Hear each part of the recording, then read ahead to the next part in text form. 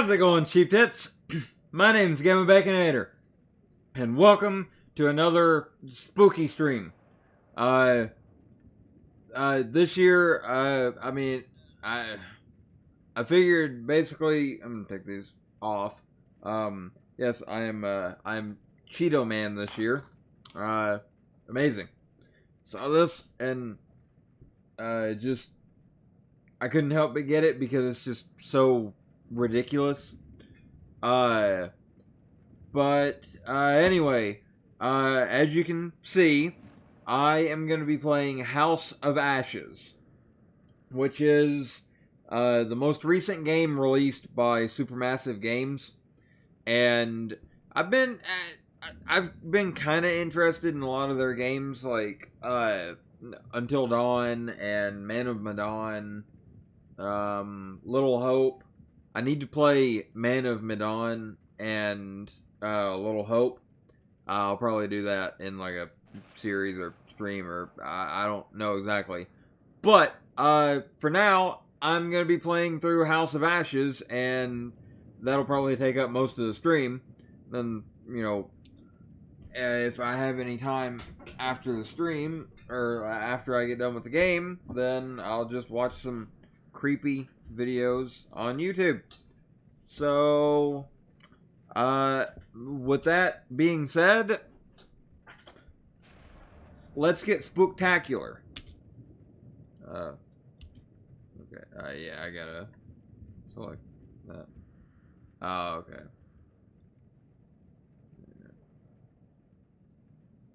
I ain't gonna read that shit. Data analysis. Alright. Brightness. Alright. Adjust the slider until the left image is invisible. That's good enough, cause I don't know. I'll put it up a little bit higher because I want it to be a little easier to see stuff. So, oh yeah, this has got multiplayer in it where you can actually play with friends. I'm just gonna play single player, and you know, I'm honestly very interesting. Your skills forgiving survival is expected. I'm gonna go with challenging. Middle of the road. I've been kind of pretty interested in this game. Like the premise of it is basically, like these U.S. soldiers fighting in the War on Terror in the early 2000s. They come across this like ancient evil, and I love that shit. Like, I love that type of stuff where it's like, soldiers or police officers coming across supernatural things that they are 100% not trained to deal with, and they don't know how to handle the stuff, and every bit of their training doesn't matter, because they stop having that training.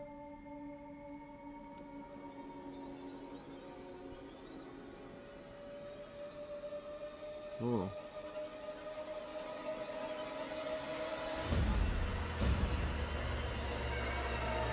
We in Egypt, boy. I think Egypt anyway. Maybe. I don't want to die! Silence! Your words are meaningless here. Your blood will pay the debt our king demands.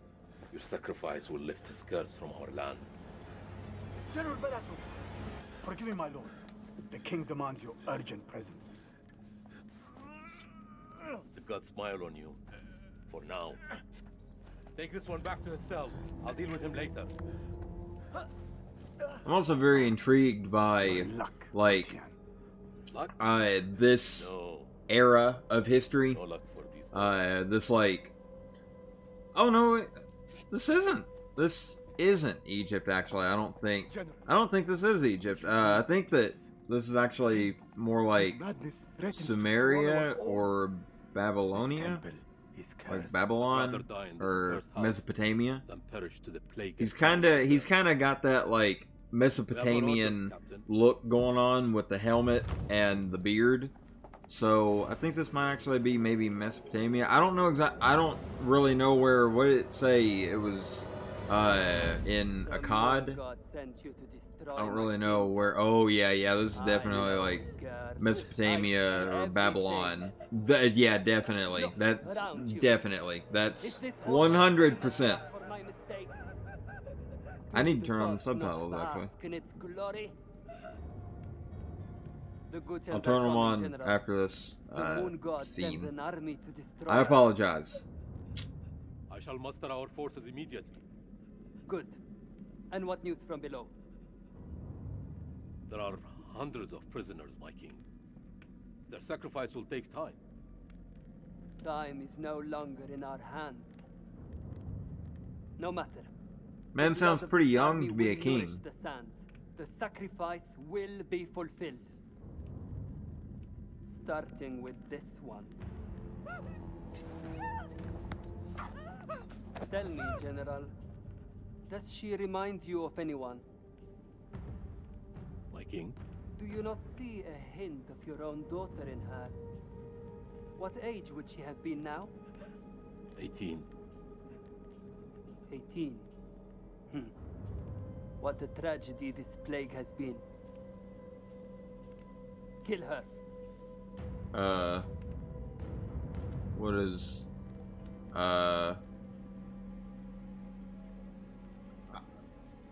alright, sure. I don't know exactly. I got kind of confused by that a little bit because what? Oh, okay.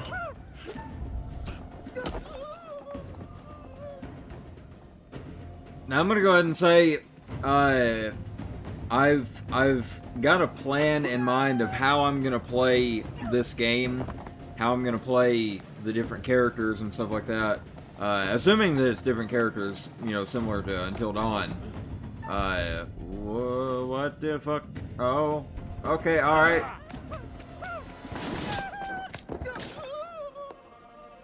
Alright. But I'm gonna try and choose actions or dialogue and stuff like that. Now I know that I can choose dialogue.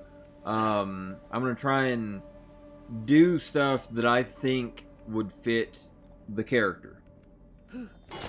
Right there, I was just kind of like doing it because it was like, oh, okay, alright. But from here on out, any character, I'm gonna try and figure out who, what they would do, and go from there.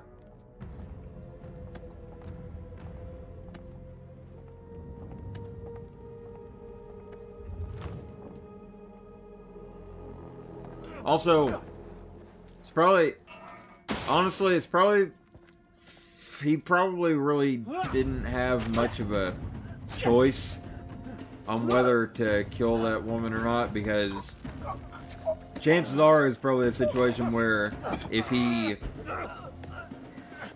like refused the king's request or command, well, he's probably gonna get executed. Back then, people didn't fuck around.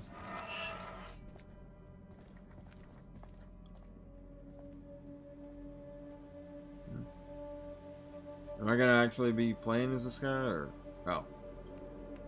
Yeah, I'm not sure because I'm kind of hesitant of whether or not this is.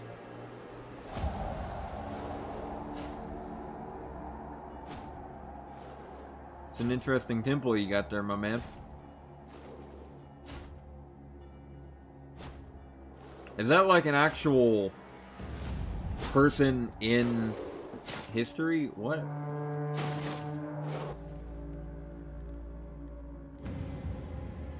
What? Yes, a solar eclipse. That's what I was thinking it was, or a lunar eclipse. Solar eclipse or a lunar eclipse?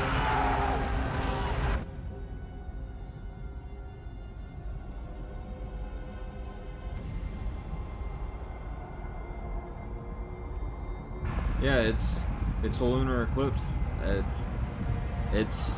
It's a thing that happens.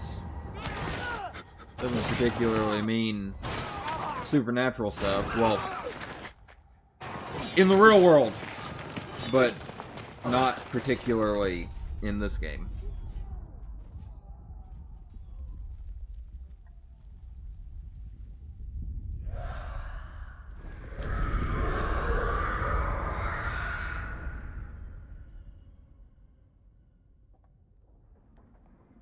What is that?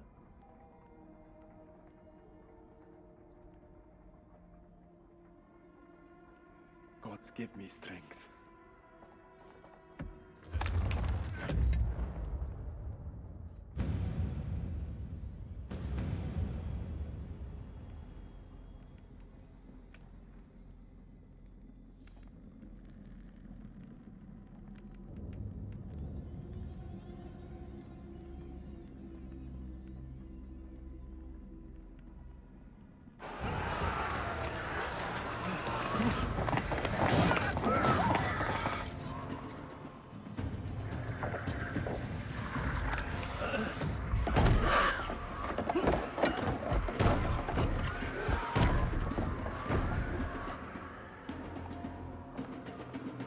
Oh, so the fighting, I guess, awakened some ancient beast underground.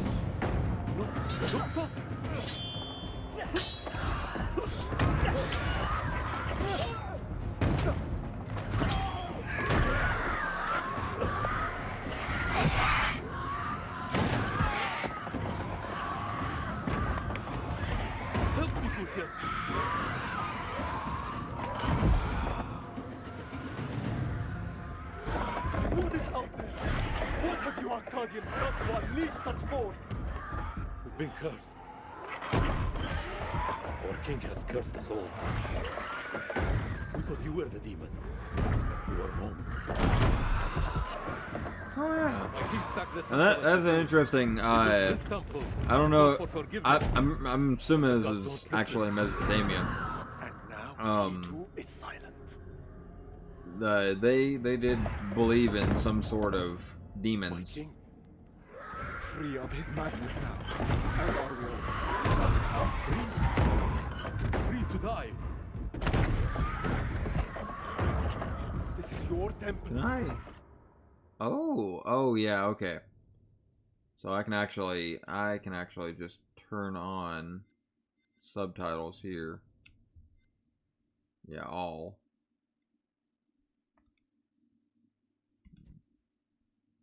Yes.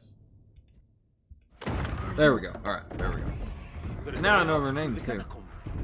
I Balatu should trust you. and Karoom. We have no choice. Arcadian!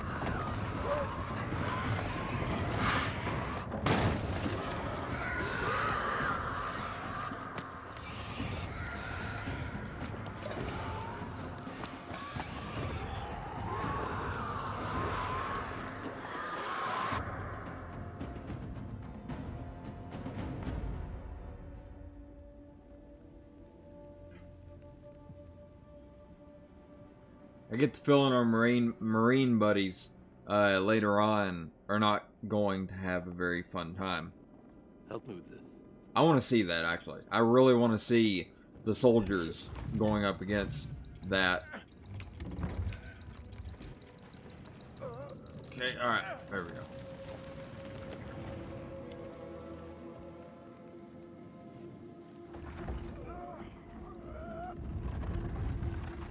It's probably a good idea. Follow me. There is a way out through this tomb. Huh. Tomb? Yes. For the builders when they're done. Come.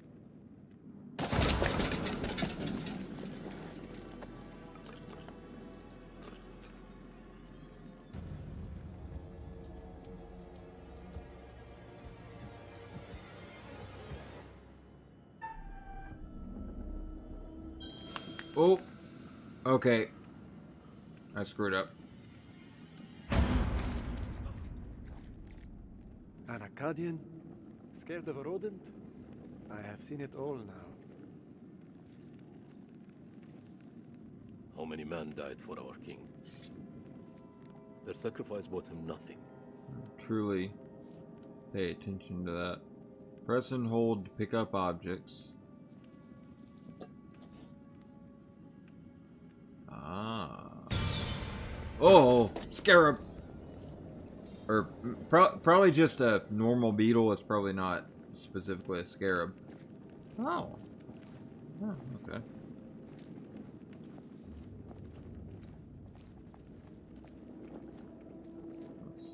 What's this?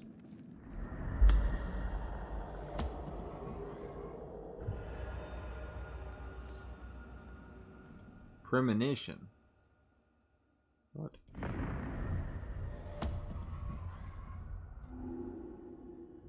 Okay. So that would be something that is going to happen or might happen. Alright. Yeah, it's okay, it's the same thing.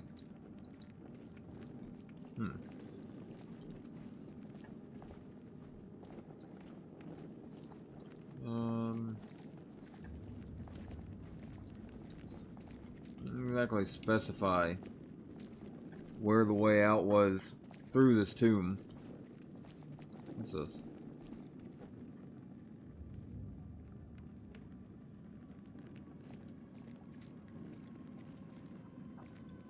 We are cursed by our own actions. Why did your king raid the temple? Same story that history has taught us.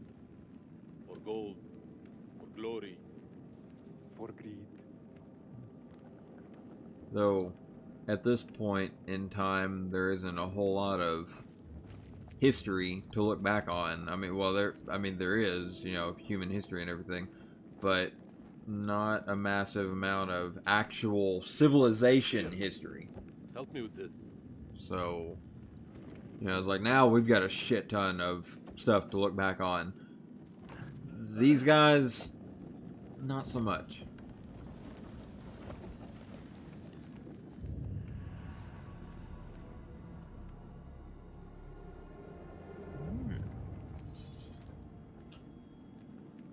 You first. We're safe down here. I'm curious, does this actually have like fighting mechanics?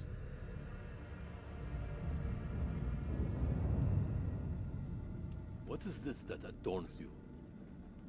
Nothing to concern an Akkadian.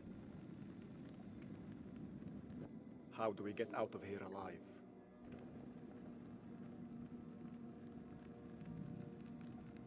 I think he would be respectful. Is a friend. We help each other.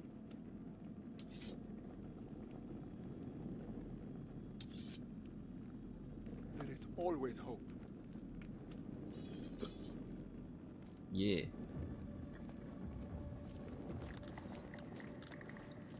What was that? Not something good, I don't think. Let's get a look at this. This is like a... That's like a actual, like, Sumerian statue that is like a big version of a figurine. Here. I guess go ahead and exit. Or not. Probably a bad idea. I want to hold them swords close. I don't know what a Mesopotamian sword is called.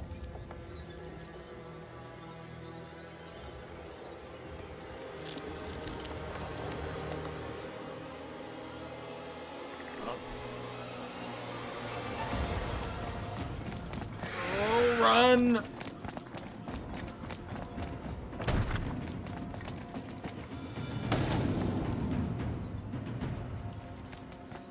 It's kind of...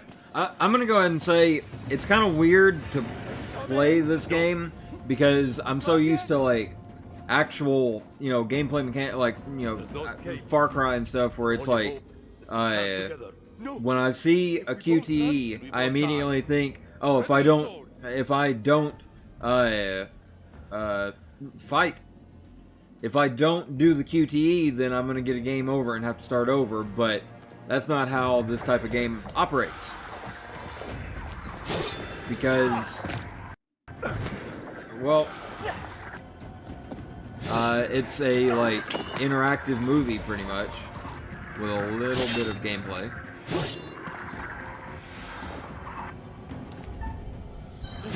Oh fuck! I missed it. No. Bethlehem. I can't remember what his name was.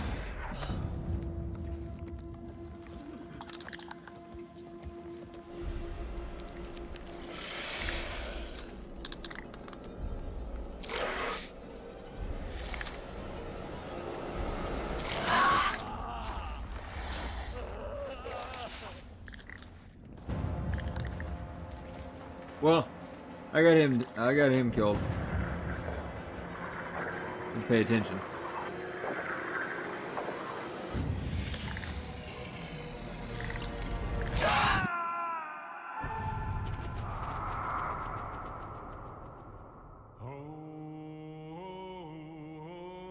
Okay, we're a bit further in the future now. I don't know if it's exactly in 2000s, but probably at the very least the 20s.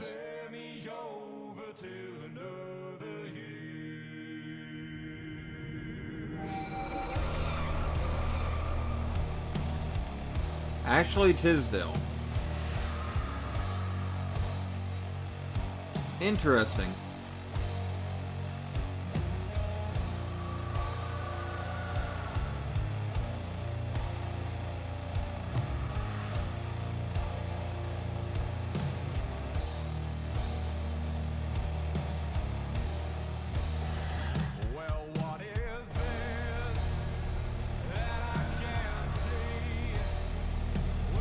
I'm gonna guess, like I said, this is probably in the 20s or 30s, maybe.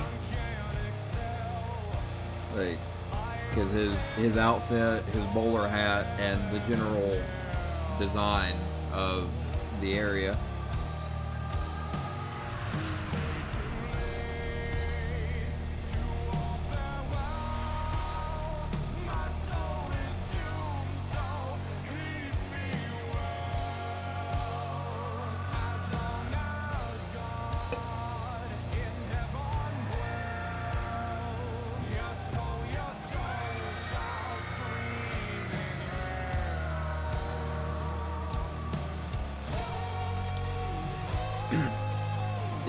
That guy seems a little familiar.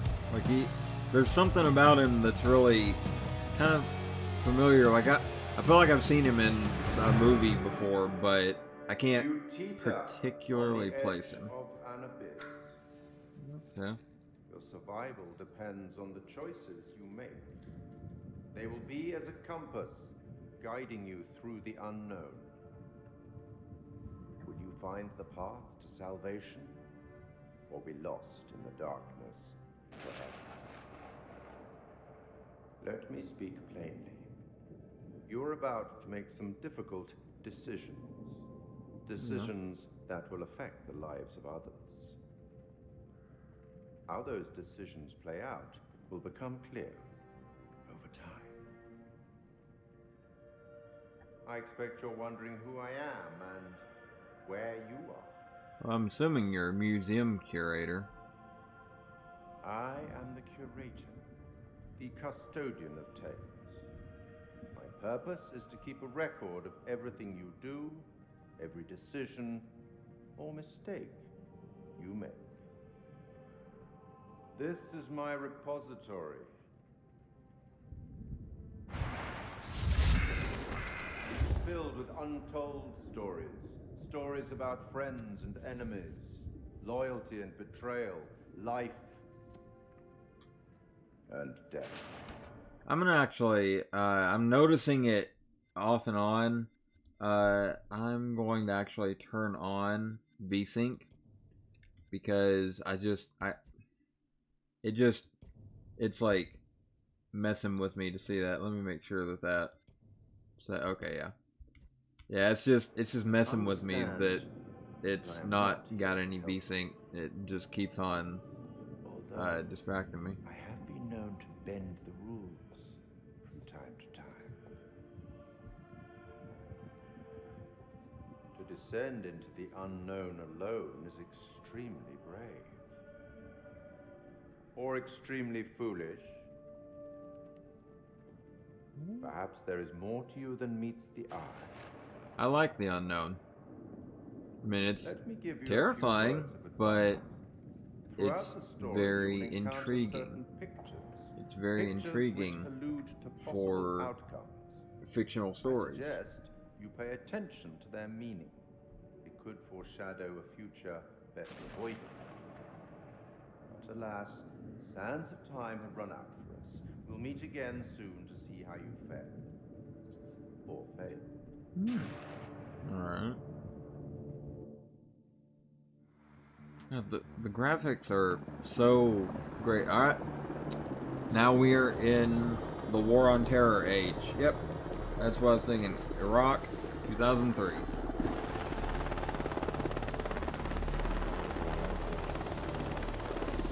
I was half expecting that it would, like, bring us into this, like, big firefight between Marines and insurgents, or well, I don't know if they're actually Marines or if they're just soldiers. Okay, no, they are Marines.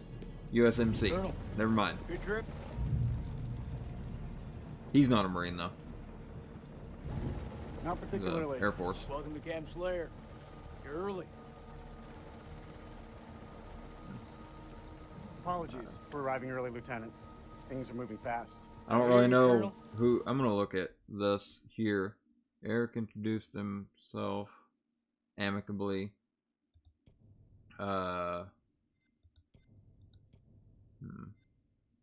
Okay, let's see. Let's get a bearing of what type of person Eric is.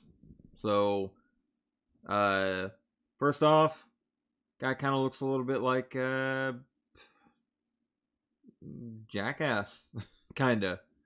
I think it's mainly just the aviators. Okay. So Eric is loyal, considerate, hopeful, insecure, rational. So loyal, he should, and considerate and be like, yeah, how you doing? So alright. Have you on board. Techs are ready for your presentation. As soon as we get word from the CEO, good to go. You should read this. Didn't you hear? There's a new king in the castle. Looks that way. Clarice. You are?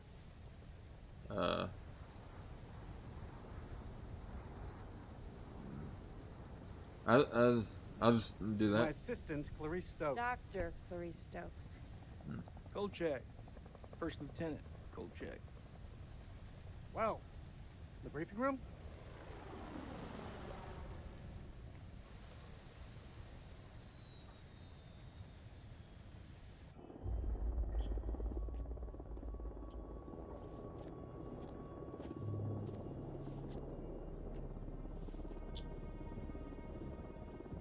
Got some wartime lovemaking. What's up, Marine? Can't you keep up? Oh, CIA field officer.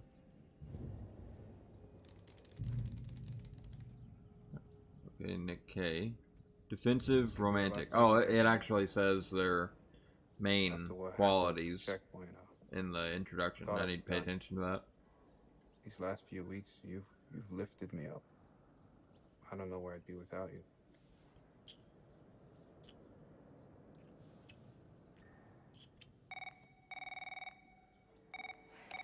Rachel King? I'll be there in 5. Fuck, it's him. He's early. Your husband, you mean? Don't you think it's about time you came clean? Put your clothes back on. Straighten up. All right, Rachel. Are you gonna tell him about us or what? You and Eric have been apart for a year. Whatever you had, Oh. it's gotta be over. Come on. What is Rachel? I get, We should. put since this on she's, ice. On I ice? don't know. Just like that? I guess. So what, we just stop? Is that how it works? That's exactly how it works. If my husband is here. For Right, crying out yeah, loud, I Nick, mean, how else do you think yeah, it like- works? From now on, like, we just have to it's- keep a little distance. It's not a good idea Sounds to like an order, just. Yeah. Say no more. I get it. It's not a good idea to keep on cheating while your significant other is actually Shit. there. Like, he is actually, like, on base, and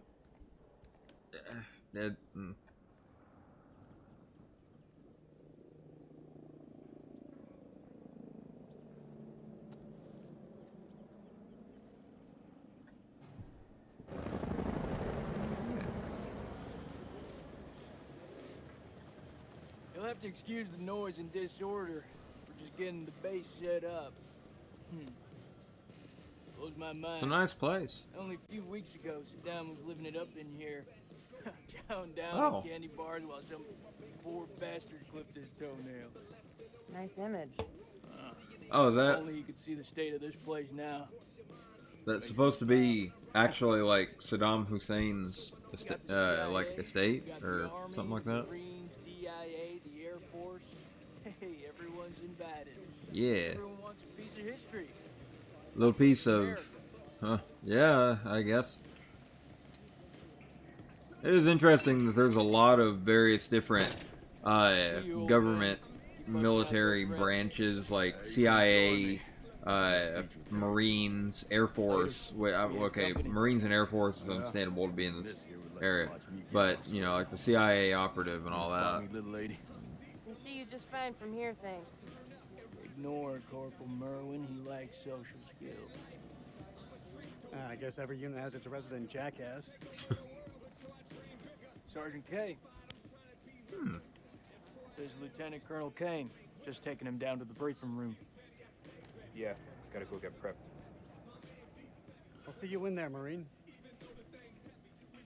You know, I'm noticing, I'm realizing something, like it's like Function. kind of reminds me Nick ain't been himself. of We got in caught up in Until a shooting Dawn, a few weeks back. where A bullet. Nick took it hard. oh Is he combat ready? yeah, He's a big that's boy, not son. great. He's ready. Civilian casualties, not great. Damn, But, you got you sitting behind a desk? in Until Dawn, there was the like situation where there was the tension between, I think it was Mike and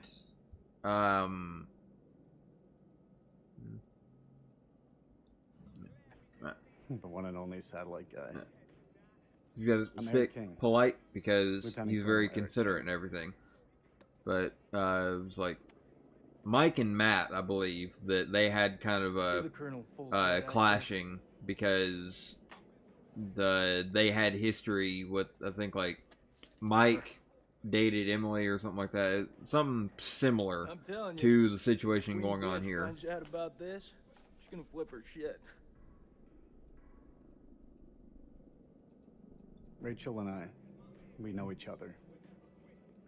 She'll understand all's fair in love and war. Sir? The queen bitch you're referring to is his wife. Oh, Nice work, Hotshot. also works at, you know, I feel like he's also probably not gonna flip out and be like, hey, that's my wife! Because, again, considerate.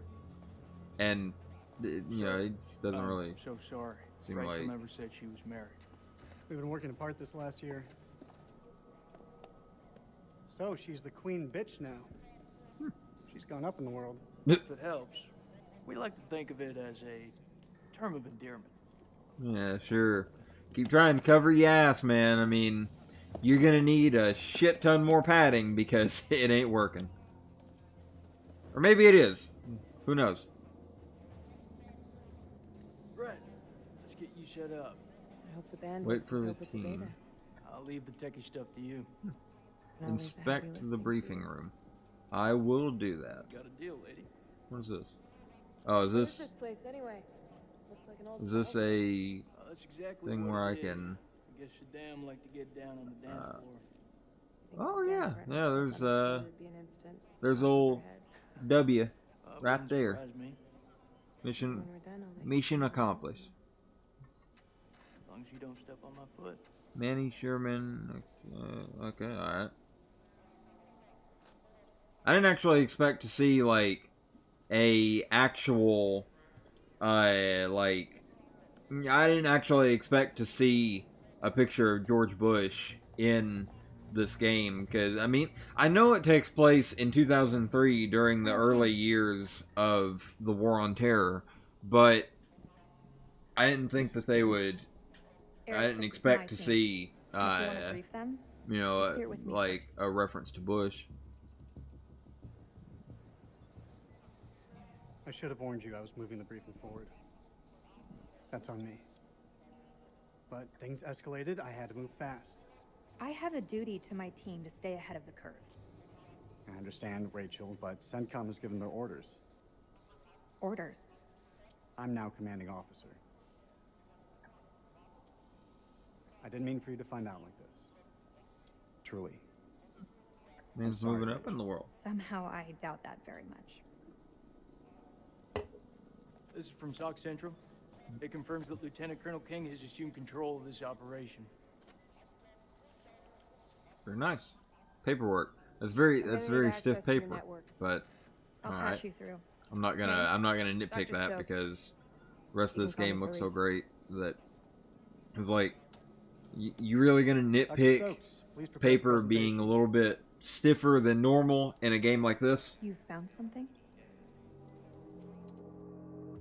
Found what? What are we talking about here?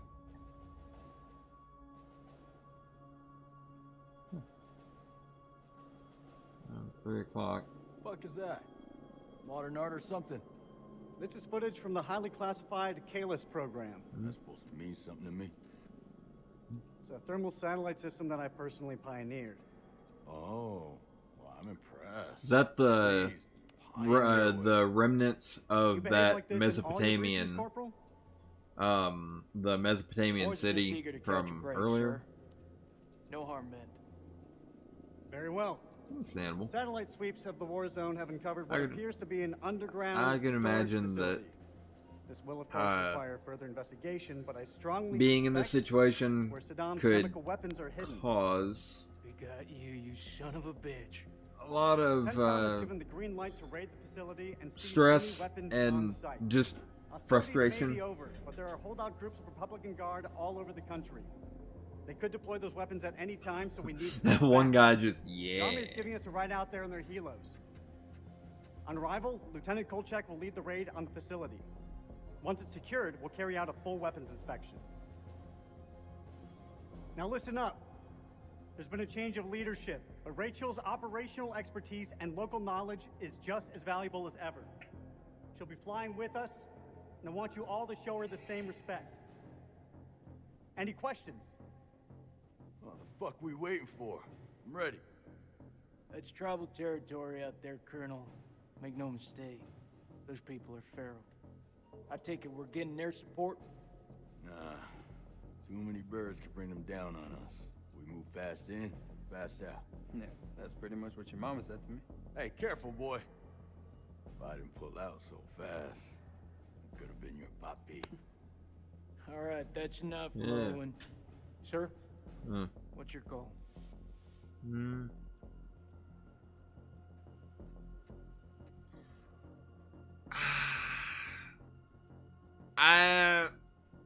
Yeah. Keep this thing small. If If it goes south, I'll pull the plug and we can bug out. With all due respect, I think that's the wrong call. With all due respect, Lieutenant Kolchak, it's not your decision to make. This feel right to you? Merwin has a point. If we spin up too many helos, we'll increase our chance of being spotted. Any concerns, see me after the briefing. We go dark until weapons are like secured. that's kind of what I was Don't break radio thinking. silence Like, within 24 hours. at CENTCOM will mount you know, a air rescue support would be real nice to have that added security, I'll quit being a bitch. but Just saying, that's all. it's This is why also we went to probably war. better. This is what gets us out of bed Probably every also morning. better to not have the Make air no support mistake, because gentlemen, it's easier. this It'd is be how we easier stop to like Saddam from stealth using and these sneak weapons. around. So Be no ready air in 1 support. hour. Dismissed. And Clarice, help me set up the equipment. I'm on it. I don't know, man. This don't feel right. I'm getting this tingle down the back of my neck. Oh, sweetie. Look, good rub down will sort that right out, huh? I'm serious. I've got a real bad feeling about this. That's what you get from spending too much time with Eric. Is there anything you can do? kind of reminds me a little bit of like, one guy from Full Metal Jacket. Can't remember what his name is. It's like I can't remember what the guy's name is. He's got glasses and got shaved head and everything because well everybody has a shaved head in that movie because they're in the military. It's too soon. They're not even remotely close to being ready. If I'm not mistaken, they're force recon. It's their job to be ready. We don't have time to rework this. This is what's going to get us home, Rachel. I wish you'd reconsider. No. My decision is final. You should know. It wasn't my decision to take over your operation.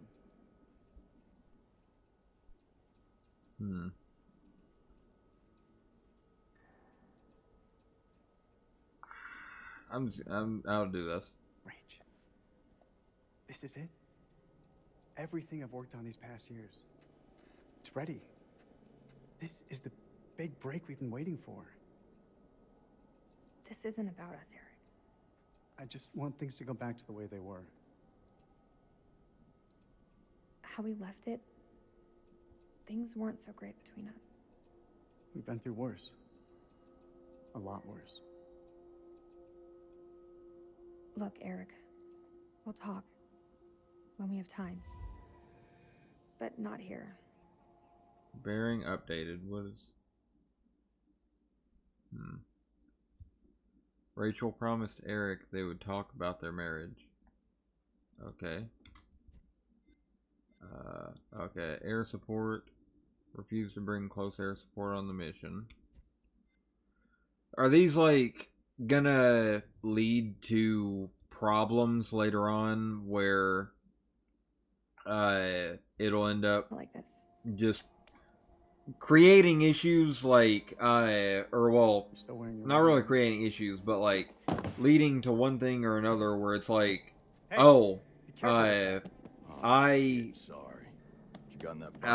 said no air support, so now a bunch of soldiers are probably gonna die. Ultraviolet light. We use it to sweep for explosives. Let me have a go. No. How much longer for that download, Clarice? What are you gonna do with it anyway? I 5 mean, minutes you ASAP can't enough for really. you? There's not much that you can really do Downloading data with now. an ultraviolet light, Good. We'll check like the satellite you know, maps. wand Not the type greatest of thing like bandwidth. that. We work with what we have. I you sign this I wouldn't 1348? think. Yeah. Huh? Equipment release form. Can you... Oh, sure. Check all equipment, then check it again. Yeah, I hear you.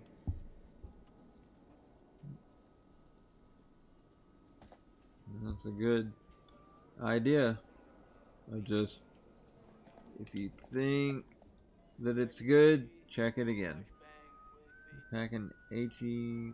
Oh, okay. Oh, that's somebody talking. Let's see. Acting CO Rachel King.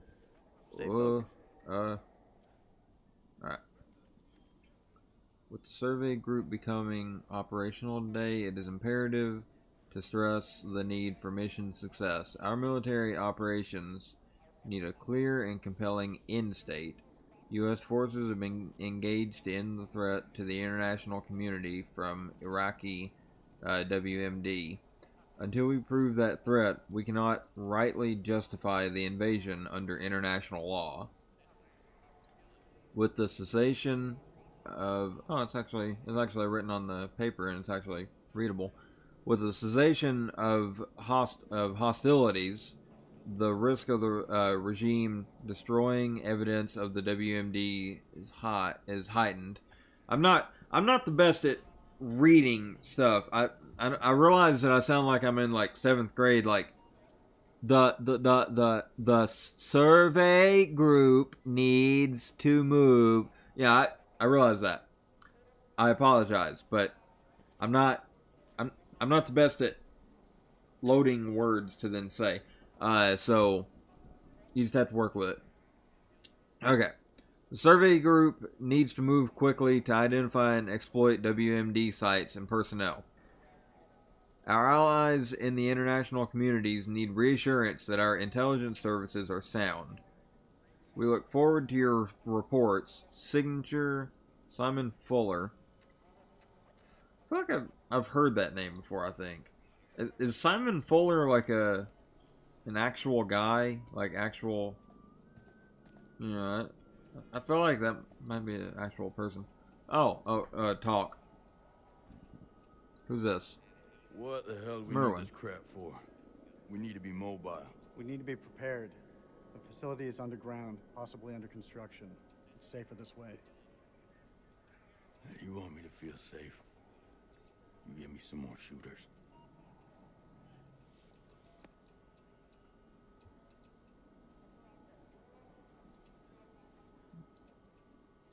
Yeah. I'm not gonna provoke him. I'm not gonna poke the bear. It's a very bad thing to do. I hope so. I'm here to keep our gear in check. And if any Iraqis pop their heads up, I'll take them clean fucking off. You better be hitting the range a good bit. If this place has a range. I'm gonna go ahead and say I don't have any actual fucking pencil pusher military like knowledge or experience, because this may come as a shock to you, but I've never been in the military. So all that I have to go on is stuff that I've heard from my dad, and also in YouTube videos where there's like soldiers reacting to like military stuff in games and movies and stuff. So, You think we'll bag Chemical Ali at this facility? If he's in the vicinity, we'll get him. That almost makes it worth the risk. Almost. Well, you know, I'd still rather be sitting behind a desk. Sir, I've heard some fucked up stories about the border. You sure you don't want air support? There's a chance we'll need them. We have the element of surprise on our side. I will not allow anything to jeopardize that. Please, Colonel. Can we take a step back and think about this for a minute? I've made my decision. You feeling lucky, Lance Corporal? Well, my parents owned a horse named Lucky. Oh, okay. He ran away. Bet That's the farm not... on this. That's... I have a good feeling we're gonna clear up. I don't know if that's really lucky. I mean, that's... The horse might have been... Maybe... kind of lucky. It kind of depends. Examine.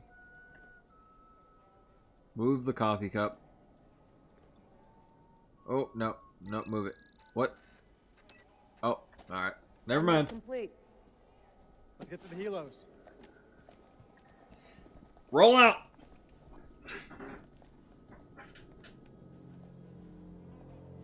What? What? You want to ask me something? I can tell by that look on your face. What do you think of him? I take it you're talking about the skipper? He's a nice guy. Around here, nice don't cut it. What do you think of him? Like he's got something else on his mind?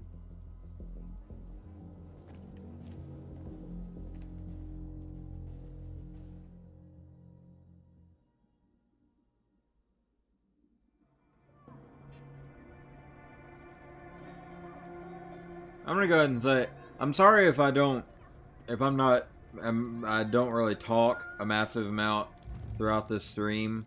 I'm mainly just kind of paying attention to the game and admiring the locations and stuff, because I am kind of interested in Middle Eastern type of locations like this, because it's the Fertile Crescent. It's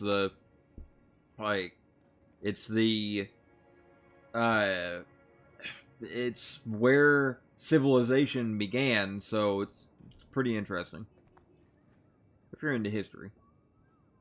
Highgate University, what? The board has approved your application for admission to Highgate University to read mythology in academic year 2003 to 2004, which commences on September 2nd, 2003. This offer is conditional upon your agreement to fulfill the following requirements, failing which the university will deregister you from the course of study offered. Completion of your college studies to the projected A/B standard of grades. Obtaining a student's visa. I'm not gonna read that, because I feel like that's not really that important. That's just kind of a thing. Check it out if you want to. But oh, is this one of those pictures that he was talking about? That the curator was talking about?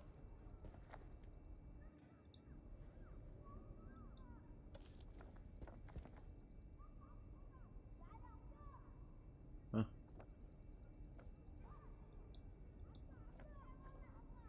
Why is it folded like that? Alright. I guess I was just trying to ignore her. Was there another thing? Yeah, inspect. Happy birthday, Zane. My boy is becoming a man. I get the feeling that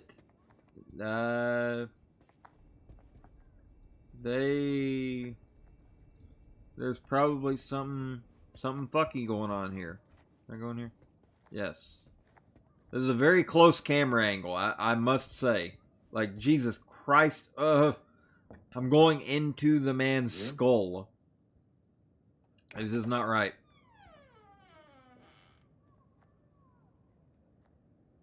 Your boy's not here.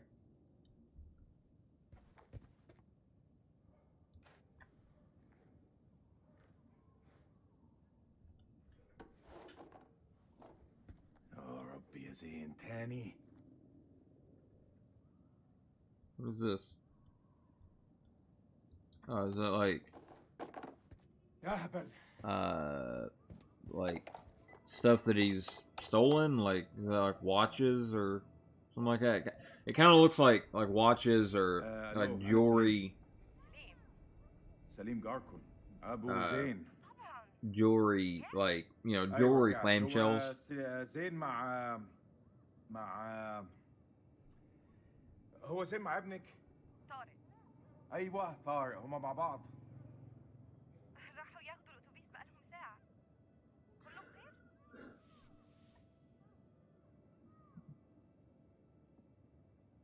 بخير؟ I think since he said not again, I'm gonna go ahead and say that. Yeah, since he said not again, I think it would make sense that he'd be like, no, everything's not all right. He's got that rage running through him, man. Gotta watch out for that.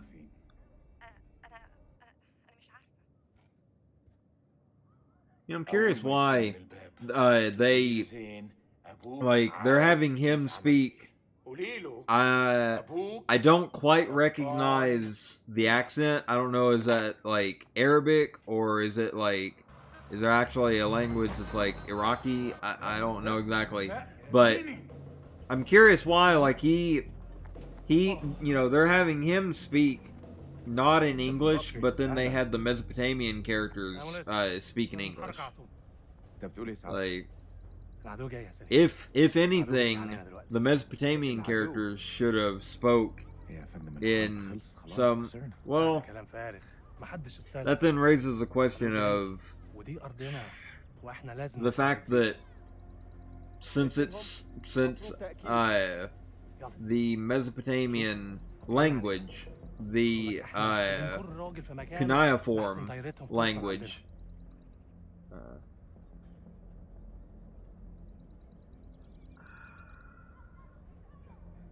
I'm just gonna say compliant, because I feel like that he's probably in a situation where he can't say, no, I can't go, I need to find my son, because, you know, he's probably, yeah, he's probably not really allowed to say no. Just like what I said earlier with the general in Mesopotamia.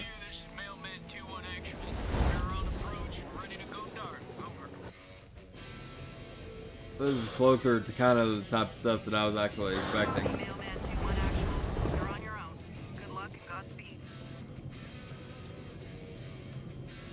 Roger that. Tango Mike, over.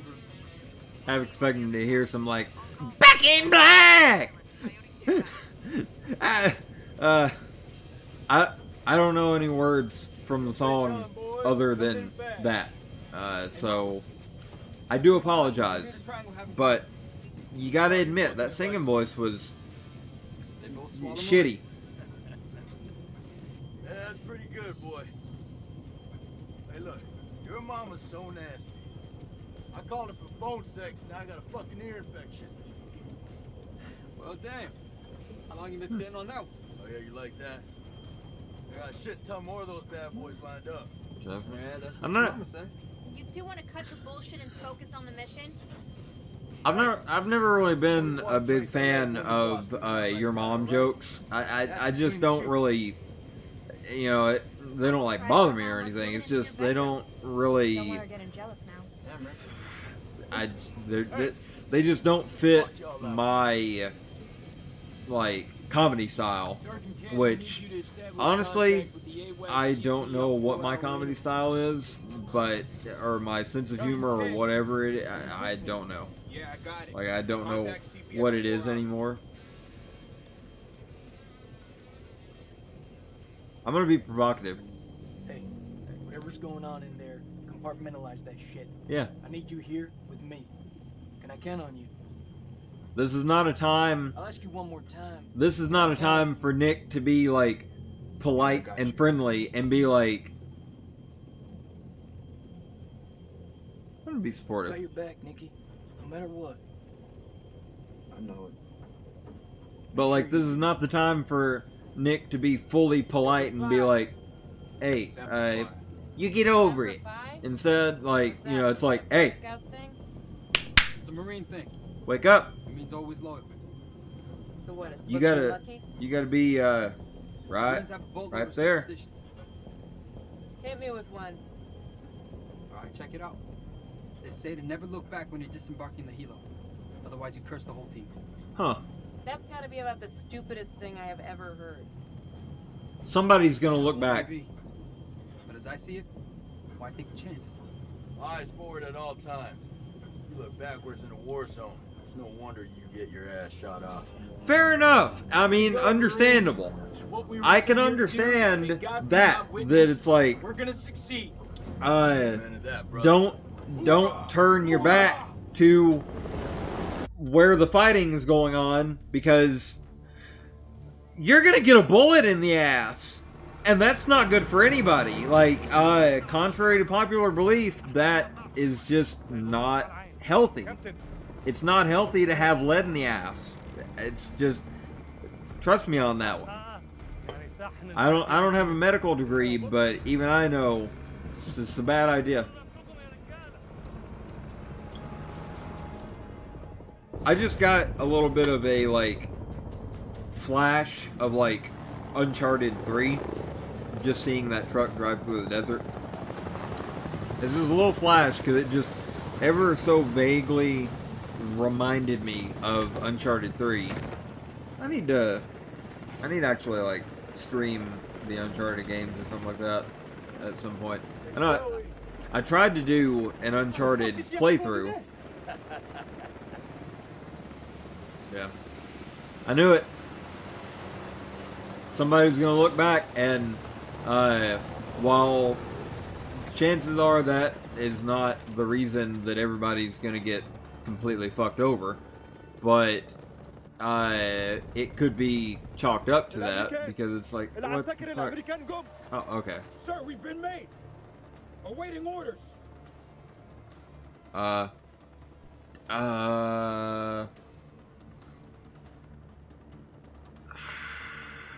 Assaulted. Team, assault the building in front. Copy that. CQC. Yeah. Move. Because I'm thinking, like, if they just fan out and hold fire, then one, that's going to piss off the squad. Because they're going to be like, what the fuck do you mean hold fire? We have been found out. And plus, assault team, it's like, yeah, it's best to just go in and take care of this shit. Should I? Get the fuck down. Okay, no. Yeah, I was gonna say, like, I was gonna say, should I? I'm not gonna actually shoot him because I don't see a weapon. So I'm gonna. I think he's a civilian, and that would not be a good idea to shoot a civilian. That's a little thing that some people like to call a war crime. Just a tiny little thing, you know. It's just the reason that the Geneva Convention exists. No big deal.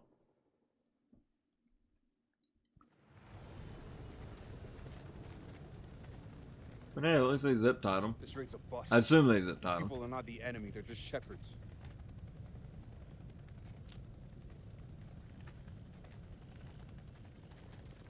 Lieutenant Goldcheck, sit rep if you will. No shots fired, sir. No casualties. Farm is secure. Wonderful. And we're processing Amazing. Captives? Have you located an entrance to the underground silo? Negative, sir. If there is one, it's well camouflaged. If there is one. What does that mean, Lieutenant?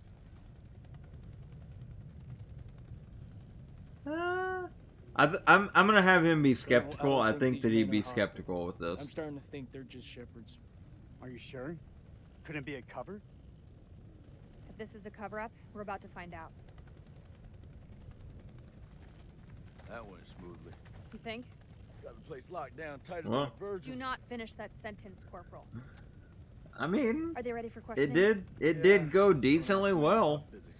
Let's go. Stay Like, sharp. no shots fired, and everybody just restrained. So, yeah.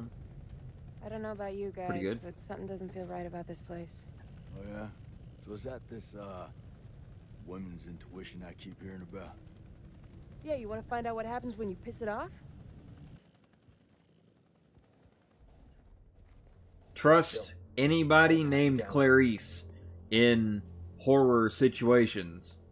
Like, they know what they're talking about.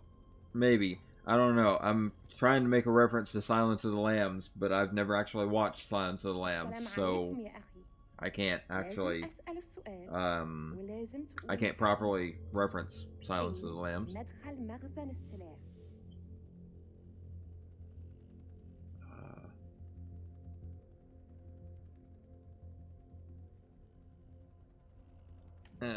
I'll make him talk. I'm hesitant. Stand by. I'm hesitant to do the impatient stuff because I mean the impatient one didn't sound that bad, but yeah, I'm just doing that. I don't really know what Jason's character is, what his, The hell is that? what his, Some kind of effigy. like, traits are. Possibly pagan. I mean, that's what it looks like. ايه ده؟ Looks somewhat pagan. Kind of like, Blair Witch. I think you'd be more curious. What the fuck? انتوا كام هنا؟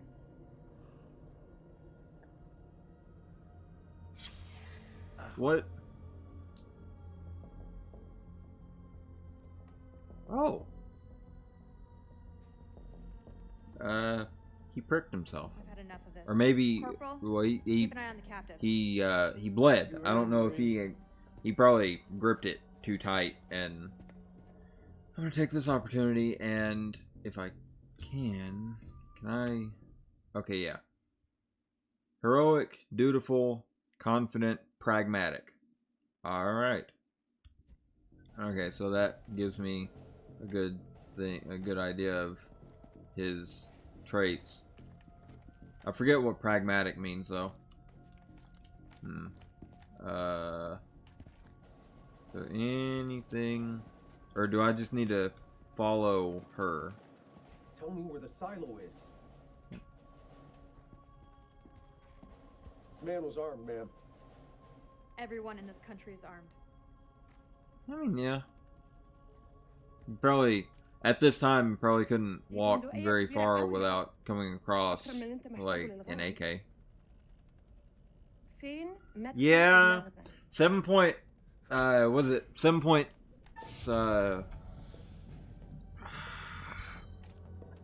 nah, Do that again, I don't want I'll to, tear you up into pieces I don't and want feed you to, to the like, fucking jackals.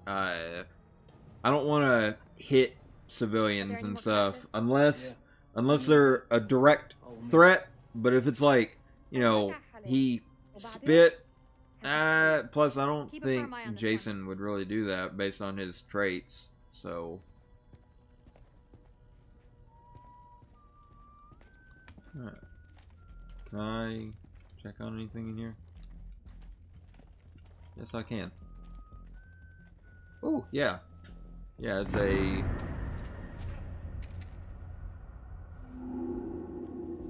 Who was that?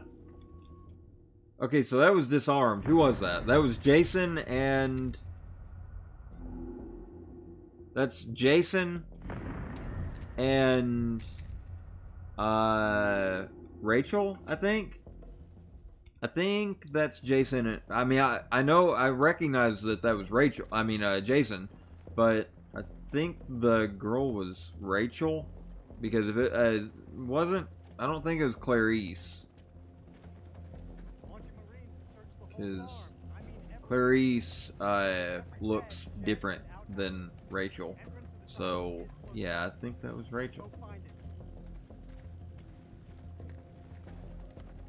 Hey, Nick, what you on You got about? something to say, Sergeant? Look at the ground. What do you see? Jack shit. There was a silo. Where's all the tracks? Nah. Man, this is a fishing expedition. His precious Kalis has got it all wrong. We follow orders, Sergeant. The search is far from over. Aye, sir. I don't know. I'm getting the feeling that these guys are, like, involved in, you know, occult stuff related to the demons from the beginning of the game. And this is probably actually some sort of, like, cult compound that's just kind of masquerading as a shepherd, like, a farm. And that would explain why that guy earlier said that you'll understand soon enough. فين مدخل المخزن؟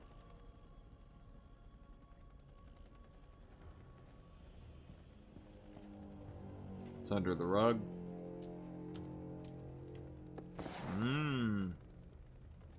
Was that a silo, or does that just lead down into a wine cellar? That probably just leads down into a wine cellar. That's heroin. It just keeps getting better by the minute. These people are nothing but common crooks. What the fuck was Eric thinking? I want this place turned inside out. Oh! Oh, mama!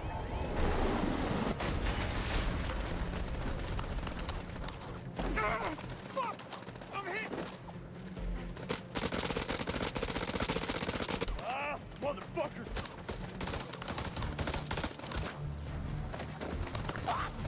Ah! Okay, so that's one soldier down. Oh boy! Okay, this is gonna be a shooting section, I believe. Possibly. This is what I was expecting to encounter. What?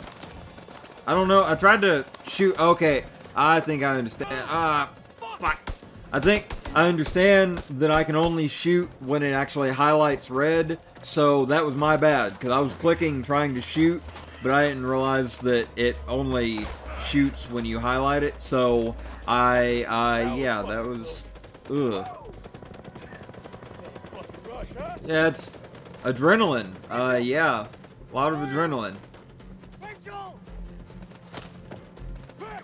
Stay back! Atemo! Atemo! Atemo!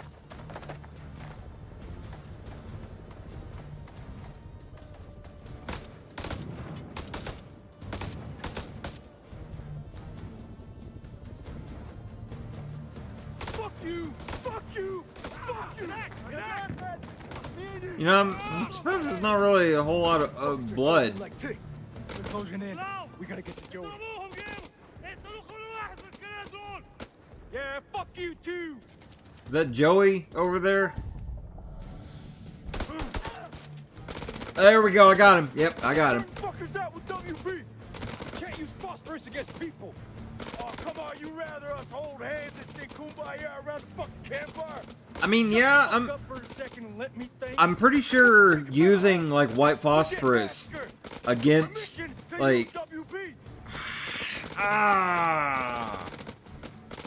what I'm gonna say start because I think because I'm fairly certain that white phosphorus is a very big no-no. Like it's a big I clicked the wrong mouse button. But I'm fairly certain it's a very big war crime because it's like cruel. It's like, you know, very horrible to you. You know, it's like on the same side as like, you know, napalm. Oh, 40 millimeter. Yeah. Yeah, that's Joey. That's Joey there. That was some good form. Fucking dying, Nick. Bullshit. I know you're hurting, but you're not fucking dying. Hold still, calm down. It's a flesh when it's a paper cut. Just hold still. Liar.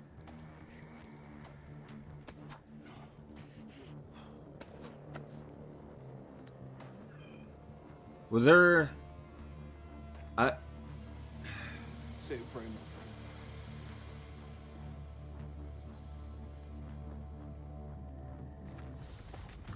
What are you waiting for? Spread out and fight back!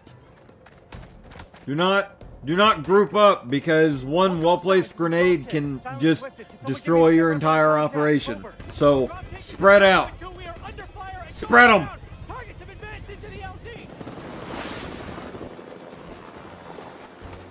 Helicopter's going down. Yep. Okay, yeah. This get any worse?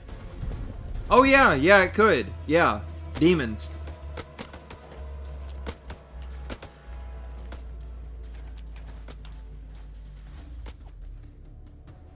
Get down on the floor, I swear I'll put a fucking hole through you. Yeah, you gotta be real careful in this, like, war zone.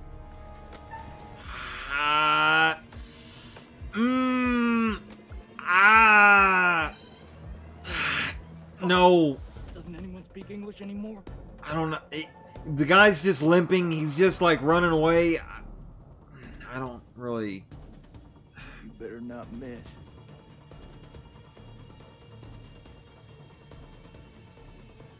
Oh, it's Salim.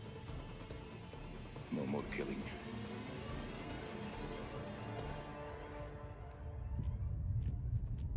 Demon time!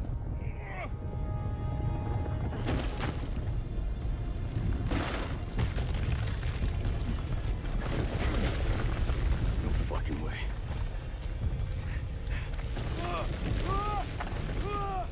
Rachel! Rachel! Oh shit!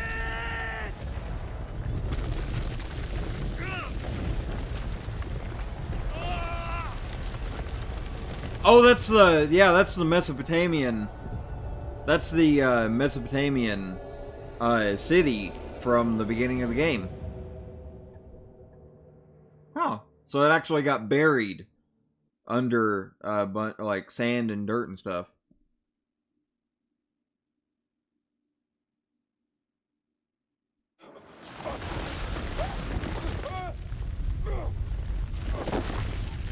Sand cavern. Alright, so now I'm playing as Nick. Shit. I'm guessing they might not be able to communicate with each other down here. Merwin! Jason! Well, they all got separated.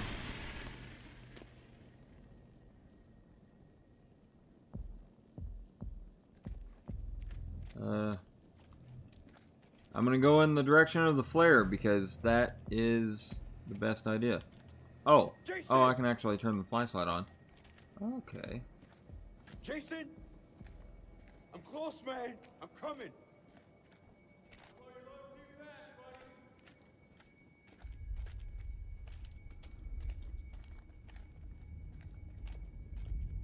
Okay. You gotta be fucking kidding me. Yep. There's the demons.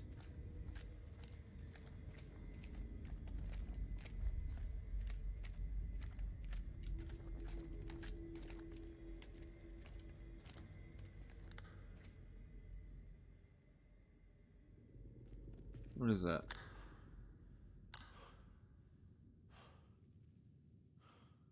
Oh, that's one of the demons.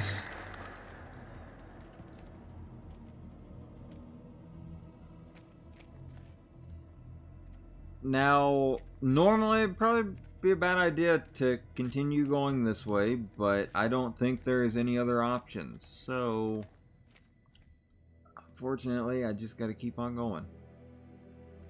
Fuck is this place?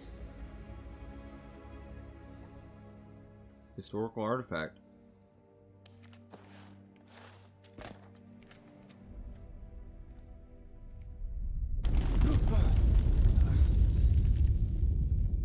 Might have another cave in. That you, Nick? Yeah.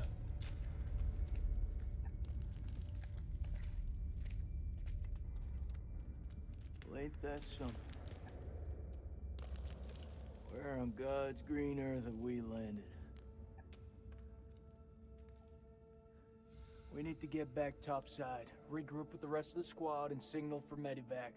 This place ain't no weapon silo, but it's sure as fuck crawling with Iraqis.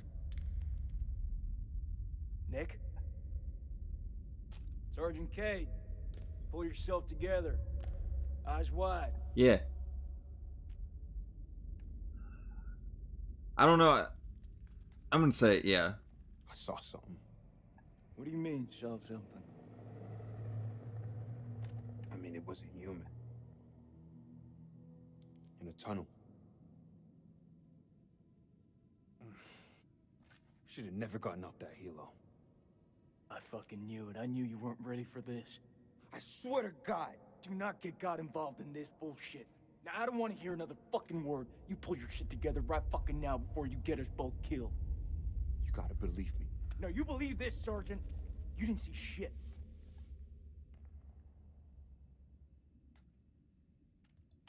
We need to get out of here right now. Yeah. That's one thing that we can agree on. We need to get the You ever seen fuck anything out of like here. this? The hell is this place? Vash. I flunked history at school.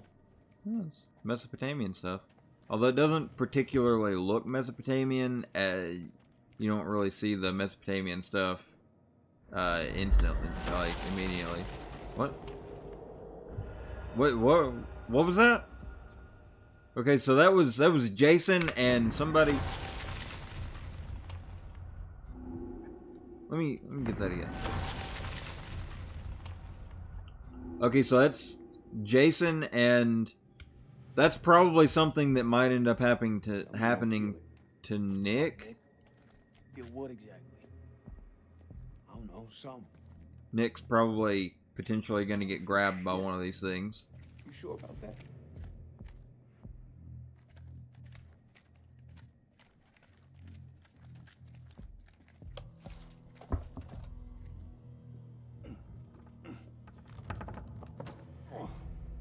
This thing is heavier than it looks. Give me a hand. I'm gonna need some more muscle. He's skipping Jim again.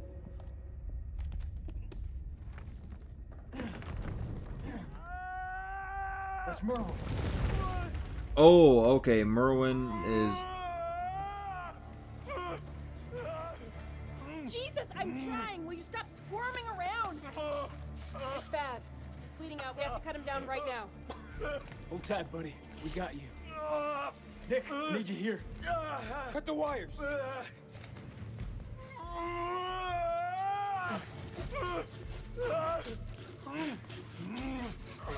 Oh, he's fucked. He's so fucked. Ah. You don't think I can Yes. hear you? You're gonna pull through, brother. Suck it up. There's morphine in my pack. Grab it. We're gonna pump you up, okay? Hurry the hell up! We got this. You keep lookout. Fuck! Looking for what? Jesus, who the hell loaded these packs? What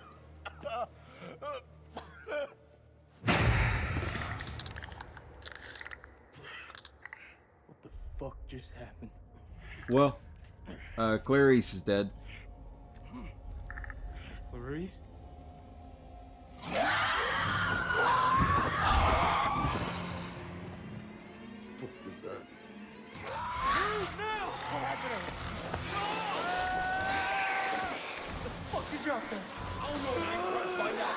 Yeah, fair enough. Yeah. I don't know what it is. Let's keep it that way. Okay, Merwin. Yeah. We gotta take care of this.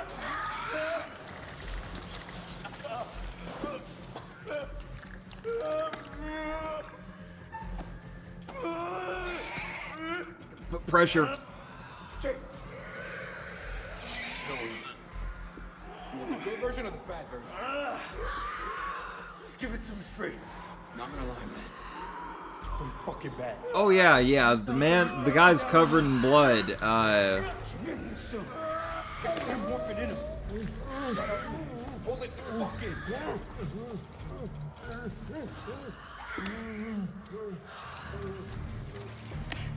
Okay.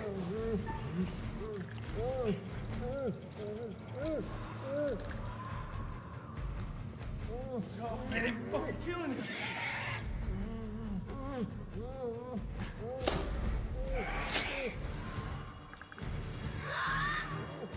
I need you with me, Nick. Nick, you're killing him. Wait. Okay. I'm gonna actually. Yeah. Okay. I'm gonna actually stop. Give him some breath. Wait. Breach kicked in. Oh. Okay. All right.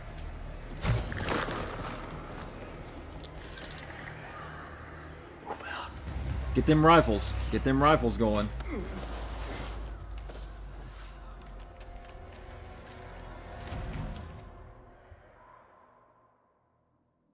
Better hope that 5.56 works very well.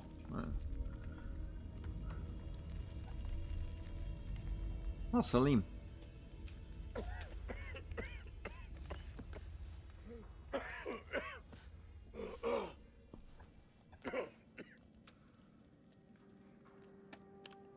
أنا الملازم سليم عثمان لكل الجنود. أنتوا فين؟ حول. أنت فين؟ مساعد ماشي. كابتن دار. قادر تسمعني؟ عد الرسالة حول. كابتن. زفت.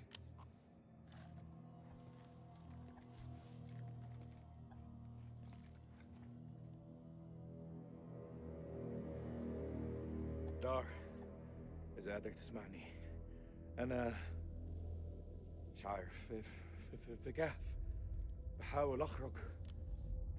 حول. أخس. Oh.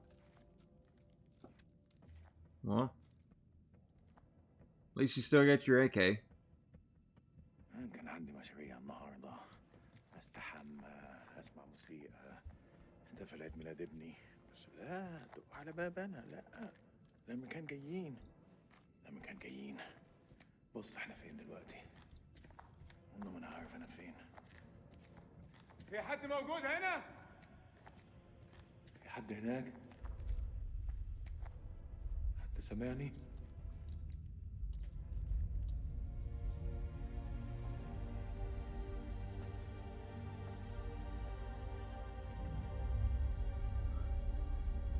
It's a very nice piece of construction.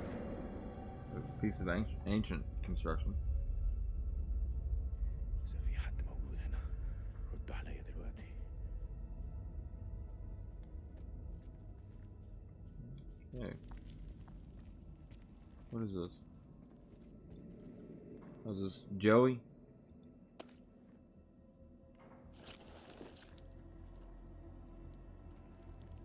ايه اللي جرالك هنا؟ Oh.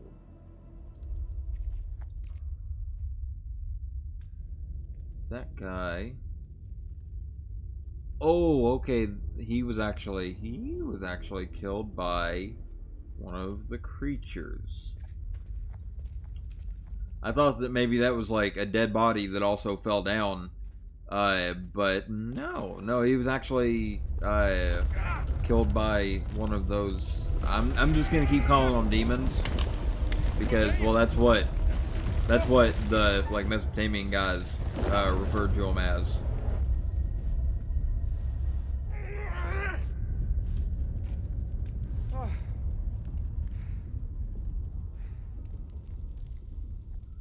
That was close. But now you're 100% completely disarmed.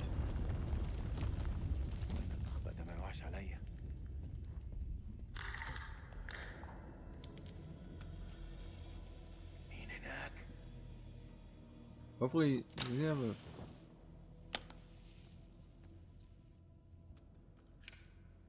Oh no, he doesn't have a flashlight, but he has a... Ooh, artwork.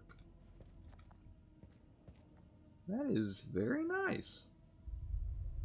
If this was being examined by historians, I think that they really appreciate these very well preserved paintings and stuff.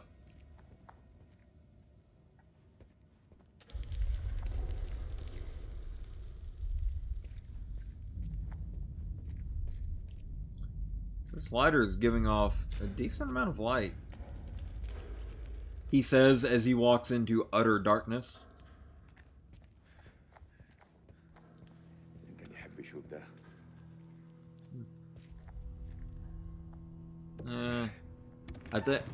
I think he'd be turned off by the weird demons running all over the place.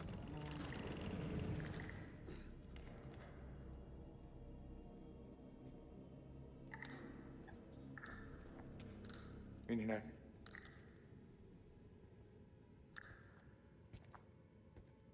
Is that another dead body, like, that fell through, or is that...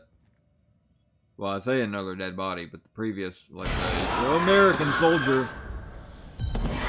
Fuck! I meant to grab the pistol. Shut the door.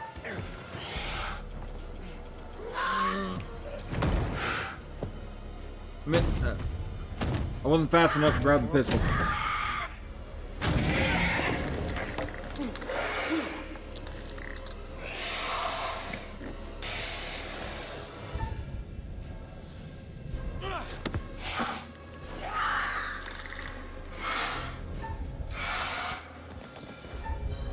I'm fuck. Took the wrong one. Salim.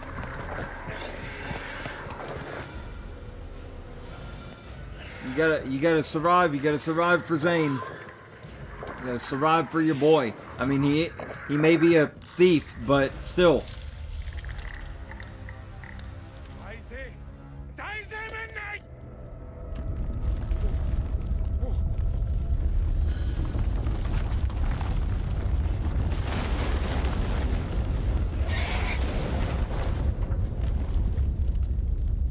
Yeah, I noticed the creature, it's not dead. For one. Like it's probably not dead. But it looks very similar to those, like the Mesopotamian, like the winged figurines, like the one from earlier that I examined. Like that statue. It looks very similar, so I'm curious if, like, within this game world, these creatures are what those statues and figurines and stuff are actually depicting, instead of, like, mythical creatures, but actual things. You okay? Are you okay? Are you hurt? I'm good. Did you see Sergeant K? Kolchak? Last I saw, they were together. I tried. Something's interfering with the signal. Demons. That could be another way out. I don't know.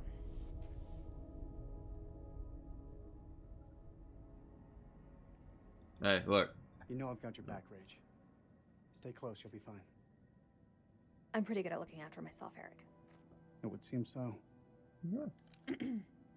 Carabiners, quick draws, rope, light. Shit. Okay. Okay. All good? All good. Good old reliable technology, right?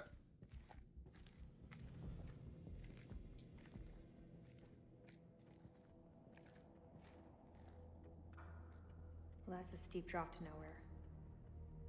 We've got rope. Hey, look. There's an airflow. I say we climb.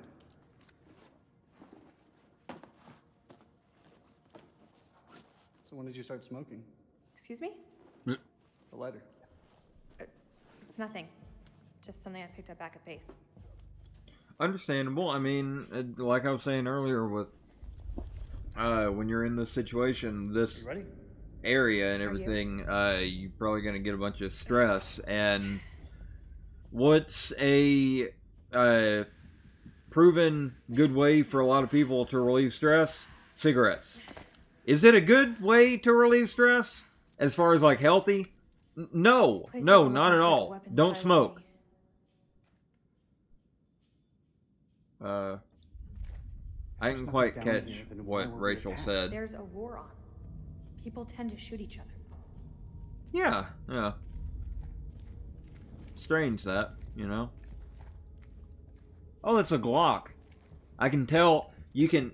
I know that there's not very much light hitting his gun, but you can tell from the outline that that's a Glock, which is interesting. Do U.S. Air Force soldiers, like, do they get issued Glocks? Or is that does Rachel also have a Glock? I think. Let me. Okay, I'm gonna go over here so I can get a better look at this gun. I'm a big gun enthusiast. Like, I really like guns, and I like looking at guns in games and, like, trying to identify them. Yep, that is 100%. That is a Glock. Like, that's a Glock, which is interesting. I don't really. I'm gonna go ahead and say all the opinions that I have on guns are mostly aesthetic, because I have not really fired many guns besides the pistol and the revolver that I fired in that video from back in 2013. But aesthetic-wise, I don't know. I mean, I kind of like the Glock. It is very nice and boxy and, like, contained. But actually kind of get drawn more to the Beretta First 92. seems stable. And even more so, this beefy boy, the Desert Eagle, because it's a fucking deagle. Who couldn't love, who doesn't love deagles? I would love to be able to fire a deagle in real life just to see how much, like, recoil they actually have, because, like, according to the Ahoy video on famous, like, Iconic Arms is what it is. According to that video, according to that episode of with the Desert Eagle,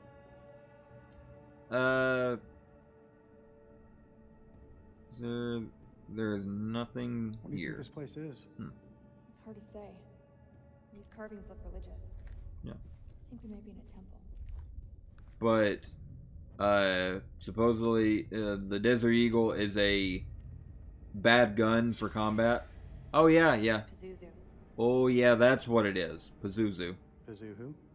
Pazuzu. Do you not watch horror movies? Yeah, it's Answer to that? Conjuring, right? Demon. Sumerian. Something to do with plagues, I think. Plagues and demons, huh? Great. Huh. Yeah.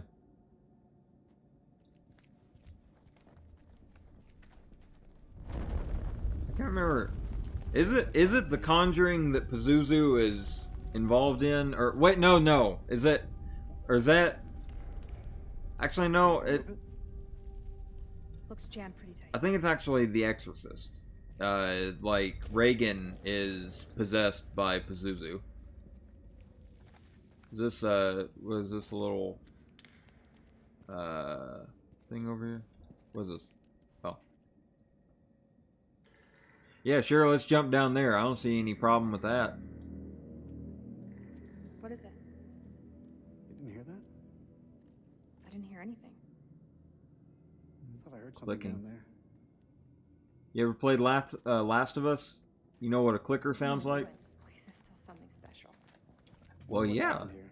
Yeah, it is. Like, if you really appreciate history, if you're a big history buff, especially like early civilization, Sumerian, then yeah, it's gonna be special. It's a thing of beauty. Even with it being in ruins, it's like, wow.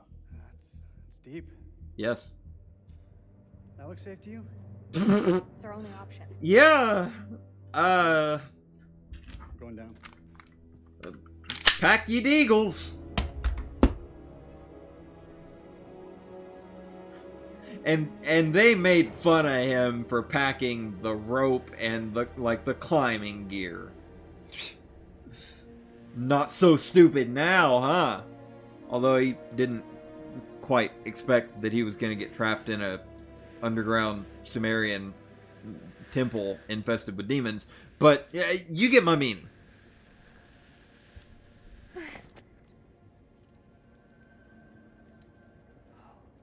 Now you gotta take the ropes down just like AJ and every other character in Far Cry does. Damn it. All this crap must be what Kayla's detected. Wait, what was that? Like...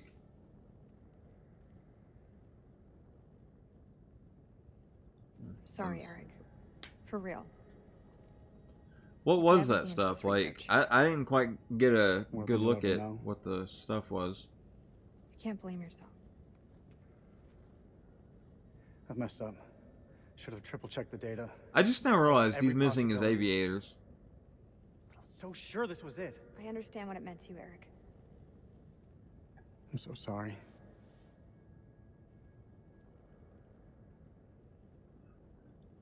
We've both made mistakes.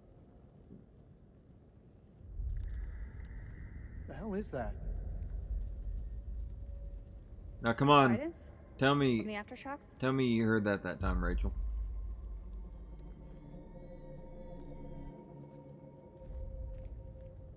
This looks like archaeological gear. Hmm? Somebody was studying this ruin. Hey, we could use those lamps. What? How old are they? light could guide the Marines to us. Like, what is the age on Do you think that these? still works?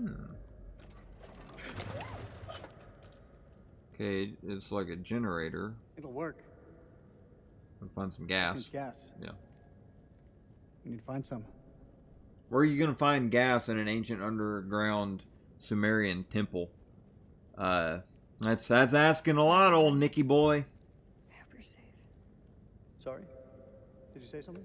No, nothing. What? I don't understand. I want to know the approximate All call signs, this is time King. Does period anyone copy? Over. of when the...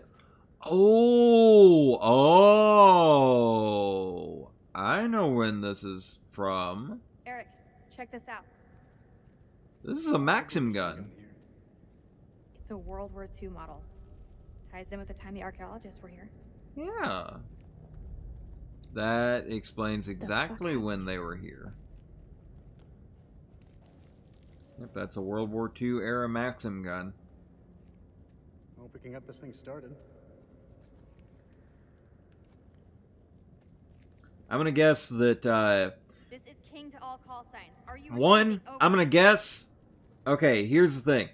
That's a Maxim gun. So, the archaeologists that were down here were Nazis. More than likely. Because the Maxim gun was invented by... There you go, reading my mind again. The Maxim gun was invented, like the Maxim gun's inventor was German, and it was used a lot by Germany. So Fuck, that's a hell of a lot of fireworks. yeah.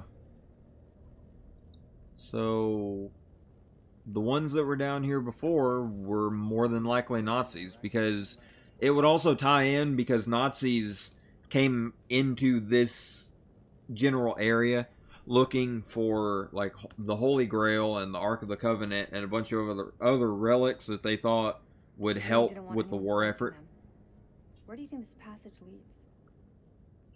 Let's get that light on, see where it leads. Well, no. We should check the Kalis files.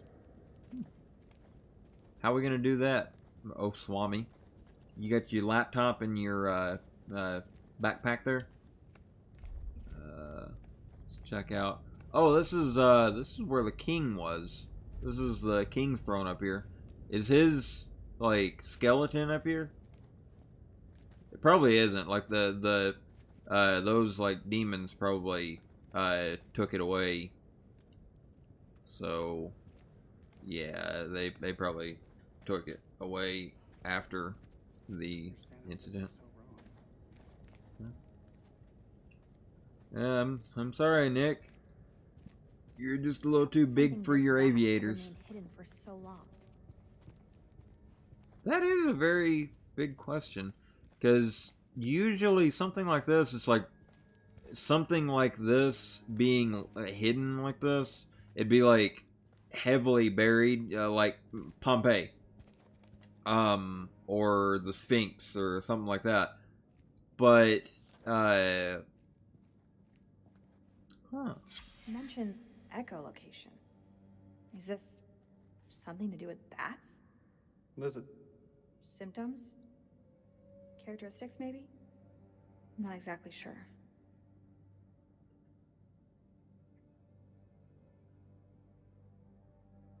Okay. Alright, so the Germans were studying them. I I bet... need to get these lights running ASAP. I can't see shit. No doubt, I bet that the Germans probably studied these creatures in here. I bet that they probably studied the creatures in here to... Climbing out of the cavern back there would have been the smarter move. Way I see it, if these people were here before us, there must be another way out. But I bet that they probably tried to use the creatures for the German war effort, but obviously it did not go very well because, well, I don't see any Nazis. I don't even see any skeletons, which is probably indicative of the fact that the demons probably dragged them away off to like a secluded place to feast on them and stuff like that. Assuming that's what they even do to the dead bodies. So yeah, there's not really going to be any remains in here, I don't think. But I saw that premonition that it looked like that it involved something to do with Nick. Let's see. It was something to do with Nick using his... Point of defense, this place has some good choke points, but overall it's a weak setup. Could have been done under pressure. Don't know the constraints they were working under. Oh yeah. But could be a I'll probably actually come back through here as Nick later on, because right now I'm playing as Rachel. So the Curse of Akkad, or Akkad, I guess, or well, I'm just gonna say Akkad. Scholars regard the Curse of Akkad as a fiction and instructional story that trained the Sumerians to endure famine, fate, and the whims of the gods. However, the discovery of this great temple hints at a new truth behind it. Oh, this is 100. This is legitimately written in English. In the original tale, the god Enlil turns against King Naram-Sin of Akkad. At first, the king is pious and penitent, praying for answers. But after 7 years, the gods have given none. So Naram-Sin decides to bring them to account. He raises an army and marches to the city of Nippur to sack Enlil's temple. This blasphemy is so great that Enlil, the roaring storm, enlists the gods against Naram-Sin, sending the Gutians, to raze Akkad to the ground, destroy its farms, and curse the people with famine. Is that what the demons are? Is Gutians? There's a joke there involving Gucci. Why is there duct tape down here? Did duct tape exist in the 40s? I feel like this is a bit anachronistic, even for, you know, like this archaeology stuff. Well, I don't know. Maybe. Oh, she's taking that. Good idea, Rachel. Good idea. Yeah, good idea. The Germans, you're just taking that. You're just borrowing it from them. Hitler's gonna ask for that later, probably. From beyond the grave, his Mecha Hitler. You all know the story. Eric, come give me a hand with these cans. There's still gas in there? Well, I guess, this situation, the gas would probably stay in there for it'd probably stay in there, because there's not, like, sun beating down and, like, heat to evaporate the gas. Oh, you mean the prosthesis? I lost my leg back on the highway. Don't. I still feel guilty. I didn't make it easy on you, Rach. I know that. You weren't to blame for that crash. Mom, let's get to work.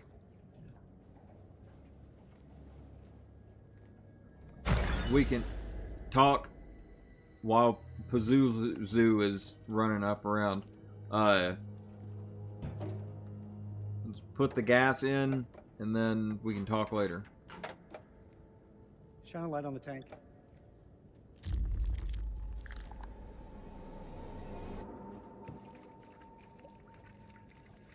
You missed a little bit, which is honestly actually pretty realistic. What's wrong? Fuel tube's worn loose. The damn valve is leaking. Can it be fixed? Huh. Well, wouldn't you know it? I found some duct tape. There's gotta be something here to fix it. Well, how about it? Don't you just love when you have sticky fingers and you just steal everything in sight because you're a gamer?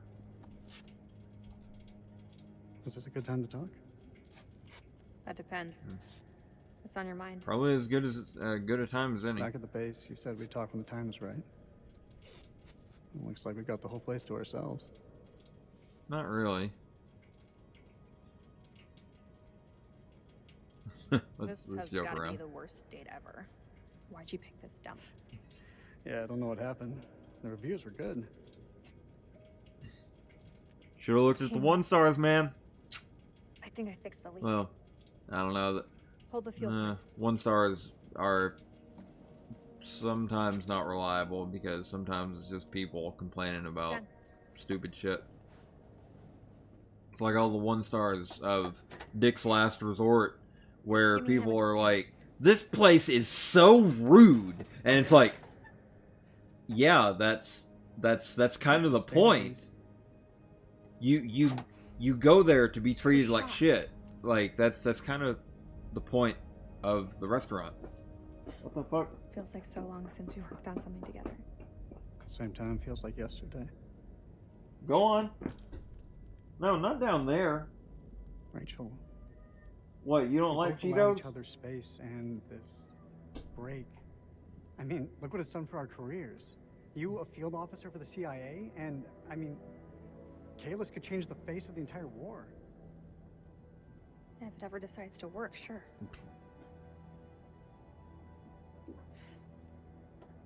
I don't think either of us expected to be out of each other's lives for so long. Past year or so, my head's been buried in Kalis, and I was blind to anything else.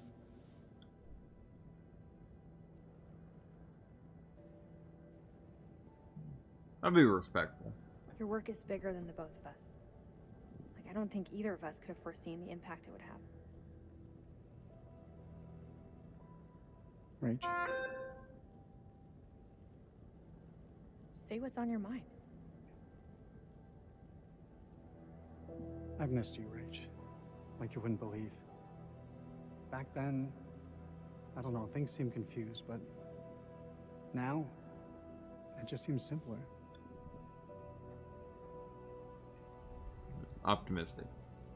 Maybe there's Let's hope keep for us let's keep this wholesome energy going. That should do the trick. Let's fire her up. Yeah. I wonder if it's actually a little cold in there, because where it's a different. Yeah, that'll do it. Oh. Is that from the view of one of the Guccians? There was a way in for these people. There's a way out for us. Let's take a look around.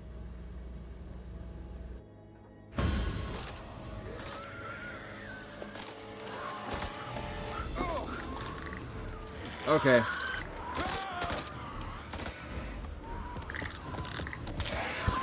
Yeah, I don't think that that's doing very well.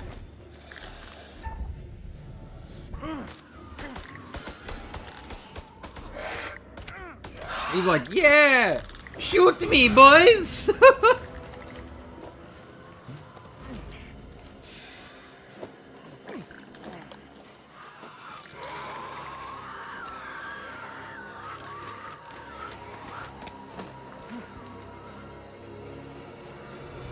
What are we doing? We gotta go through it. You won't make it. The other way is safer.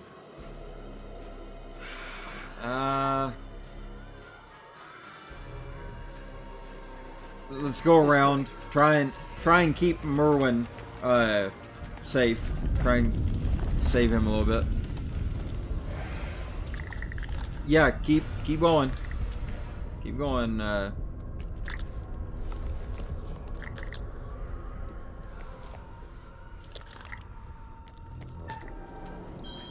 Oh, I forgot about that.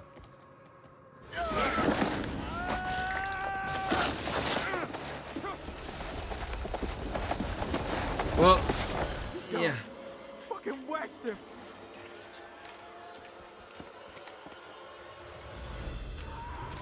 Well, to be fair, Merwin was probably he was on his last legs anyway, so there's probably not much to do anyway. He was kind of just holding him down.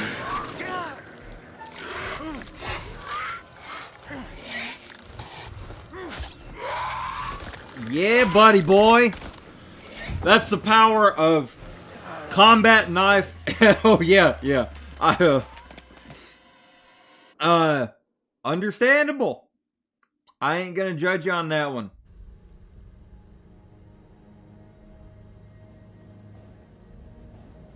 Let's go.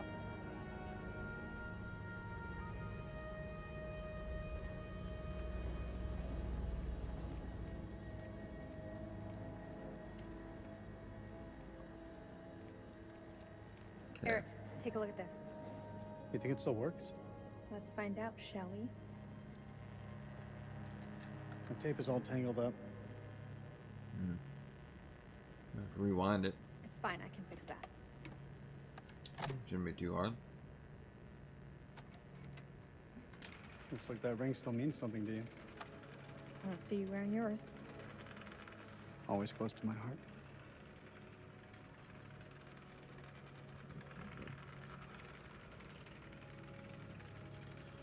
You're always a good guy. Maybe too good for me.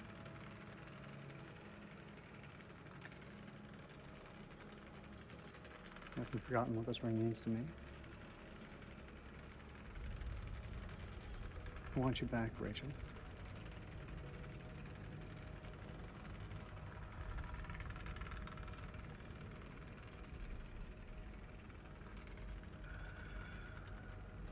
You know what? I'm gonna stick with the. You're pretty damn good together. I'm gonna stick with it.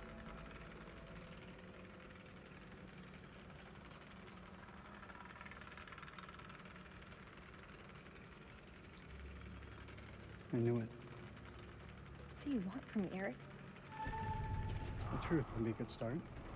What does that mean? Know you better than you think, Rachel. You lied to me about that lighter, and it wasn't about a secret smoking habit. Eric, Tell me please. the truth. Don't do this. Admit it. There's someone else, isn't there?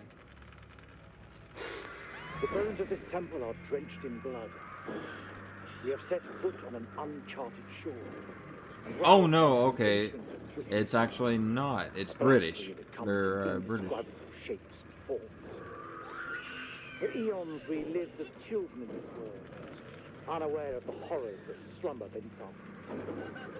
Now we have blindly thrown open the gates to madness. I fear being taken, but I must do what I must. We must seal this place for eternity, for all mankind. Mary, I'm sorry.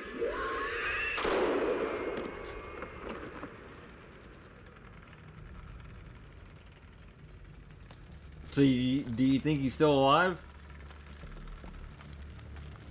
Hello?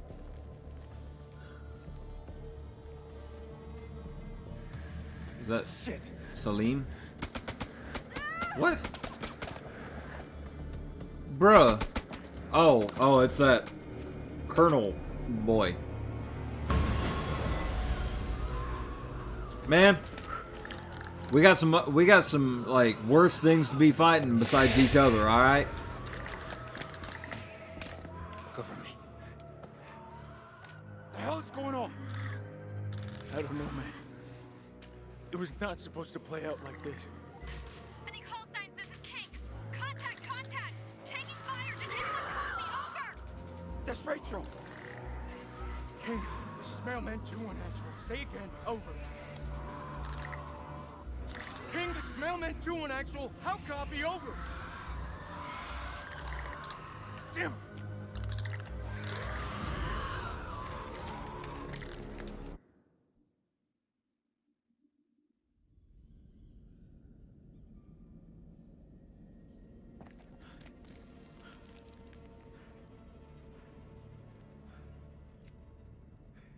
Something simple in this goddamn place?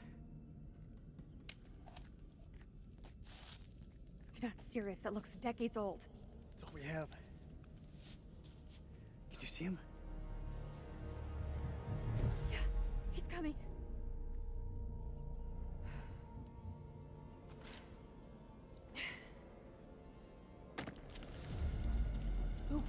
Ah yes, the good old Far Cry trick. I've used it many a time.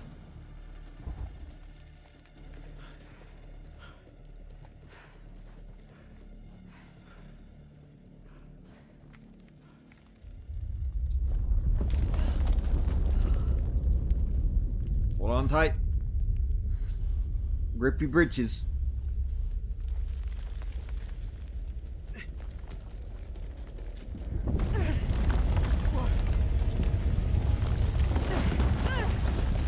Rachel! I got you, Rach. I got you. Yeah. Climb on the dingy ass rope.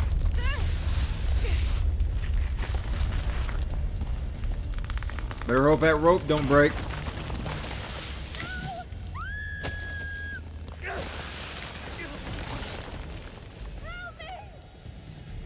Gotta stop struggling!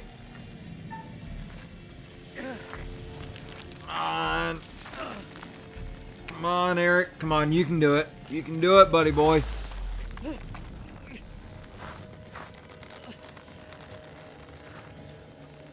Rachel, grab onto something! What? It's too dark. Come on. Fuck. Damn it, Rachel, will you hold still?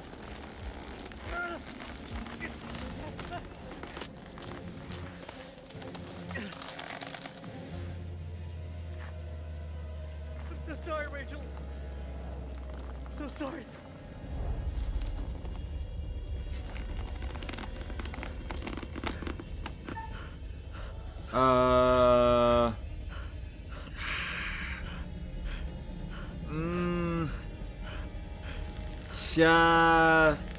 I don't think I can't. No, I don't think that would be. I don't think. Come on.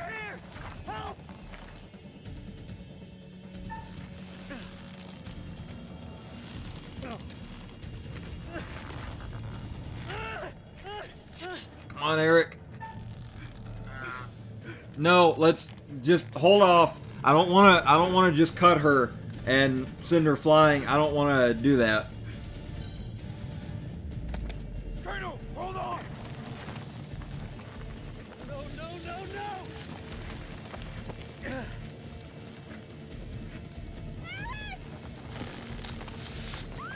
Oh! Rachel!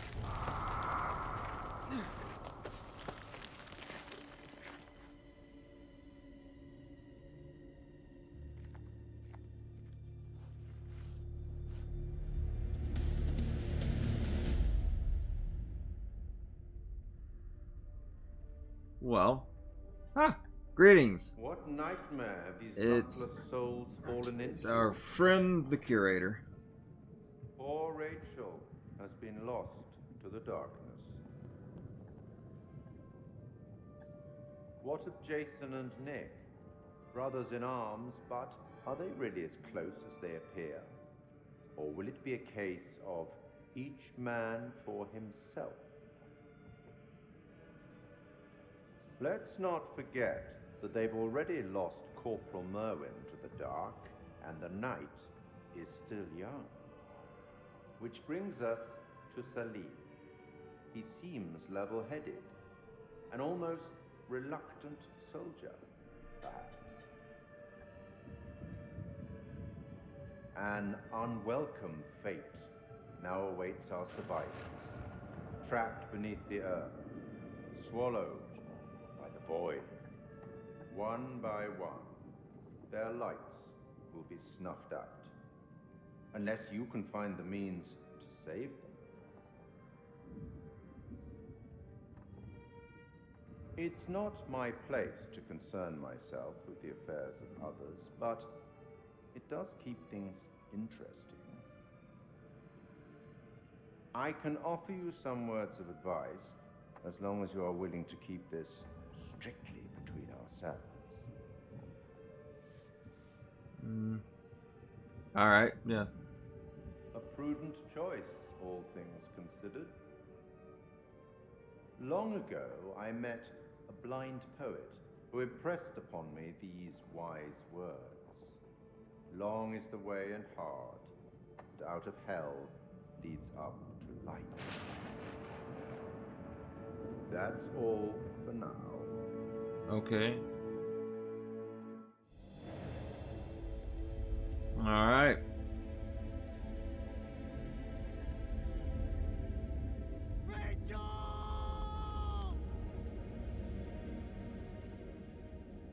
Where's Rachel? Where is she? Rachel! She fell. She's probably not dead though because we didn't see a dead body. What happened to Rachel? We were ambushed by the enemy. He opened fire on us. And Rich, she fell. I held on. I held on as long as I could. Rachel! We gotta move. Colonel, we're sitting ducks. We need to fall back, now. Over there. Let's go!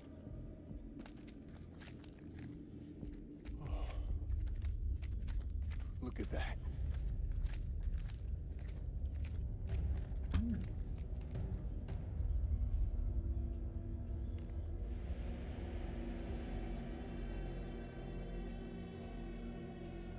Slow down. We can still be here. Right now, Colonel, the Iraqis are the least of our problems. Yep. They're not following. This is Mailman 2-1 actual to all call signs. How copy? Over. Joey, report in. Over. Joey's dead. The fuck you talking about? The Iraqis tore right through him. He died in my fucking arms. Yeah. Oh no, not Joey. The hell are we gonna get out of this?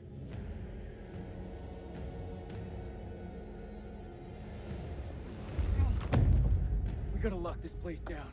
Form a defense perimeter and buy ourselves some goddamn breathing space. Lieutenant, what did you mean when you said the Iraqis are the least of our worries? You believe in God? Absolutely not. We'll start believing. We are under attack by... I don't know what.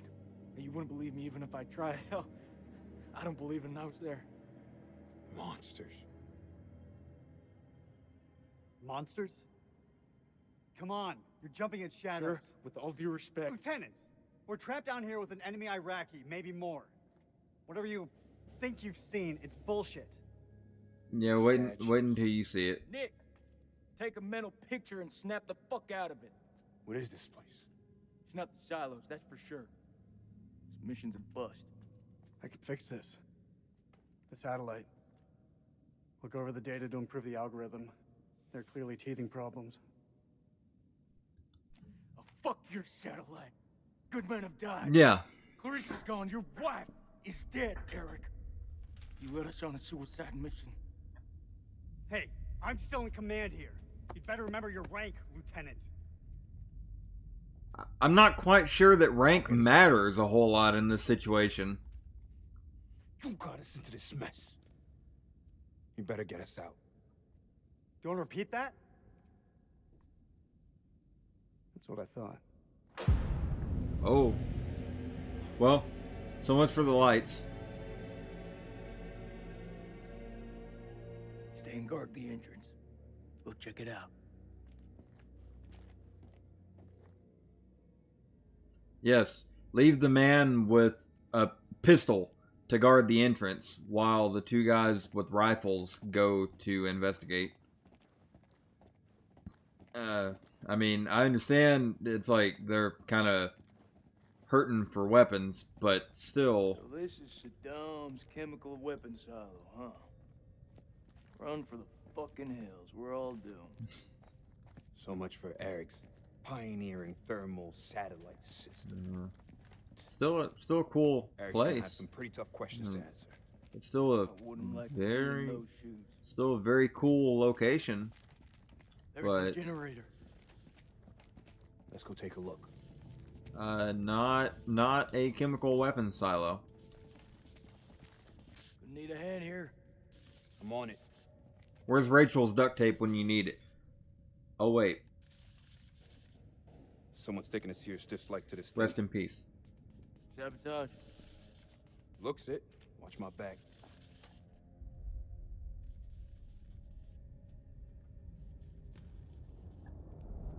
Ah, shit.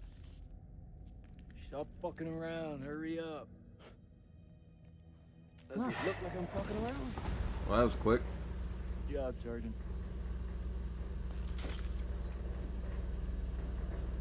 But that generator only lasts as long as the gasoline does. So how fast does it burn through gasoline? Dropkick, this is Mailman 2-1 Actual. We're heading deeper. Over. Acknowledged. You be careful in there. Dropkick out. Cable split. Let's see where they lead to. Oh, okay. I'm Nick.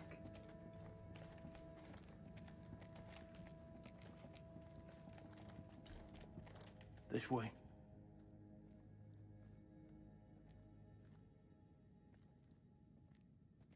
That's a trap. Fuck. Watch your step. There's a tripwire. Yeah. Ooh, yeah, that's a grenade. Clear. It looks simple enough. Counter explosion? You want to mess with it, though? Nah. Just need to gut the trigger. Oh, okay.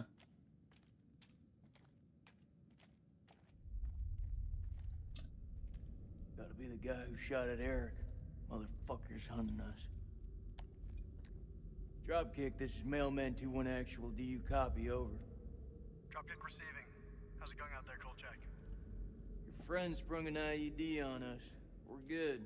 You'll want to keep your eyes open in case he's left any more love notes. Over. Copy that. Moving up. Dropkick out. He's moving up. Shame you warned him about the tripwire. What is this? Oh, this is like 1946. Okay, we have a specific time. Okay, we've assembled. We have assembled our team. Top of my list. Okay. Oh. October the 21st, 1946. Crow was the first to break into the tomb, an honor he shared with Bessie, that damned machine gun of his. It was a beast of a weapon, but it seemed to comfort the fellaheen doing the digging. This place has lain undisturbed for centuries. It is not the tomb of Alexander the Great, but a temple of an even older god king, the Akkadian despot, Naram Sin. We have been mistaken, but Lady Bradshaw still declares it a find for the ages. A discovery that will write our names in the annals of history. Looking out at this sceptred hall, I have no reason to doubt her. Okay, now let me go back to reading this.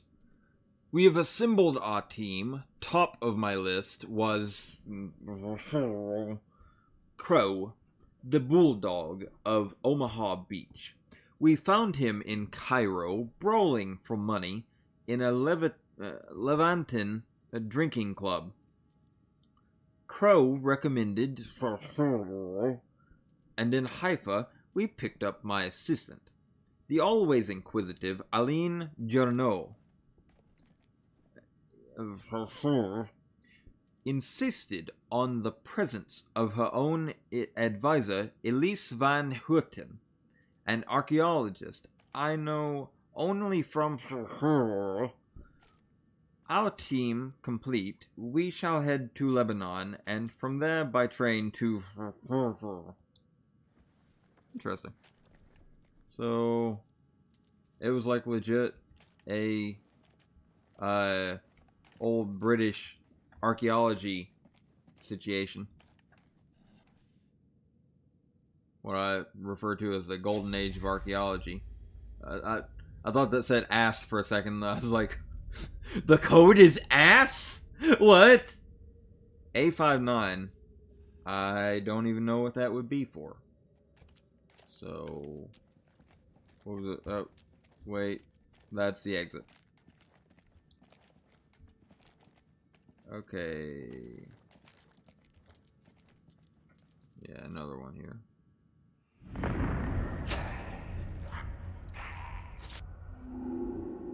Whoa, whoa, whoa, whoa, whoa. What was that? What was that?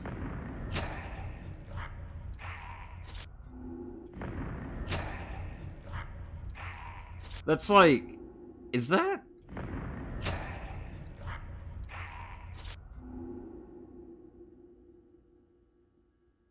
I think that's...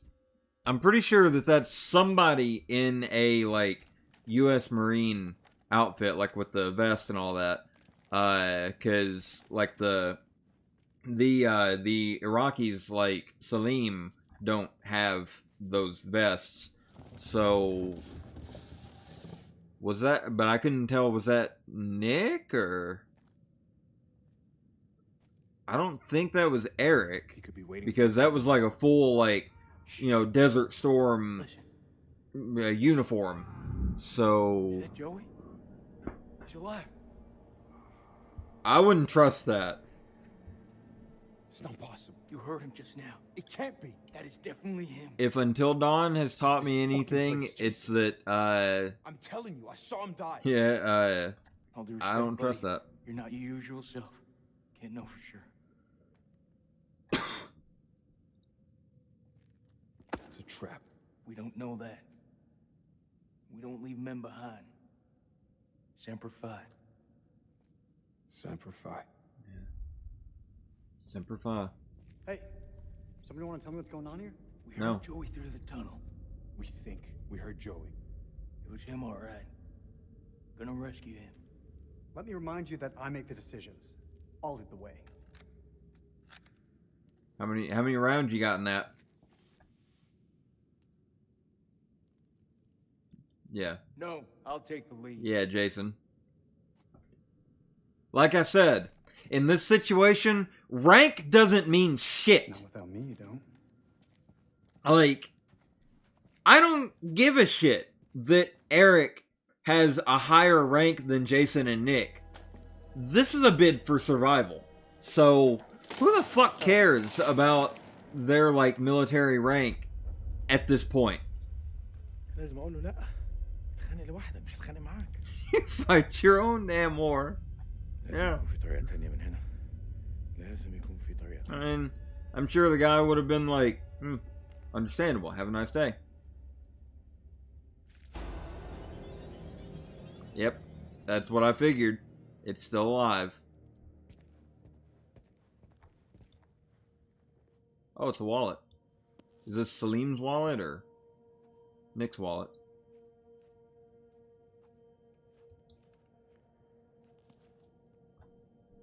Dar? Oh. Oh, no. That is, the guy that shot at Nick and Rachel. Now, before I check that out, yeah, is this, okay. Examine it.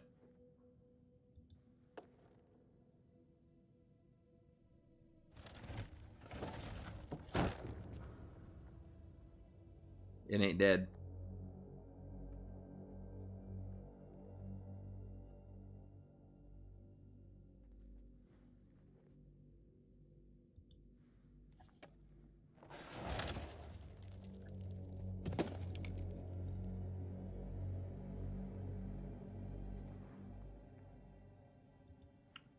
Yeah, Salim is going to get fucked up.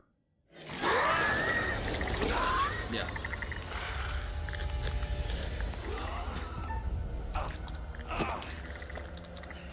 Climb, Salim, climb.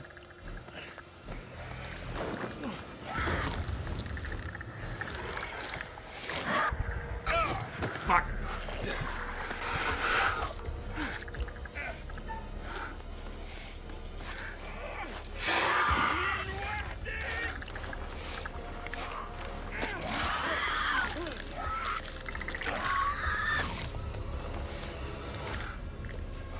Get out of there, Salim.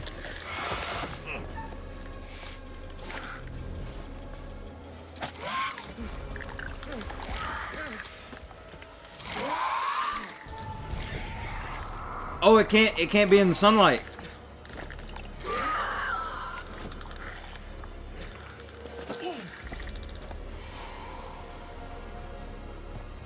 Where are you gonna go, my man? Oh.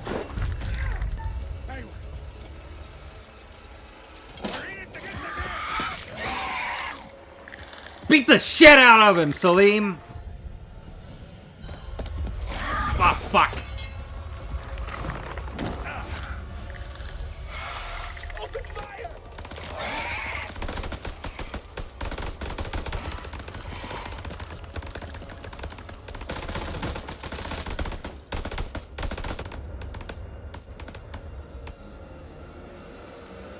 Alright. Yeah, these guys are dead.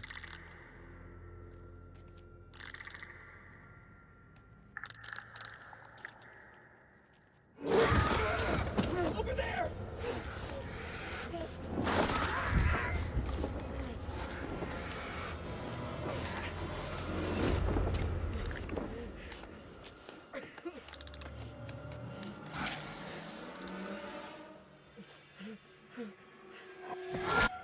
Yeah.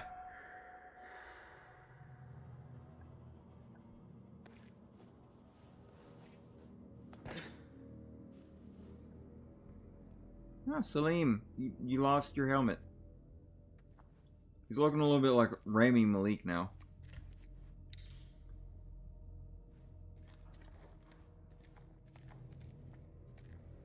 Oh, there we go with that close camera angle right in the back of his skull. No better way to have a camera angle for Salim, apparently. What was that? Where? Okay, wait. What is this? Oh, this is a Sumerian thing. الخرم ده لازم يكون للشمس بس في حاجة ضايعة منه.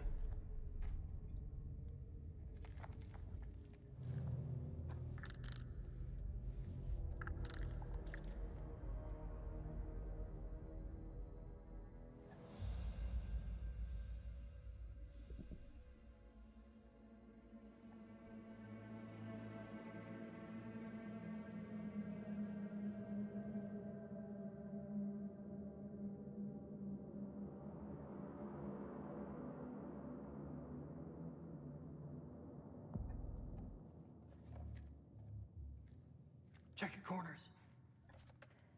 You still here, Joey?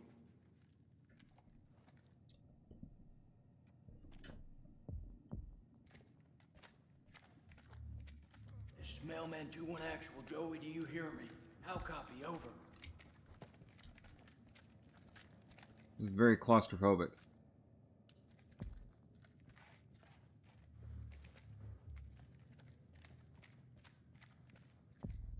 It's Joey's. He's in bad shape. We gotta move fast. You were with Lance Corporal Gomez, right? What actually happened to him?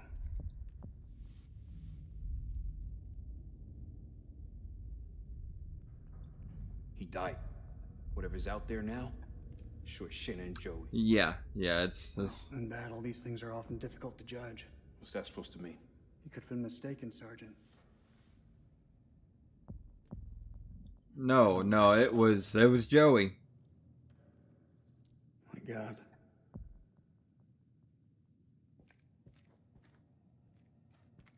We just have to hope he's still alive. How though? That's enough today. I'm sorry, sir. About Rachel. I saw him die. Kolchak told me you people called her the Queen Bitch. I saw him die, but I knew it better. you know, let's see if he's still alive. Nick, why are you looking at the camera? You got a problem with me? I'll come through this fucking monitor. Is there anything I can inspect around here? Corporal Gomez, this... Huh.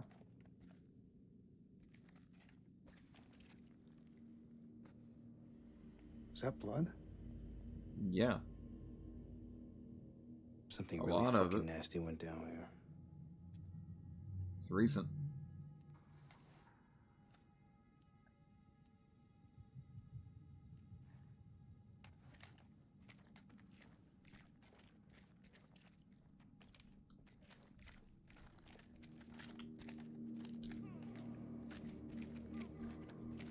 Ah, tablet. This fucking place.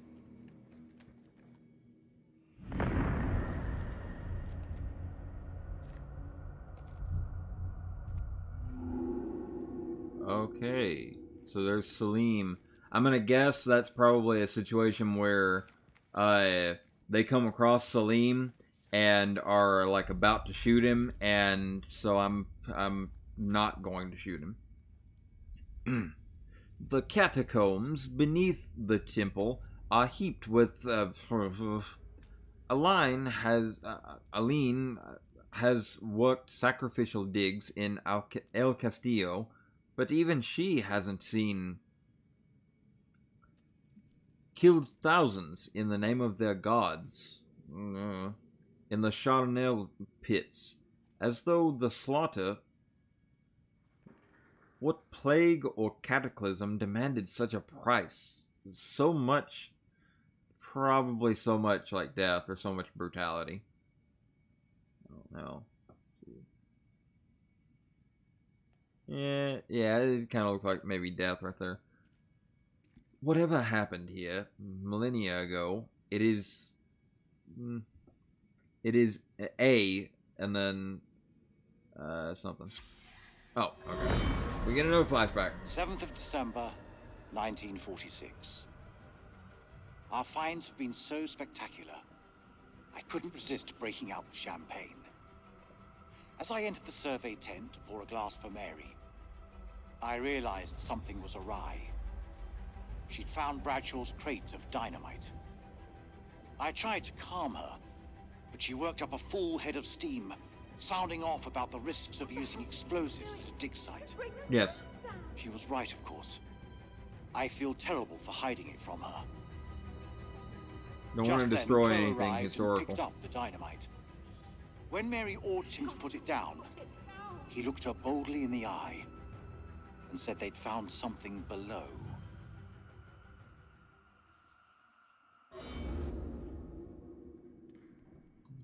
Oh, yeah. Yeah, okay. I'm gonna guess that Randolph. What the hell did they find down there? Yeah, more than likely he's dead.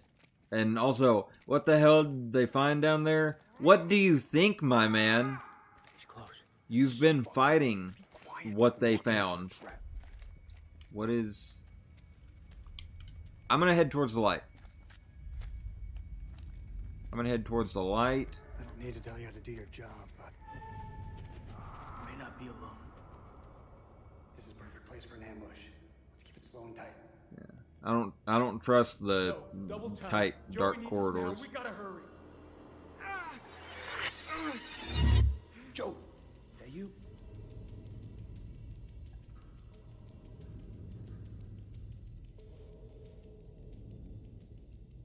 Take it slow. He's right. Advance with caution. Yeah. Don't just run in. It's a good way to get killed. We don't know if there's any of the Guccians or anything around. Oh. Or that guy. There we go. I got him.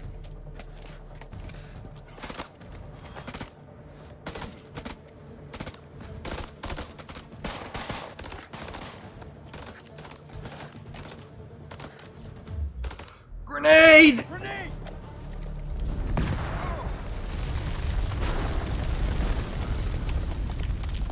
Well, that's not good. Fucking aura. Yeah. This is Mailman 3 to Mailman 2-1 actual. Come in, Lieutenant, over. This is Mailman 3 to Mailman 2-1 actual. Come in, Lieutenant, over. Mailman 3 to Dropkick. Colonel, are you there? Over. Something's there. It's not the Colonel.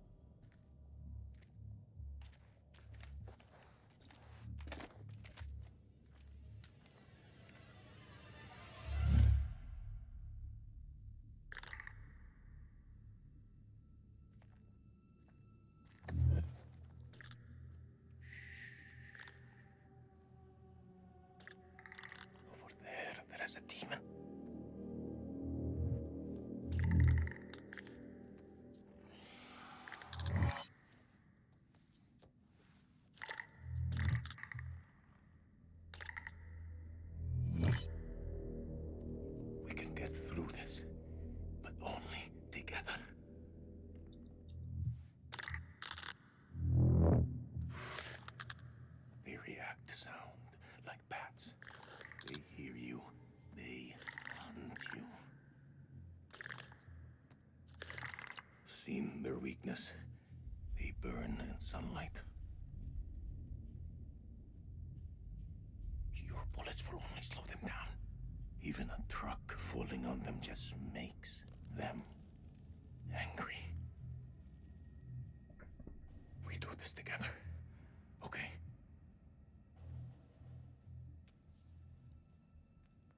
I have seen the demon tear apart an entire squad of soldiers. You have to go around it. Yeah.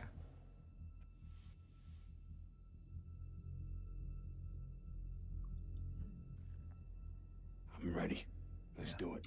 I'm not gonna be at all, you know, cautious about the guy, because it's like, in this situation, work together. Don't, like, put aside any differences, because it's like those differences might end up getting you killed when you should, you know, work together. Shit. I was too busy talking. Need to keep my hand on the... I keep doing that. Is it Nick?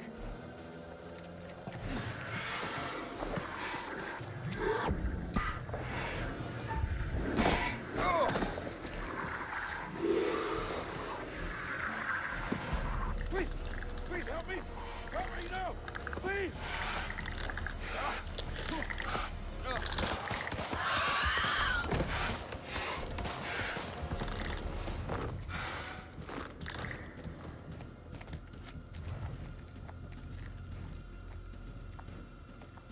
Drop your weapon now!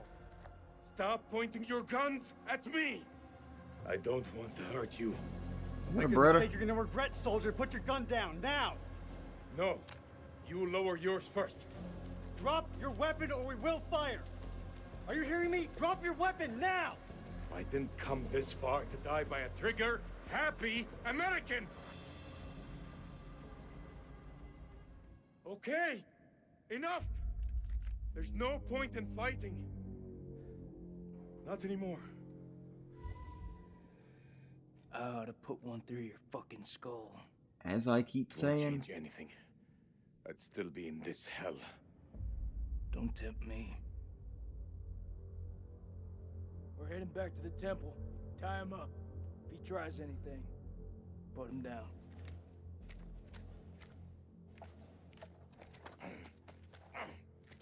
After all we've been through? We've barely been through anything.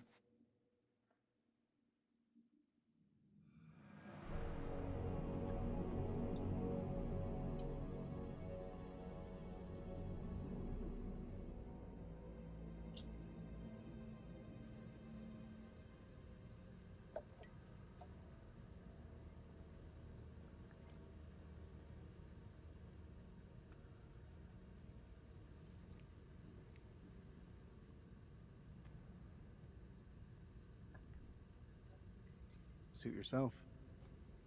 How many of your men are here? Were you guarding chemical weapons? We're close, aren't we? Tell me where you've hidden them. Answer me!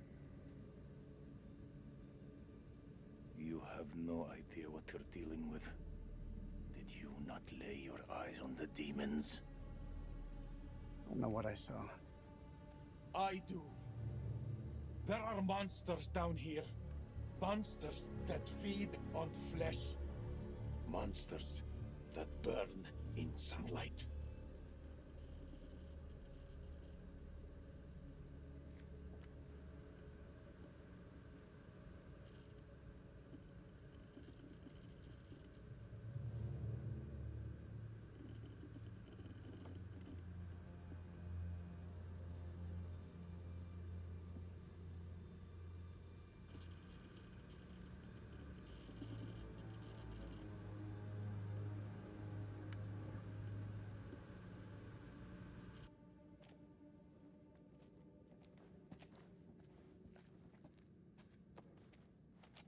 Fire in the hole.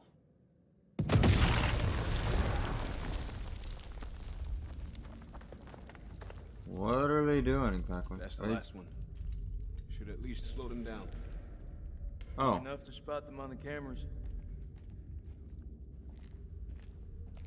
Unless they just destroy the cameras or otherwise do something that interferes with the cameras so that like they don't appear on cameras or something like that. Because reset that tripwire. you're putting a lot of faith in these cameras that might not actually work with these like demons. Never as fucked as this. If I gotta fight these things, there's no one else I would want by my side.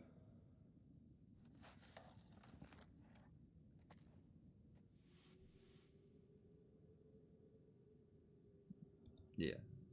You know I always got your back, buddy. Come what may.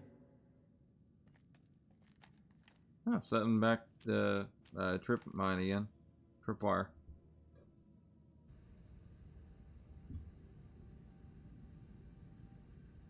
This is something else. You think? Wonder how many places like this we've bombed without a second thought. These relics are better off in the dust. What's your problem? These people didn't ask for this war. Yeah.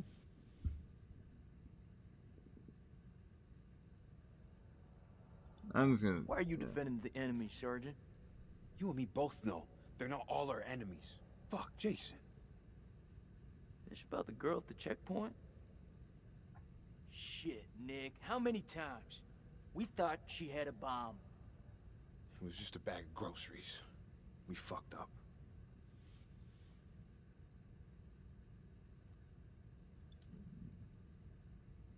That girl's death is getting under your skin, buddy. Yes, as a matter of fact, it is. Isn't it getting under yours? Mailman 2-1 actual, this is Dropkick. Request update. Oh. Are you talking like, did they shoot like a little girl that had some groceries, or are they talking about like a woman? Either way, not good. I hear you. Over and out.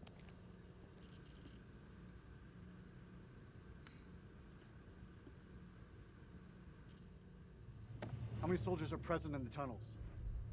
When the ground collapsed, how many fell down with you? Were you alone when you attacked us earlier? I don't know what you're talking about. Liar! I didn't attack anyone. You attacked me. You attacked my wife. Your wife? Yes. On the cliff. She fell. Hmm. I am sorry. You will be. Promise you that.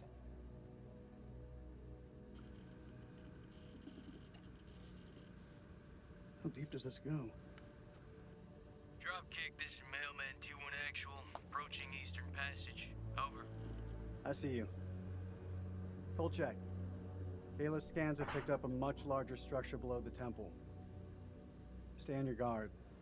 There's something huge down there. Christ, these doors took a hammering. Those things must have come through here in force. Yeah. Whoever manned that weapon took a stand and held them off. Before they got massacred from behind. These creatures aren't dumb. They're predators. Bet your bottom dollar if they came this way before, they could come again. Oh, yeah. Yeah, probably. Set some more C4 up, or... I don't want to block off all your exits, though. That's the downside about this. It's like, on one hand, you could, if they had more C4 to detonate, they could block off that area and prevent the demons from getting in as much as possible. But, like, then you're going to end up cutting off a lot of, like, escape routes. And that's not good if the demons get in through a way you missed. Oh, hey, I recognize this place. It's the closest I've been to hell. Whew, yeah. That's the archaeologist there. Oh, it's another archaeologist paper. Stank of death and was littered with enough to be covered in flies. Crow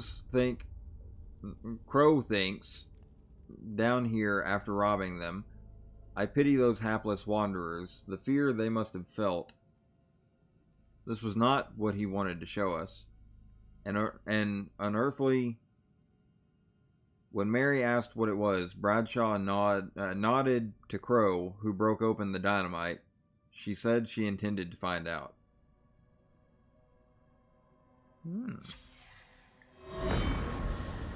Blowing a hole through the rock face, we found a gateway to a strange world below.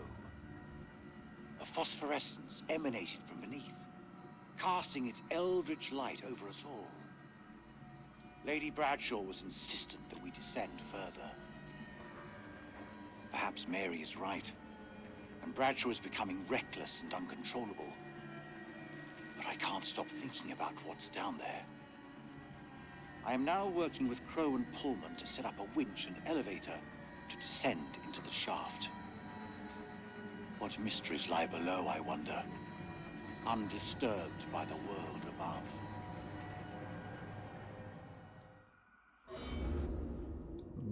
What's that? It's a note.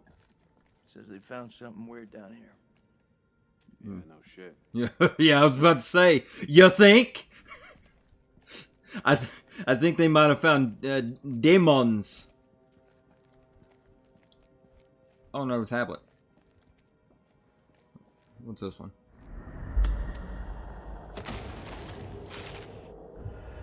Whoa, whoa, whoa, whoa, whoa, what is that? What was that? That was Rachel.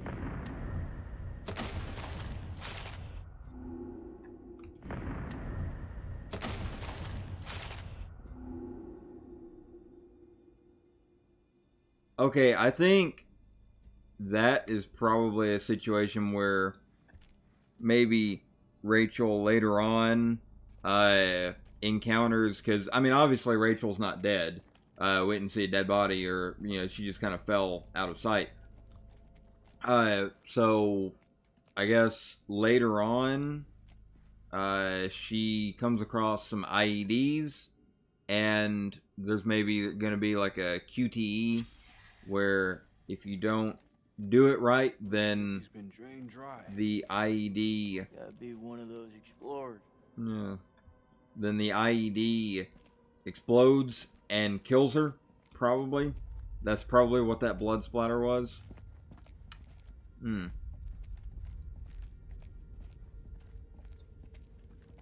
know, it's very interesting to look at like those like premonitions and try and More crap. try and like you know, figure out what the premonitions are for. Cylinder seal depicting an ancient city. Who's on it? Oh yeah, it was Right now, I it couldn't was give on a that guy. crap if it was the crown jewels of England.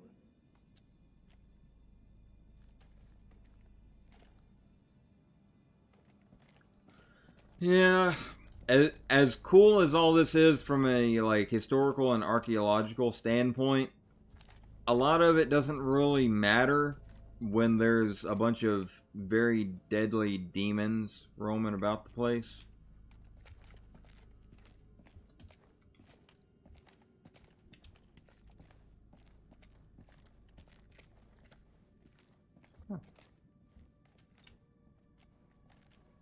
Oh.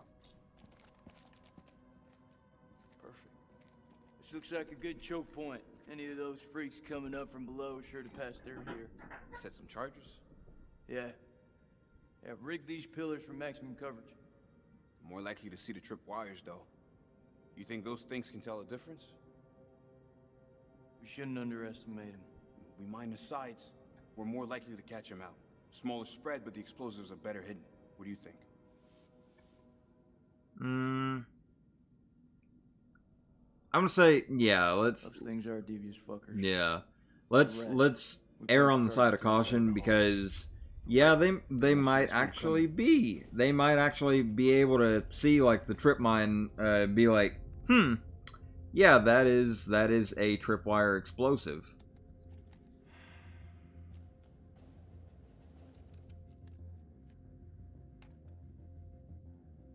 I can hear your brain ticking away. What is it? Should have given her a second warning. Fuck, man, I wish I hadn't asked. I'm through talking about this. Yeah? What's left to say? You know that checkpoint was a prime target for suicide bombers. We had to act in the moment. We had to make a call. I thought we were talking about Rachel. Why is it that no one ever tells it straight? Everyone just makes up bullshit to get by. That's why we're in the sandbox in the first place, right? I mean, that's kind of what you have to do in this situation. Shooting that woman messed with my head. Because You seriously gonna tell me it's a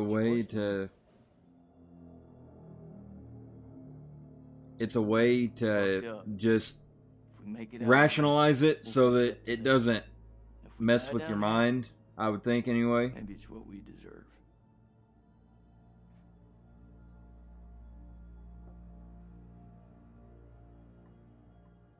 You know I was seeing Rachel. Are you serious? Been 3 weeks.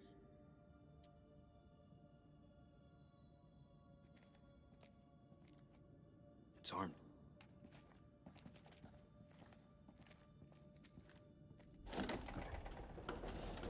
Dropkick, this is Mailman 2 in actual. It's a maze down here. Is this the signature Kayla's picked up on? Over. That's a negative, Sergeant. Looking at something way deeper. Pull back for now. Dropkick out. Mount a camera here. Let's head back.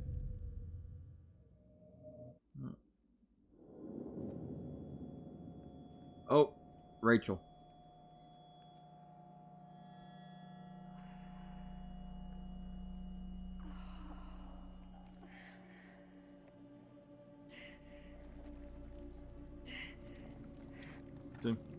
Told you she's still alive. Because, well, I mean, it's obvious because of that premonition, but also the fact that she just kind of fell. 394 feet. Yeah, she's a ways down. Eric? Eric! I think that's a blood pool.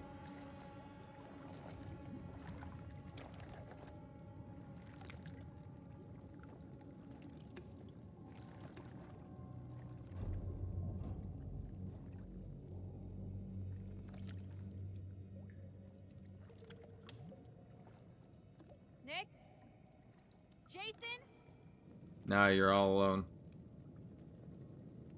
Does that lighter still work?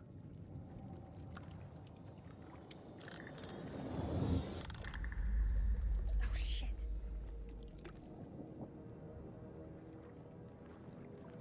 Yeah.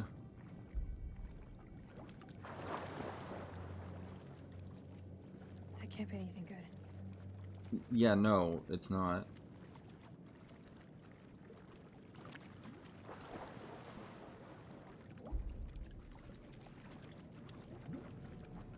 Let's go around here. What?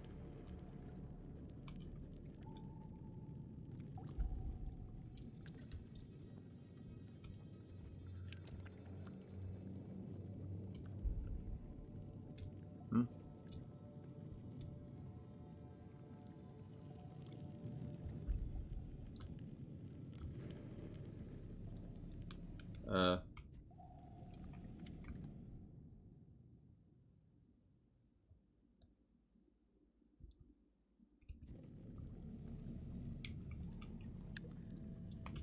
Okay. She is stuck.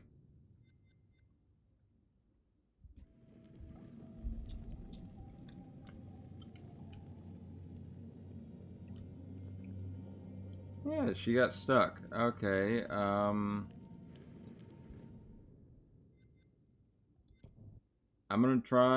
just gonna go ahead and hopefully it'll hopefully I'll be able to just jump back in, because that was weird.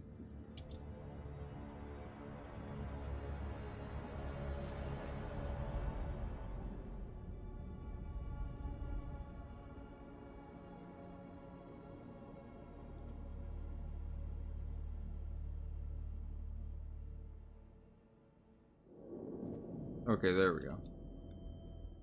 And I can't skip that because it's not a proper cutscene because most of the game is a cutscene.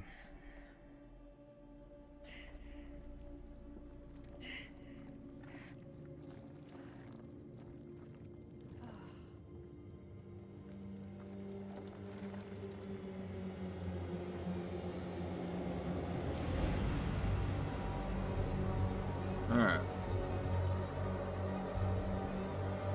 Eric? Eric! Where are you?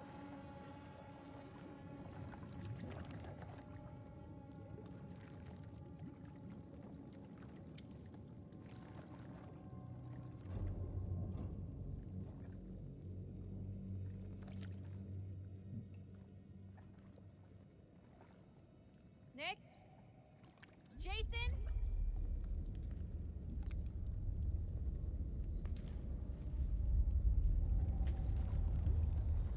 Kind of hesitant to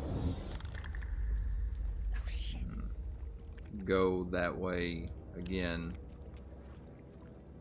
I'll probably wait for this demon over here to go through the water. That can't be anything good.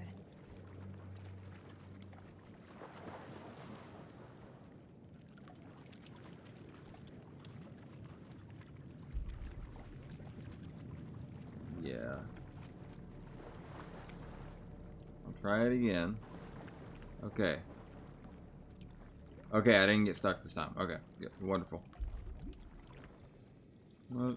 Oh, that's a Sumerian helmet.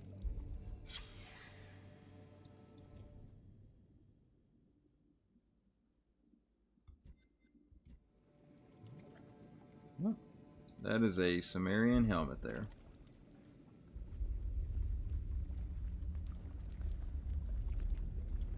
Okay.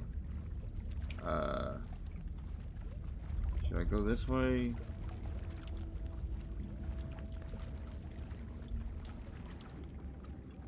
What's this? How is this not falling into the blood? Okay. And I descended in the... As we left, I was struck by the temperament. She seemed eager, almost manic, in the face of our new discovery. When we reached the bottom, Crow could not prevent himself before us. Set in a dizzying vault lay a loathsome colossal and sleeping. A great carcass built in. Overcome with awe, I. 28th of December. God forgive us. For days we have studied this dead, silent realm and its entombed abominations. Now the horrors have come for my own dear Mary. Crow found her unconscious in the Star Chamber, her notes scattered around her. He carried her back to our supply room and laid her down in one of the cells. When Bradshaw learned what had happened, she was evasive about Mary's work down there. As I cleaned my wife's face, she spoke to me in a fever, sounding distressed and confused. I have resolved to keep a vigil over her. I pray her fever abates so we can escape this cursed place. Yeah, I don't think that you're gonna escape this cursed place. Sorry, William Randolph Hearst, but better luck next time. All right.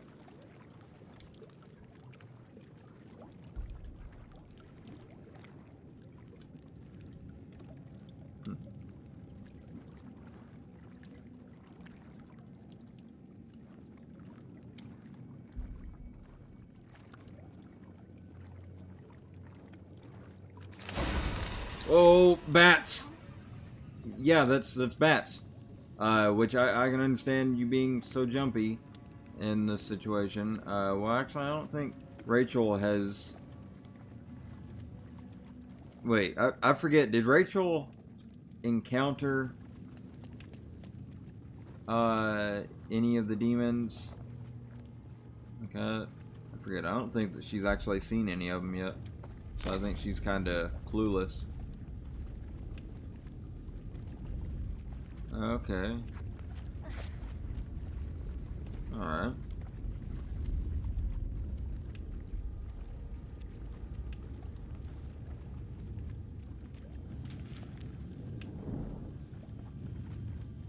Well, that works.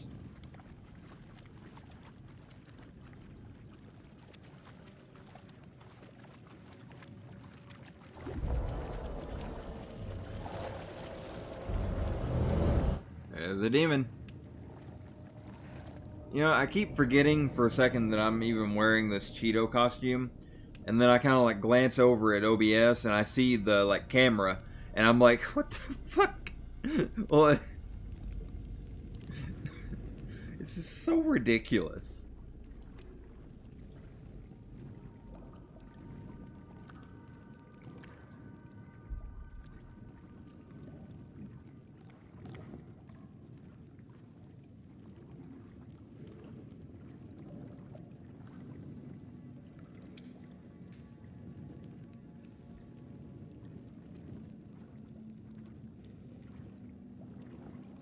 What the hell is that light?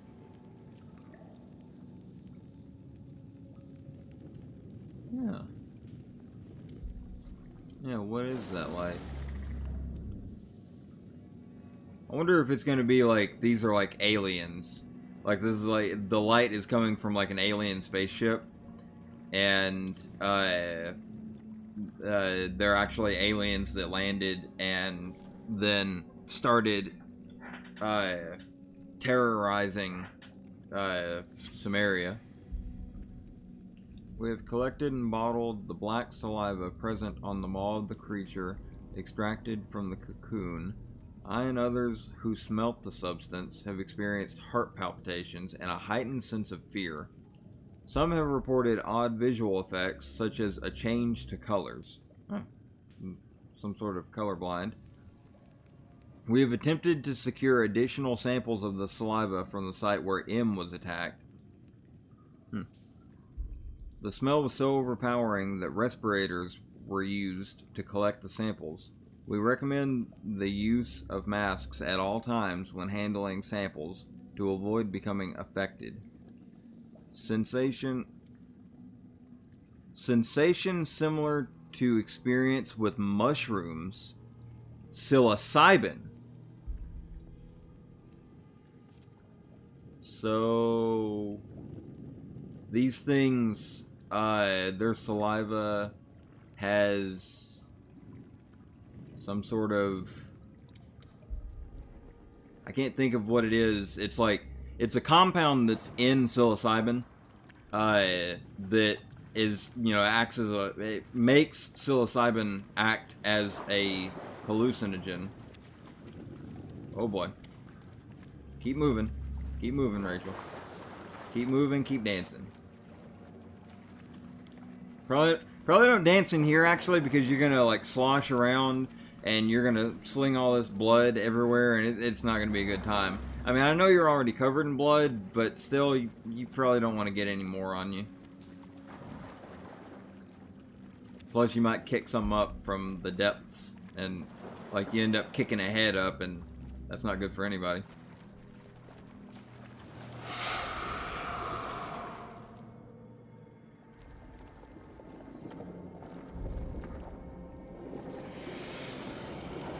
God, those things are fucking massive.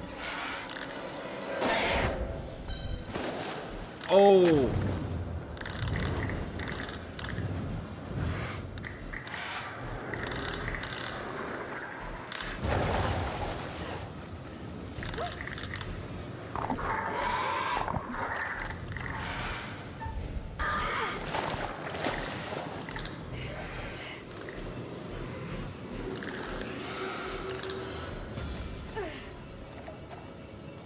Clarice? Run. Now, go! Hey, Clarice is still alive.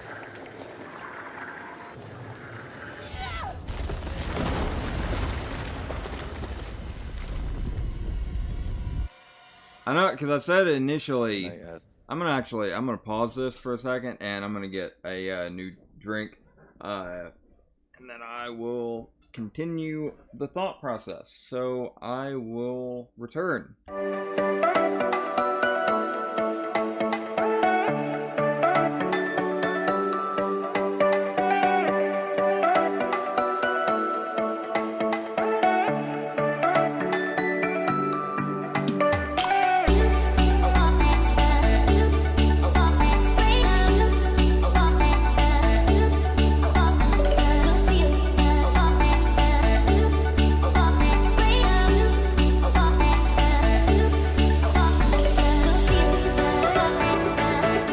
Alright, I'm back. That wasn't very long, but yeah, let's get back situated here. And unpause. What her name was? Rachel. Whose name? Your wife. What was her name? You don't get to talk about her. Well, why not? Please, I don't mean anything by it. It's just... we're stuck here together. You want to talk? All right. Why are you still fighting a war that you've already lost? Alright. You think I do this out of choice? That I want to be here. I fight so my son can go to university, so that he can have a better future. Could all use some of that. My son, his name is Zane. He's a petty little fucking thief. But I love him. Her name was Rachel.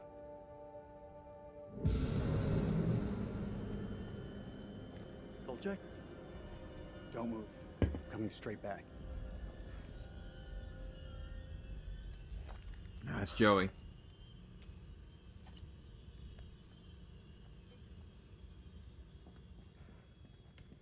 Alright. Salim is preparing. Oh no, he's running away. He's getting the fuck out of Dodge. Good job, Eric. You flubbed it again. You're just doing a bang up job all around, my man. I mean,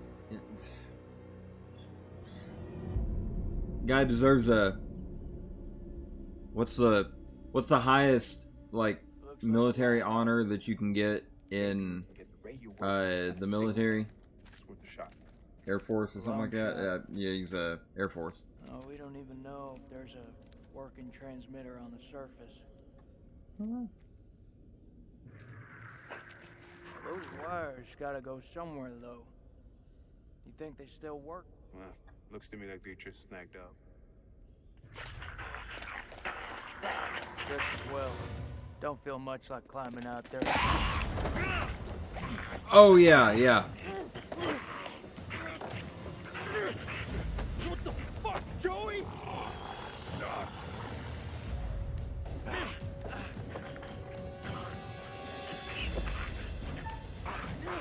Shit, Joey, it's me! I don't think he recognizes or gives a shit. Alright? Mr. Coltrane.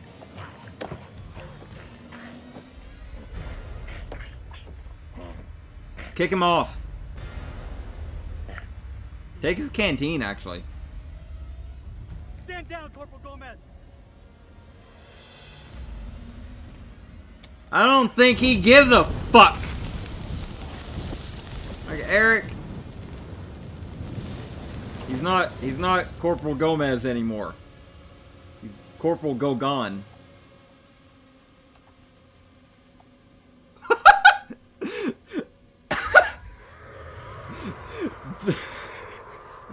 That fucking face, like, just,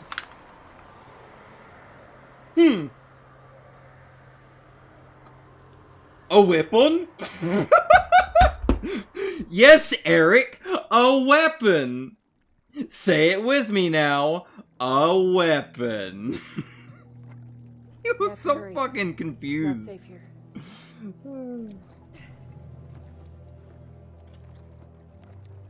I completely forgot about Clarice, I'll be honest.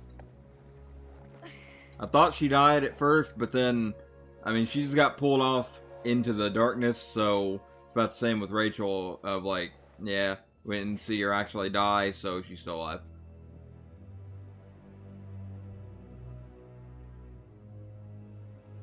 They're coming to get you, Clarice. It's mixing like two different movies there. I didn't know that you could fight. I'm a movie Yeah, me bender, either. doing that shit on the fly. What was that thing? I don't know. A demon. Whatever it is, it's not alone. Where have you been? One of Dead? those things got its dirty hands on me, dragged me down here, left me for dead. Fuck doesn't even start to cut it. I'm lucky to have gotten away. You're talking to a scientist. There's no such thing as luck. You should be thankful I was there to help you. Well, Miss Scientist, Miss Scientist, what do you think about the current Pazuzu demon things we're dealing with? So, this is where you. I want to hear a scientist's opinion on this You have stuff. any weapons? Do you mind? Just need some batteries for this damn light. You could just ask. That ever cross your mind?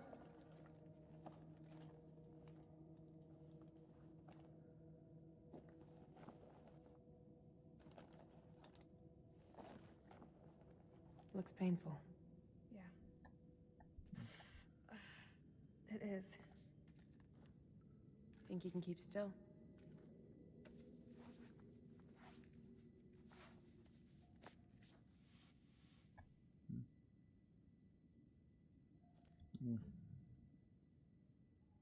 Thanks, Clarice. Just, you know, basic little thanks.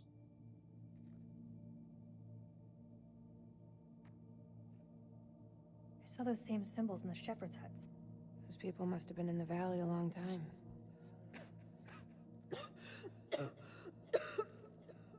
Oh, she's infected. She's infected There's a by way up. something. There's no way we're making it. Look at it. It's barely climbable. We can make it together. How did I know you were gonna say that? Mm-hmm. I met Eric in Climbing Glass. I can get us out of here.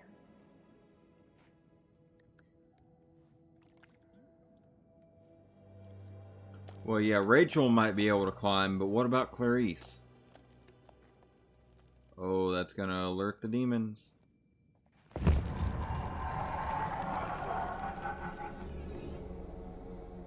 Or that's gonna alert the zombies. My bad.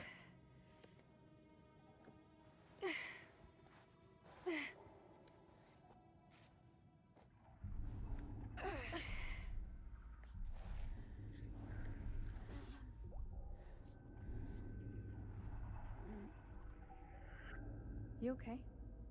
Yeah, just need a minute. A minute isn't gonna kill us. Until it does. God, you look terrible. Gee, thanks, Rachel. You ever think about going into motivational speaking? Seriously though, are you okay? That's gotta be Yeah. about the dumbest question I Yeah, have she's ever not been looking asked. good. Like, she's very pale. Give me the And silent she's treatment, coughing a lot. What do you want me to say? I don't know. Something to get our minds off this place.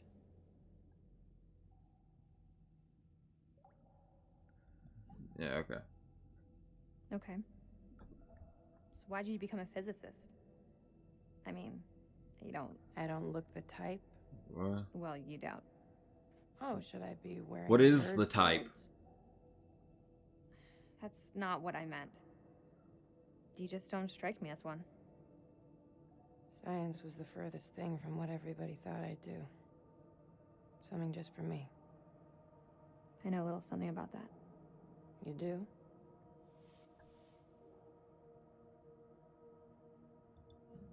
It's not easy being queen bitch. You think I got where I am with a soft word and a warm smile? Fair And enough. here's me thinking you Langley types grew up on Easy Street. Easy Street? I had to graft to get here. You think it bothers me what people call me? I wear that shit like a badge of fucking honor. They have no idea of the shithill I've climbed just to get to where I am right now. Yeah? And where is that exactly? Looks like another shithill if I'm truly honest with myself. Yeah. You and I, we're not so different. We're not so We're both different, doing what you needed and to be done to I. get to where we wanted to be. Fucking Green Goblin Shame. speech. No shame. She's gonna turn. She's infected. I know it. Like she's infected. She's screwed.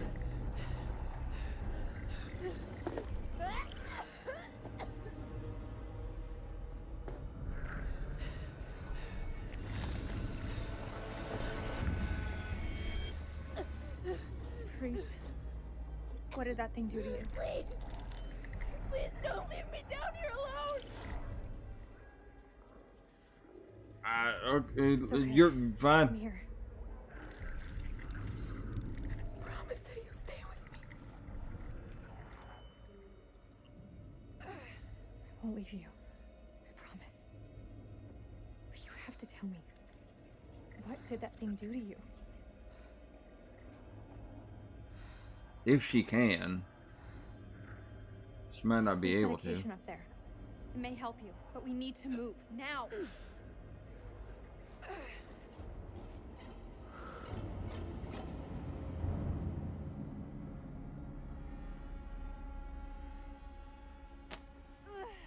Oh. Give me your hand. Well, that was quick.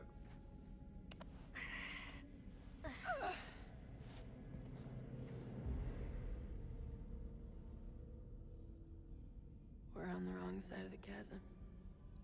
We'll never make it.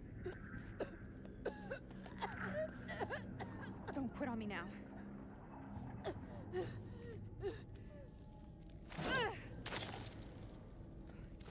We have to swing over. Yeah, nice try, That pal. That's gonna be a one in a shot. You'll never. You did it. I can't remember exactly what the line is, but that's one of my favorite moments from Uncharted 2. Do you really believe those medicines will help me? Keep it Possibly. together, Clarice. We're almost there. You didn't answer my question. It's 2003 medication. Where I see it, it's your only hope. Yeah, it's either We that can do or this. leave you behind, and can't leave you behind. Semper Fi. Even though she's not actually a soldier, she's like a physicist. But oh okay? boy, Yeah, just Clarice is gonna fall.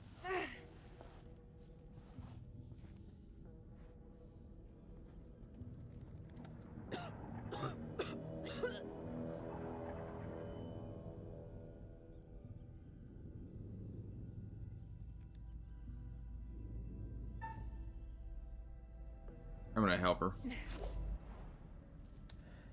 Leave nobody behind. Although she's probably gonna fall though.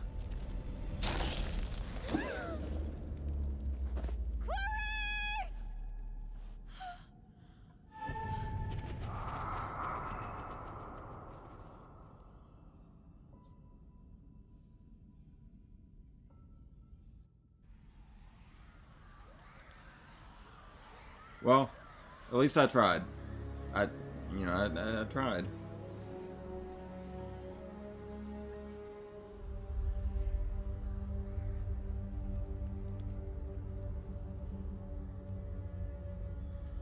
Huh. It's getting into the night now.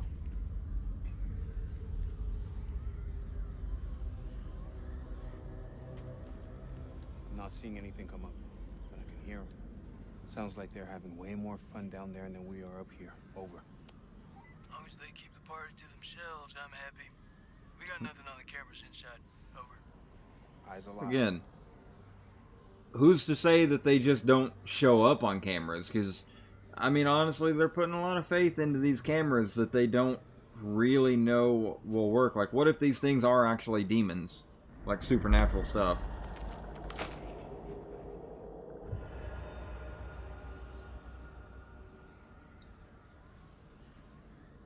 Okay, so that was just straight up Nick's death at the hand of, maybe, well, one of the demons?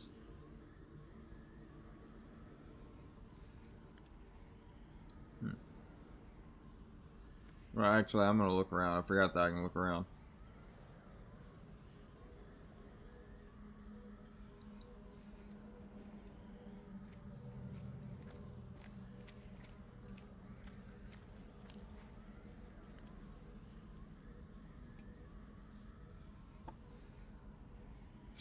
Clever fuckers. They set up a fake dig site to draw off grave robbers. They knew whatever was down here was pretty all clear for now. It's pretty special. If they hit us, my best hunch is it'll be from the chasm. If? You feeling optimistic, Lieutenant? I tell you, Colonel could lose his own ass if it wasn't pinned on him. You see our absent friend down there? Salim? Nah, he's gone. We're facing an enemy we know zero about. An enemy of unknown size on their home turf. Sucks to be us. I don't know how long those doors can hold them back. Radio's our best shot. Fix it up, call in the cavalry, even shit up a bit. If there is a transmitter up there, it's gonna have a limited range. Damn it. Yeah. If Eric had allowed close air support, those birds could have picked up the signal. Trust Duck Brass to fuck you in the ass.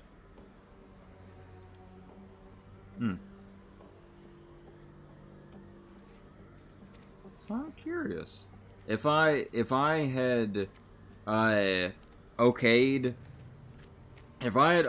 air support, I'm curious if that would have resulted in being able to actually call in some support.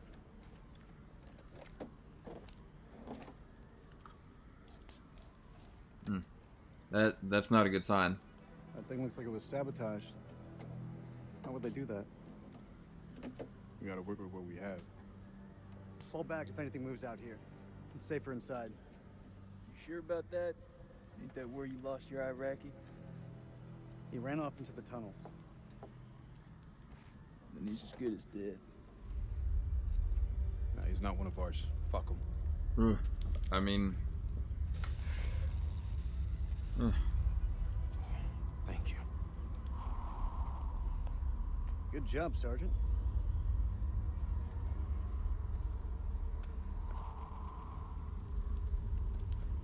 Time for a smoke break.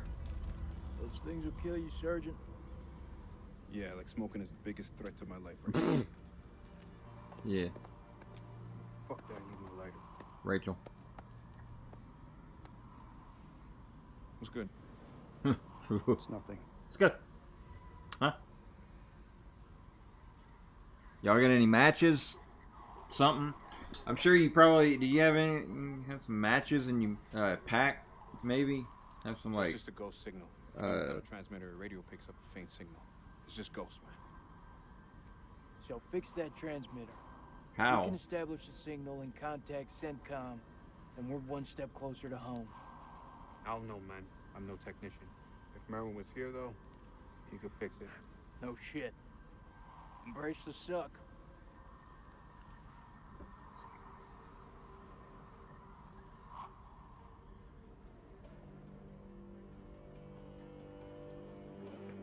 Oh, Salim took the pistol. سليم هو انت هم قريبين.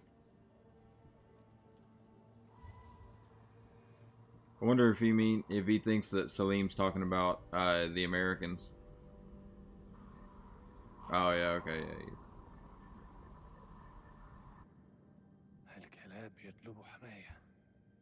ما نقدرش نسيبهم يجمدوا.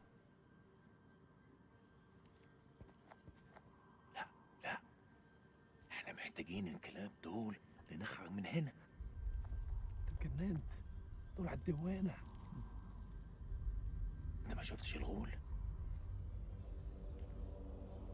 في غول هناك، هو ده العدو الحقيقي. سليم. He didn't believe you. انت اتجننت. اسمعني أرجوك اسمعني. قتلوا الأمريكان، كان اخلص وامشي ورايا. انت سامعني خالص؟ لا، انت اسمعني دلوقتي. يا اما تمشي ورايا يا اما خليك هنا وتعفن. اختار. الله يلعنك. استنى، انا جاي. Shoot him. Not Salim, but the general guy. Salim seems like a bang up guy, but the general, fuck him. Shut it up. Well, the general's gonna see the demons now. Get that transmitter working now. I need more time.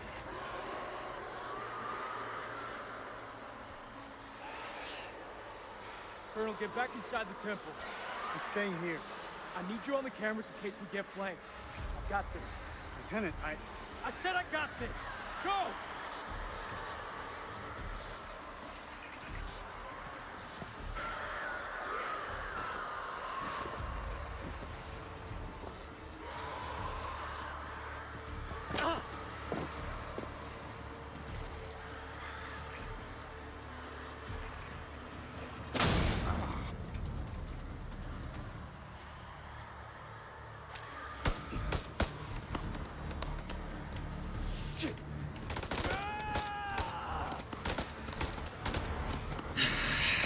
Fucking.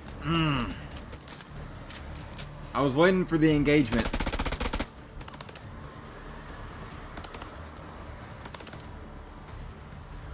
Don't do it. Don't move.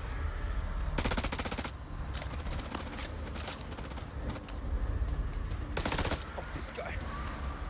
كلموا نفسكم ليا. ما سمعتهمش؟ وجايين لينا. اخرج.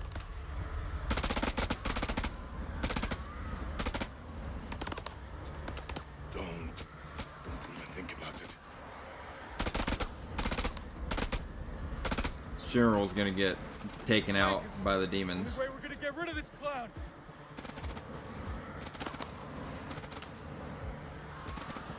Cover me!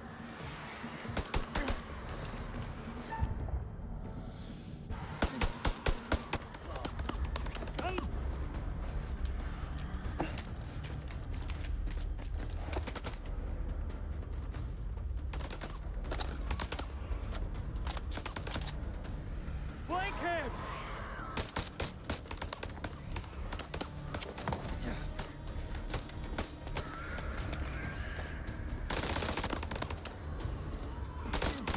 Oh, he's throwing a grenade.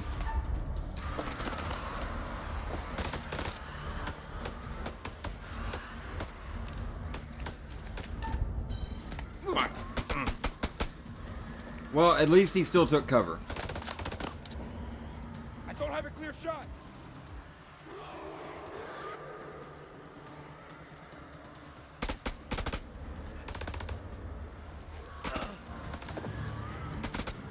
What is wrong with you? Stay still.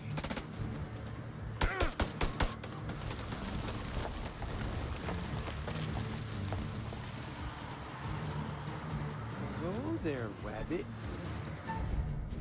Yeah. Motherfucker. Nick.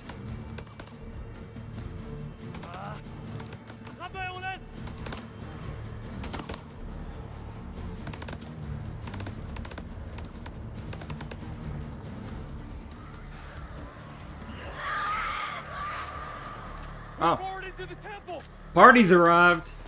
Or, well, the after party, I guess, because what I guess you could say what was just happening was a party.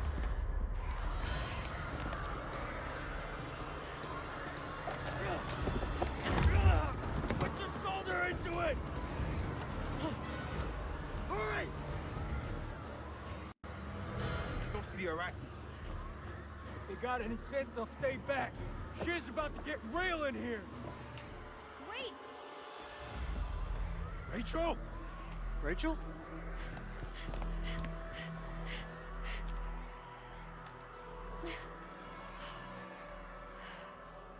You're alive? Have any doubt, Marine?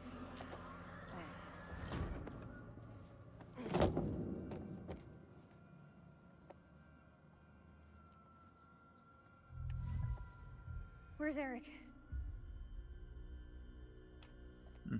He's, yeah, right there. I held on as long as I could, but the rope snapped. I didn't cut it. I wouldn't.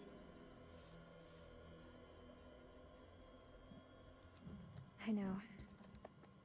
I feel like you can kind of tell the difference because you can see it's like frayed as opposed to being cut. Tim, isn't it? I understand you're not the brightest, Nick, but even you must know what I'm talking about. You've been fucking him, haven't you? Ooh. Oh! Now, children! Stop it! I know it's him, Rach. I know. You better step off before I start swinging. Colonel or no colonel? Don't, Nick.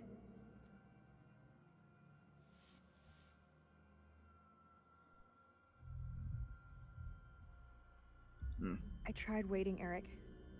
I really did. I'm sorry. Always loyal. You held on. I didn't. It's good to see you, Rachel. Thought we'd lost you.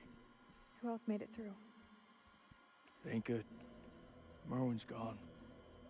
Those things, they got Joey, Clarice. What is it?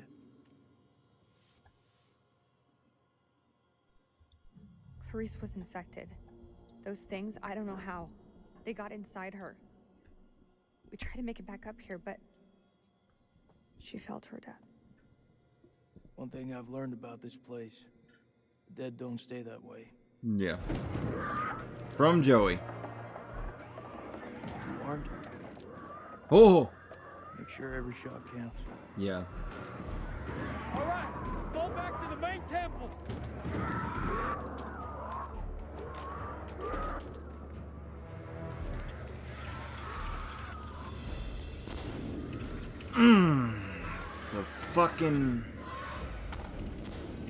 The fucking generator again. We can't lose the generator. We're blind without it. I need help. Can't let any of those things through. Generator's gonna. They're inside already. Can't let any more in. Don't care what their invite says.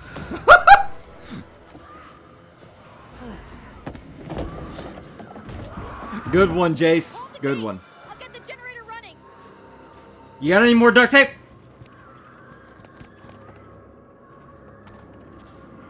Fuck, that's all we need. Yeah. Is this place mined? Not mind enough.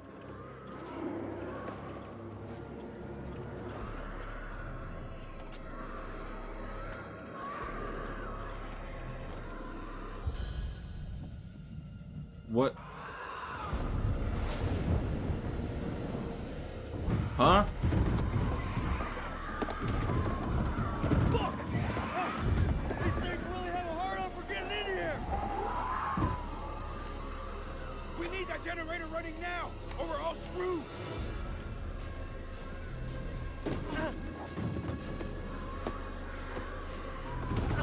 These fuckers won't in. It's not gonna hold.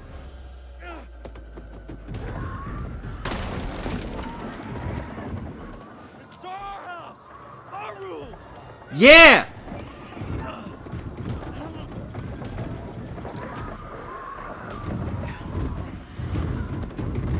Eric, grab the wand doohickey.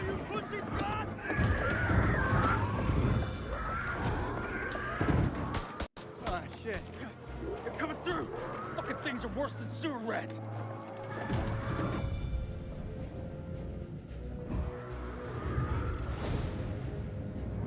What?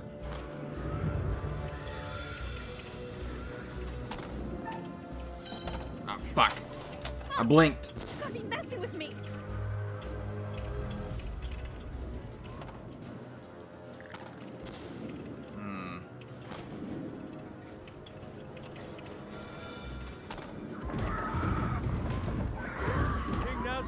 time we bug out. Any objections?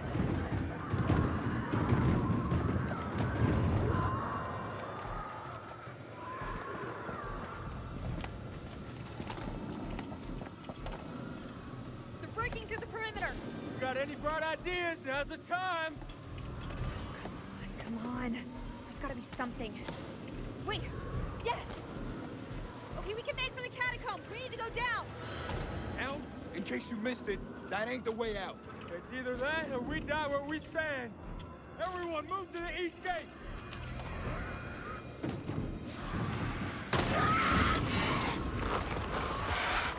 Jesus, that is a lot. Rachel, why are you just standing around? Fire. This wasn't one of your better ideas, Rach.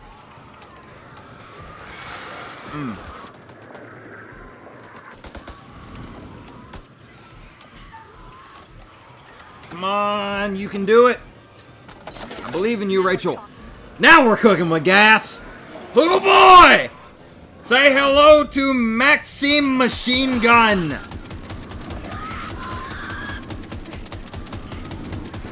How does that thing still have ammo?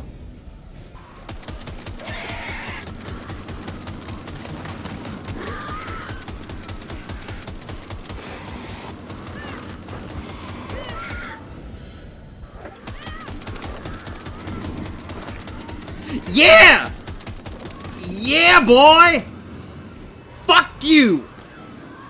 Chekhov's gun, motherfucker! It didn't do shit. Oh.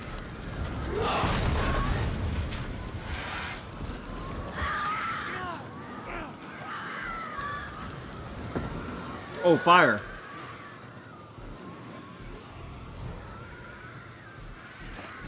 I gotta really pay attention for if there's any like heartbeat stuff, which is very hard because I'm like, when I'm really paying attention, I start blinking a whole lot. That's very hard. Keep to the middle.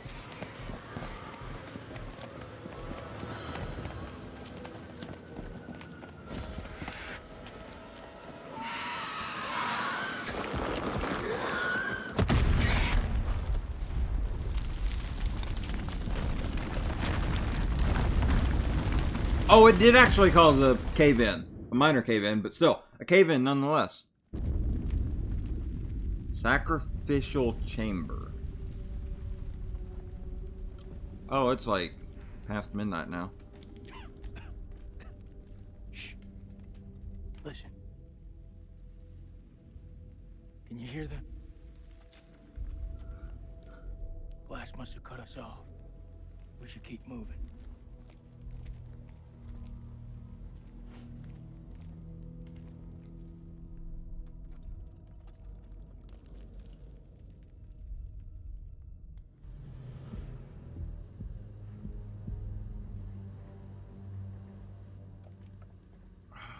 ارمي سلاحك. بالانجليزي. Hello again. Fucking. My friend is not happy. Yeah, I can see that. What happened up there? ما تحركوش. Your friend's a little too jumpy for my liking. It's making me nervous. Lowering your weapon might help alleviate some of the tension.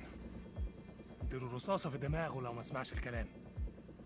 هتكون فكرة وحشة. انت مش في مكان تحدثي. Ha ha ha!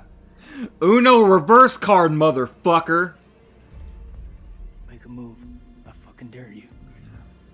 This is I not feel the like time. our uniforms are getting in the way of what could be a beautiful relationship. Yes.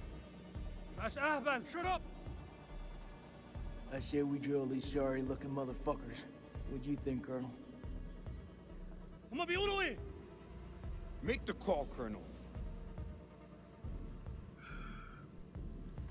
We need their help. We need all hands on deck.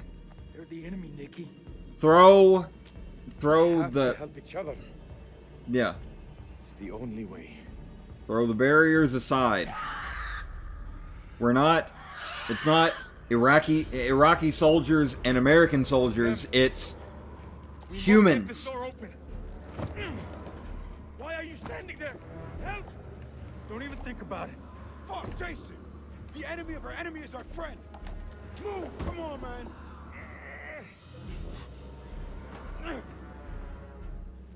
Damn it! Help them! I'll cover the corridor. Shit. Move! Come on, Jason.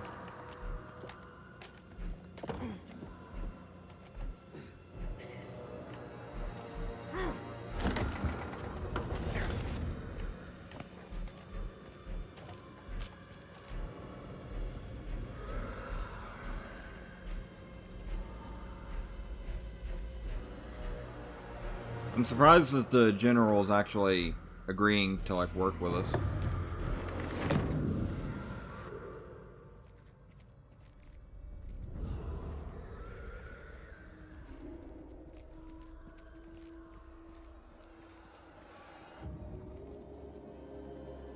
This looks like the worst place in the goddamn world. Yeah, you said it. It's a sacrificial chamber.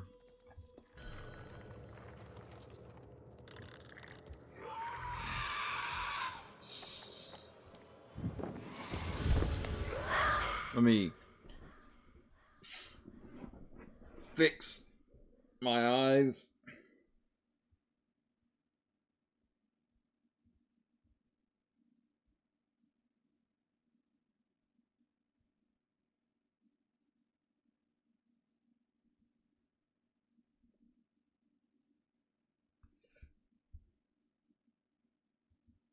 Ugh.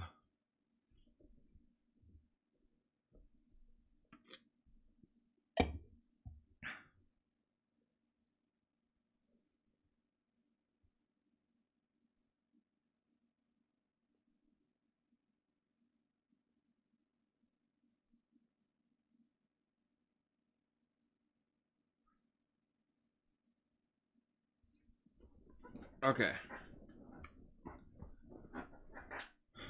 I think I'm good.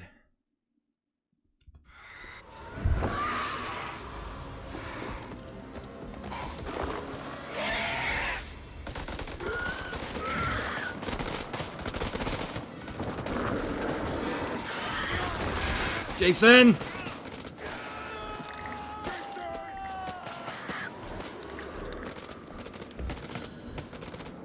Who's there?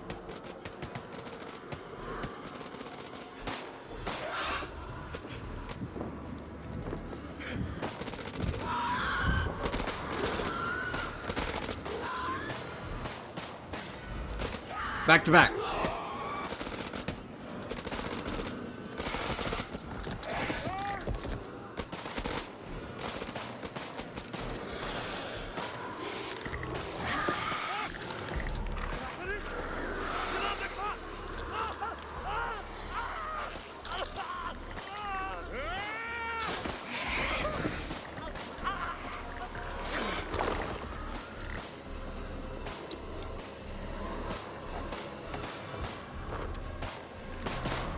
It's probably no ammo.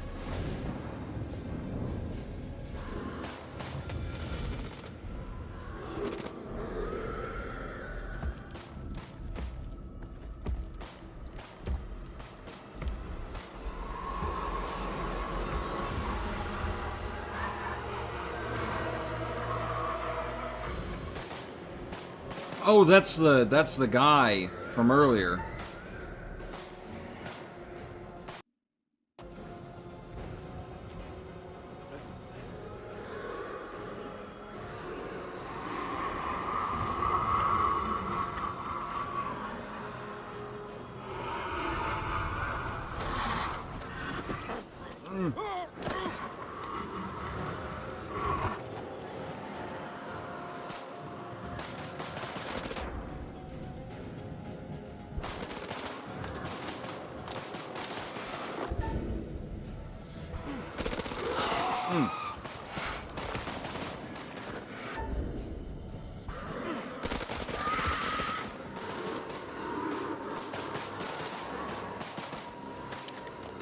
How much ammo do they have?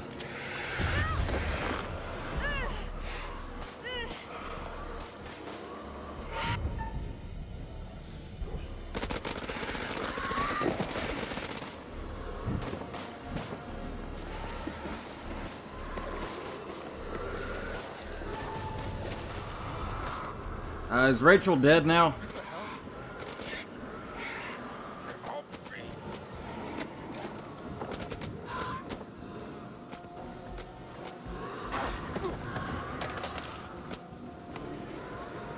Get inside me.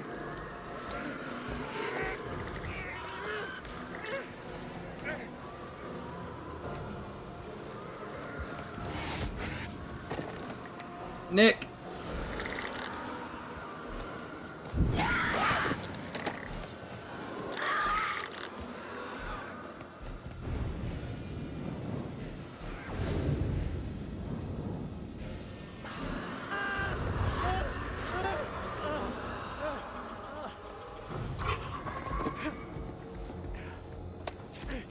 Burn his ass.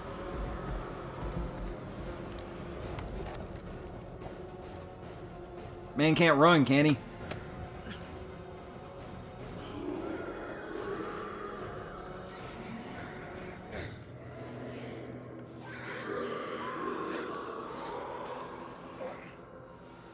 Dar's dead.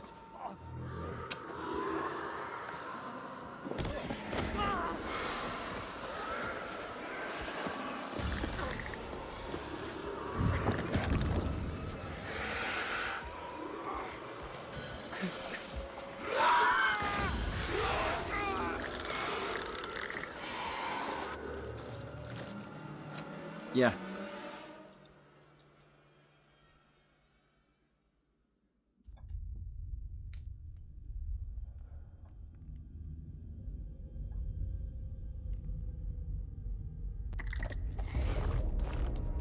I think everybody got split up a little bit.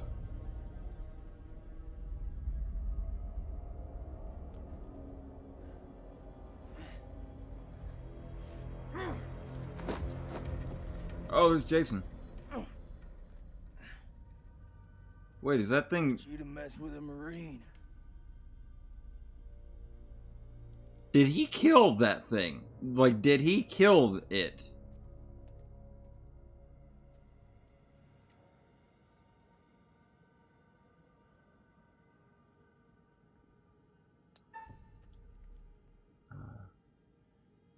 I'm gonna ambush. I don't know who that is. Oh, that's Jason. Okay, no, I'm not. I'm not shooting in that case. I'm not attacking. What the hell? Don't you fucking move.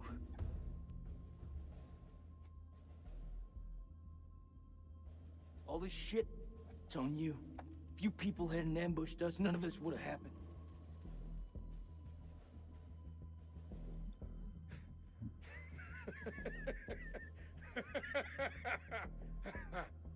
What's so fucking funny? I think Salim at this point probably realistically has just kind of lost it. If stayed in America, we wouldn't be here now.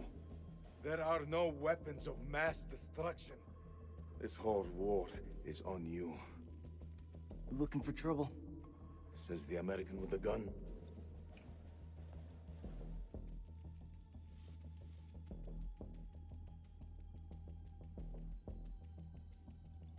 Your friend said, the enemy of my enemy is my friend. That is not always true, but if we both want to live, we must fight as one. The sword and the shield. They're too wordy for my liking. But I'm in.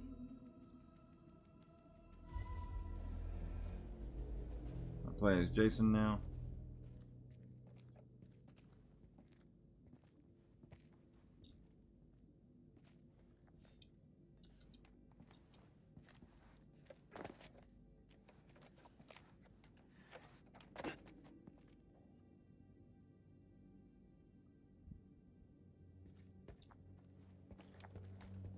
I think for 1 second you're trying to cross me. Best believe me. Following second you're dead. I kill vampires. You think I'm afraid of a jarhead? That looks like our best way through. One of us holds up the gate. The other can slip through.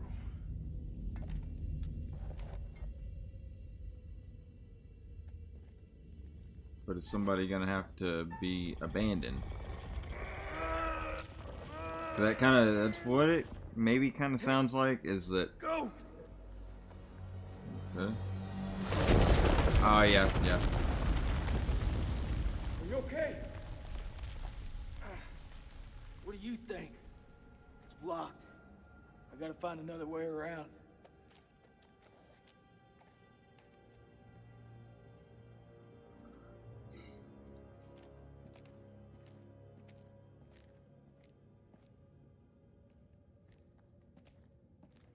I think there's a way through. I just need to clear it from my side. Do it quick. Those things could be anywhere. Mm. You got any idea what we're dealing with?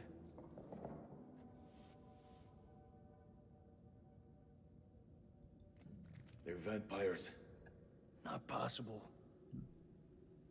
My father once told me. So they're something looks vampires. like shit and smells like shit. You don't have to taste it to know that it's shit. Believe me. It's a good they're thing. Vampires. We must work together. That would explain the explorer that was like sucked dry earlier. I thought they were just like supposed to be like Sumerian demons.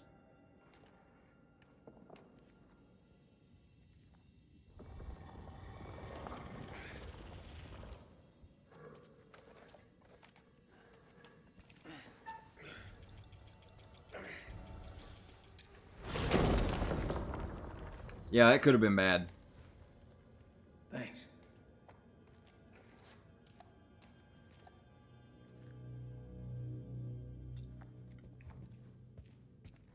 What's the first thing you're gonna do when we get out of here? Hold my son. There's another tablet.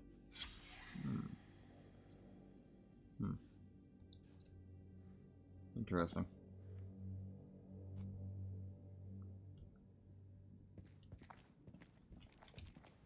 You seem like you got your head screwed on.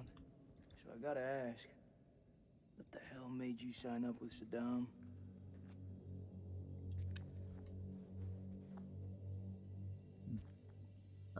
I guess he's just not gonna respond to that.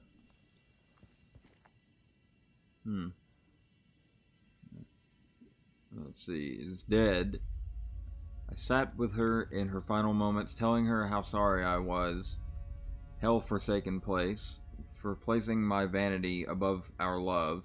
When, the end of everything, I knew she made me swear to bury this place. Okay. Rest in peace, Randolph. Can I go through? Your friend Nick. I like him. He was good to me. Circumstance. Any other day, he'd put one between your eyes.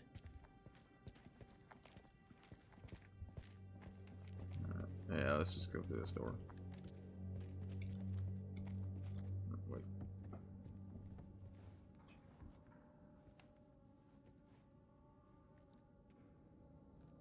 Oh, he's wearing a 9/11. Those markings on your hand. He's wearing a 9/11 hat. It's to honor the dead. It's the reason I fight. It's as good a reason as any. It's a damn good reason. The only reason.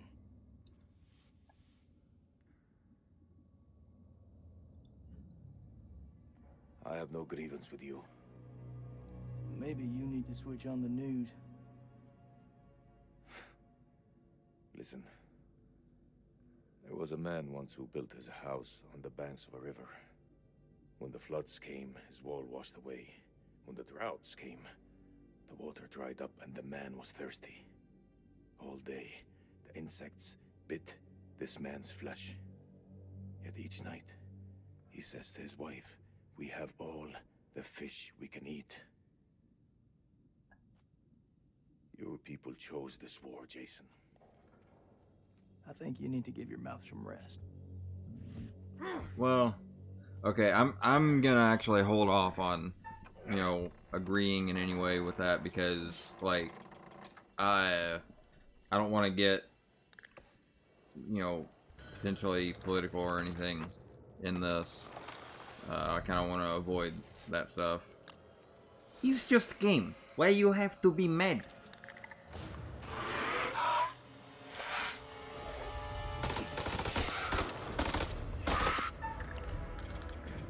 Come on, Salim. Use that Middle Eastern strength.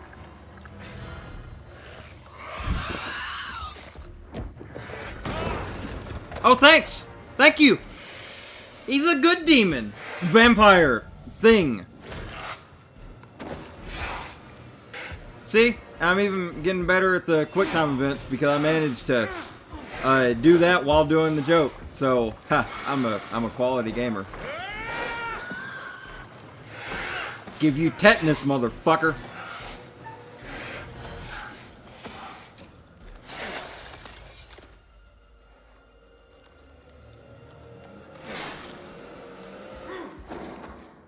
That was close.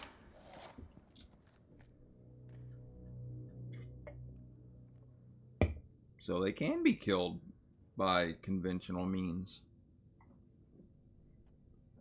I say we get the fuck out of here. Theoretically, I feel like if scientists had, like, if, you know, people like scientists and researchers had a chance to actually research these vampires, they could probably actually design bullets that hurt the vampires because, well, you know, science.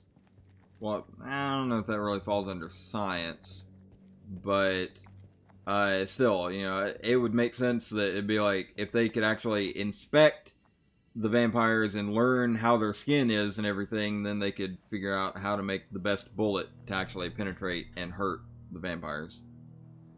I'm still gonna call them demons. Fuck it. Looks to me like a medical bay. This could come in handy. If you want to stick 60-year-old explosive in your back, be my guest. Fair enough. Like, I mean, yeah. Like, Those chemical weapons are granted, close, right? Every time you say something smart, you follow it with something dumb. yeah, he do, don't he?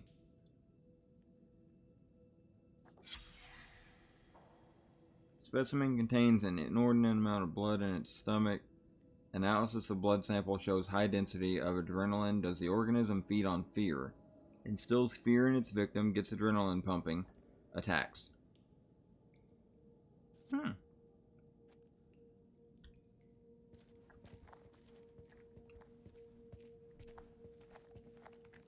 Do you want to hear a joke? Okay. Nope. Salim, I want to hear a joke. Oh, this is Mary. This is Randolph's woman.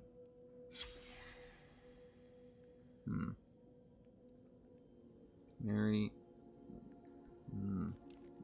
1930. Okay. I don't know if that's supposed to be the year or whatever. Wait.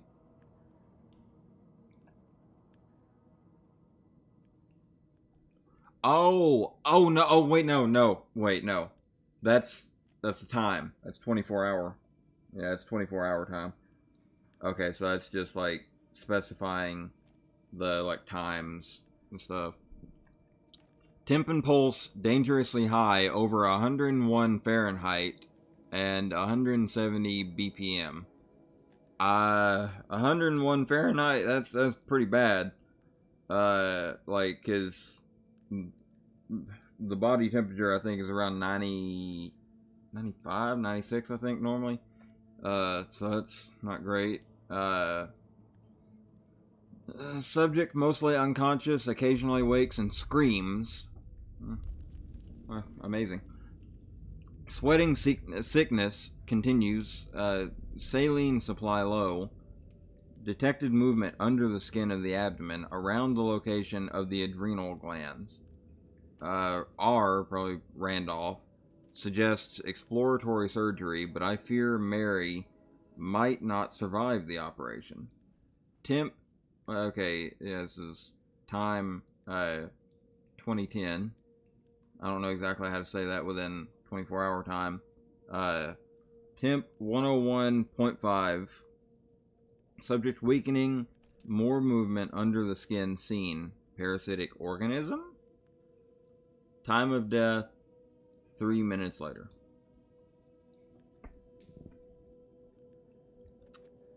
That's a quick death. Well, actually, It's caverns. probably not a quick death. Probably a very slow and agonizing death, based on how Clarice was acting. But as far as like, What are you doing? it only took her 3 minutes to actually die. You think they're still alive? Huh? That's hopeful. Hope is all we got left. Oh.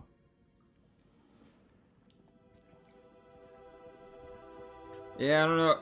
I mean, I don't know about Nick. Nick just kind of got flung into space or something like that. But Eric did run off. And I'm pretty sure that I accidentally got Rachel killed, so...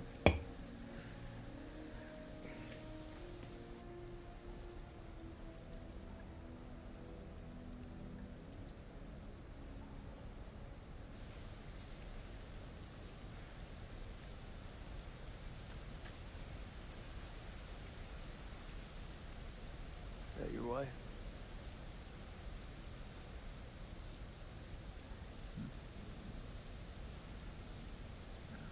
It's funny how you can know someone for years and never really know them. Yeah. I had no idea my captain was married. That the asshole you were with earlier? You didn't make it. Works for me. One less bad guy to deal with. A time will come when you'll deeply regret this manner. I don't carry regrets.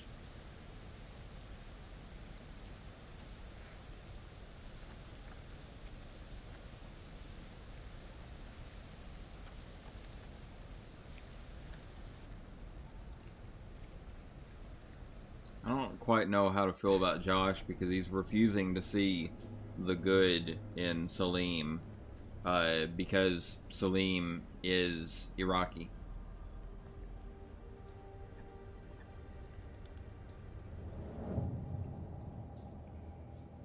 That just, as I've said multiple times so far, This place is a jack in the box. put your differences aside, because it's the only way you're going to survive in this situation.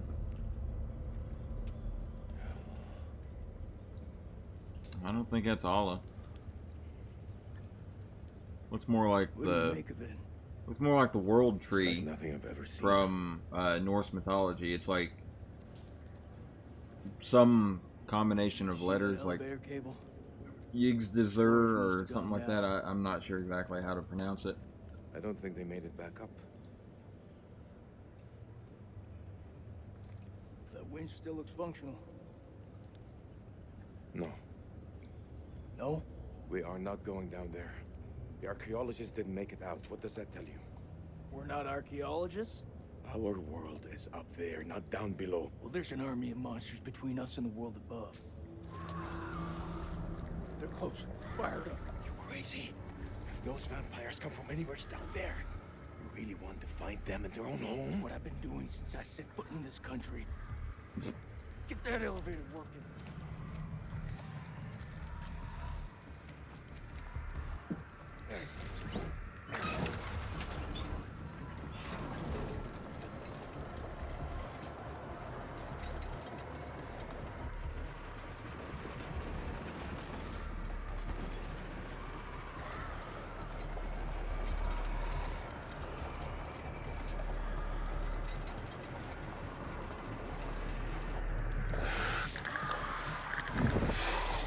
Days are coming.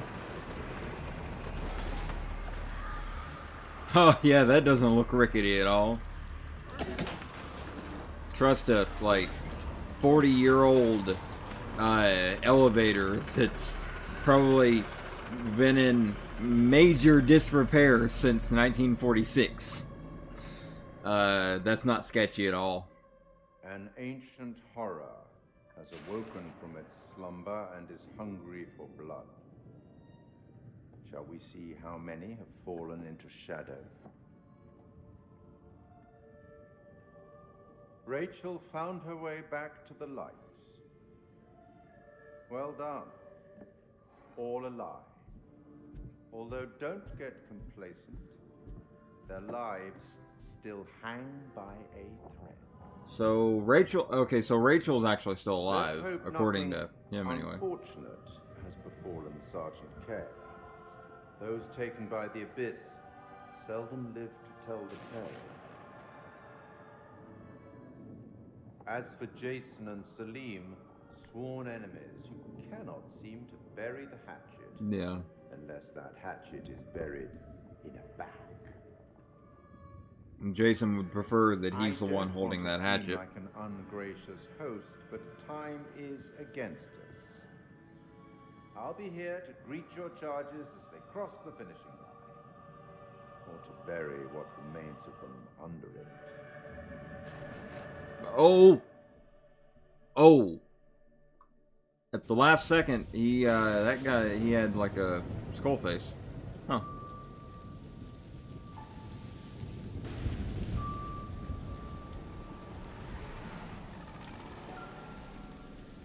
Hey! Little hope.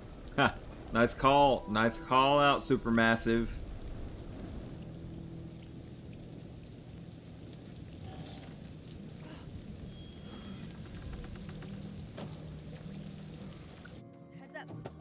Oh. Smells fried. We're in hillbilly territory. What were we expecting? Cantaloupe caviar? Hmm.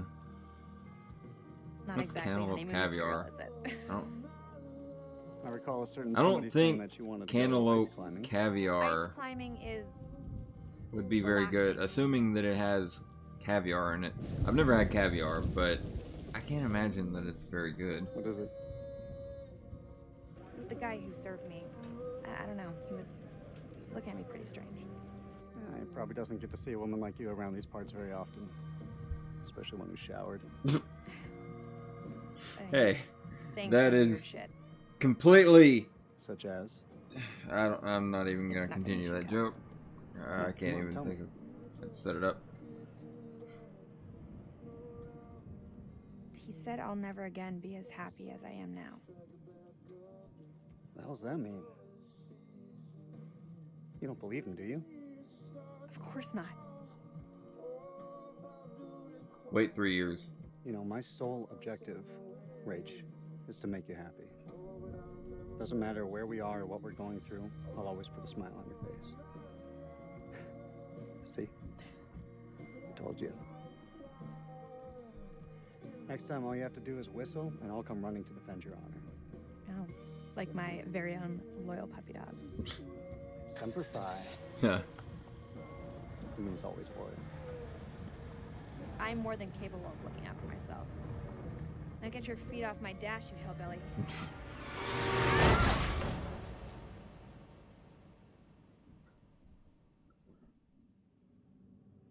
So that's what happened to Eric's leg.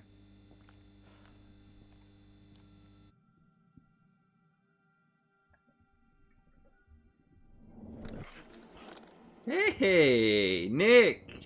Back from the dead, my boy! Nothing can kill you. Let me guess. You ain't got no... Do you still have ammo? How much fucking ammo do you have?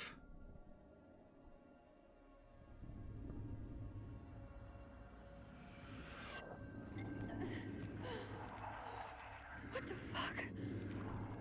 Oh no, she's infected.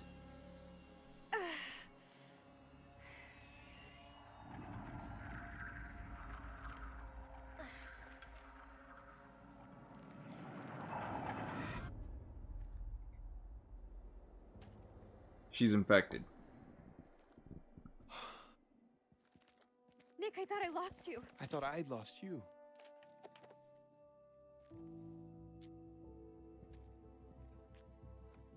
Oh, Eric. Right. Eric.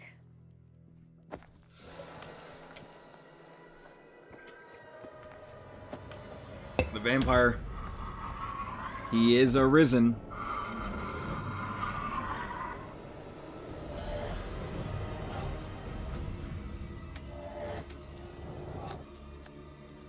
Shit, it's malfunctioning. Wonderful piece of technology. Colonel, you gotta go. You too, Nick. You're coming with us. Come on, Ray. Well, it's bouncing off of it. Oh! Look at that Terminator 2 run! Shit.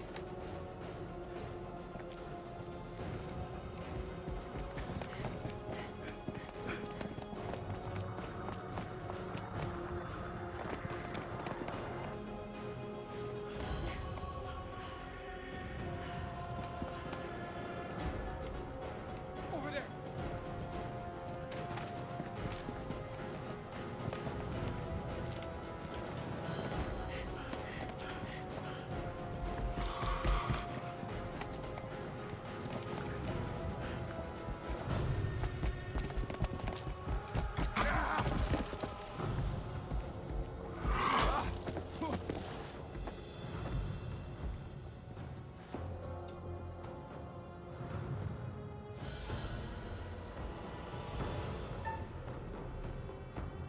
Help him! Help him, Eric.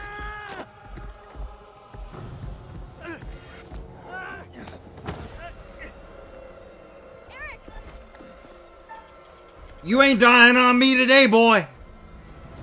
Jesus. Pull me up.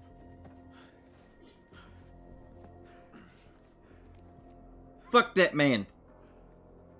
Thank me later. Let's move out. And I may or may not have accidentally gotten him infected as a vampire to begin with, but fuck him. Poo poo. Stay down there. Now, obviously, he's still alive. That's not even like a surprise or anything. It's just obviously he's still alive because he's gonna survive that fall because he's a vampire. You think that thing's gone? Looked like it went down that tunnel.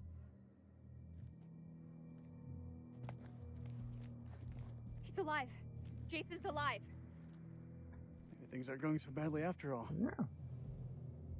Back there. Thanks for looking out for me. Hey, gotta look out for each other. One good turn deserves another. All right, let's find Kolchak.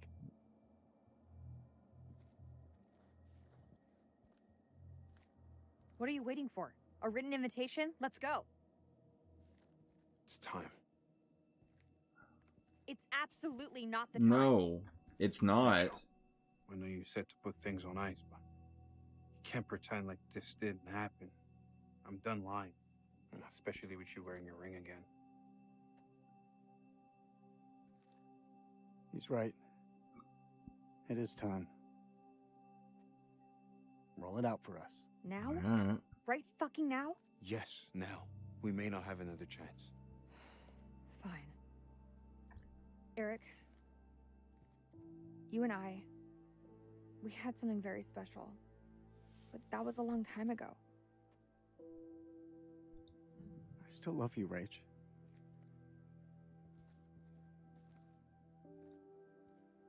This isn't about choosing. It's about knowing what's best for me. I was on my way. I was making a new life for myself. But life has a way about it. Today, I've seen the same man I fell for all those years ago. When you held on to that rope, I knew you'd always be there for me. I want to try us again.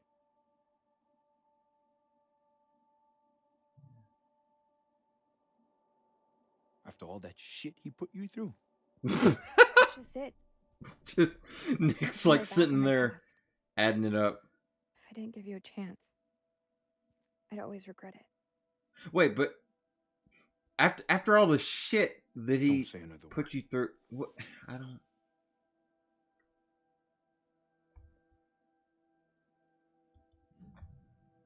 I'm sorry it came to this.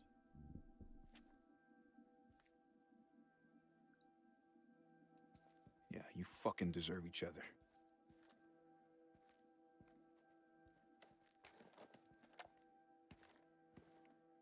Let's go find Kolchak. Thank you.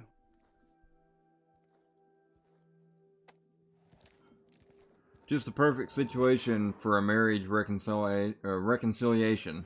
A horrible, traumatic survival scenario. Worked in Jurassic Park 3, it works here apparently.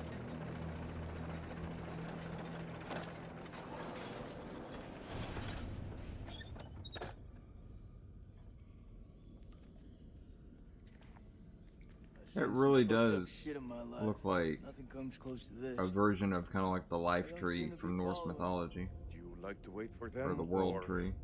Don't need to be a smart ass. Just move. Explore the unknown. I saw this. I am immediately going to check this out.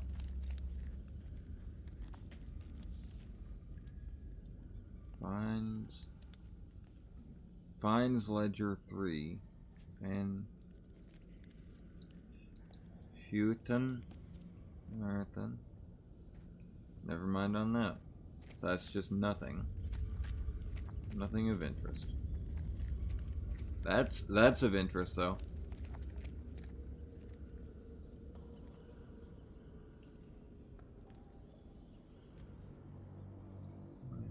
What is that? Cocoon? Looks like those things came from here. Yeah. Smells like formaldehyde.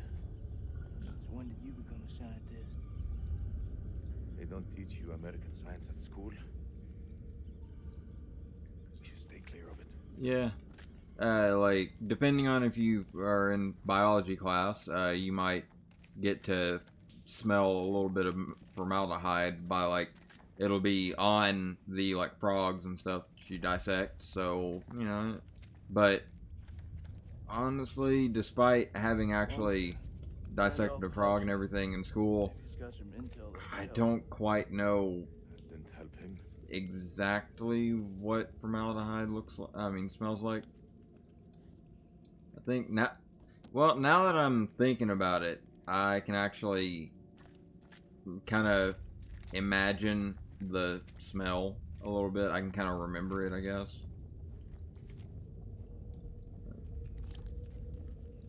Oh, it's a pocket watch. It's a packet watch. Mary Hudson. Yeah. She's gotta be his wife. Alright. Their story didn't end so well. Jason? What? Yeah. I can't end up like this. Don't worry, you won't.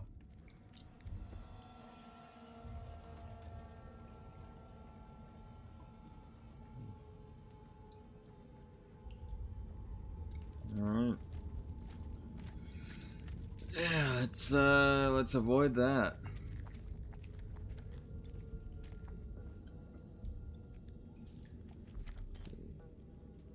When this temple falls, my wife and I will be... I owe her that, at least. The portrait that I carry in my watch case is the Mary that I remember, not that monster thing, whatever.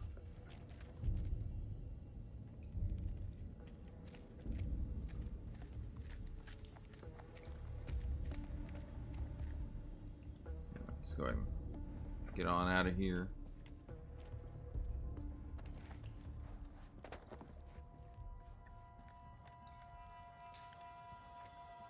Wow.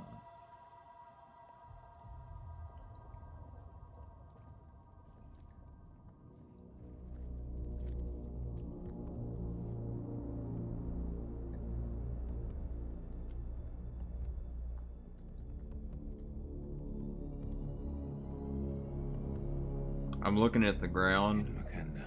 Yeah, what you said. This is an alien base. What the fuck is this place? This is definitely like an alien base of some kind.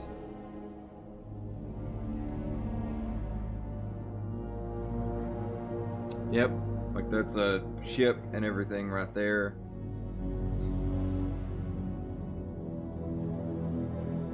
I said that they were probably going to turn out to be aliens that crash landed, and that's what it's looking like. What is this hell? Is this even real?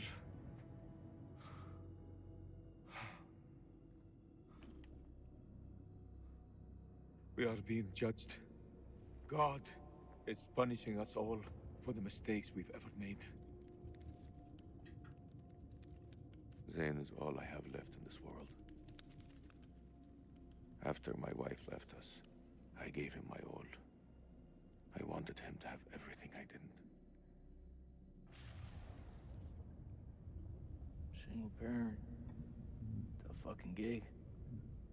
It is. But my boy has made me very proud. He's going to London, to university. Which university? If only he would stop I stealing. don't really know. Oh yeah. He's a bit of a kleptomaniac. This morning, I found the goods Zane had stolen. I left a message with my neighbor to tell Zane how angry I was with him. I said the last thing he will hear from his father. I miss him so much.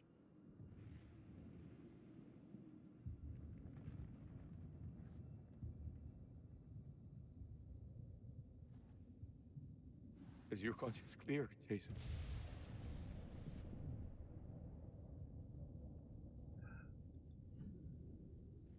No, it's not.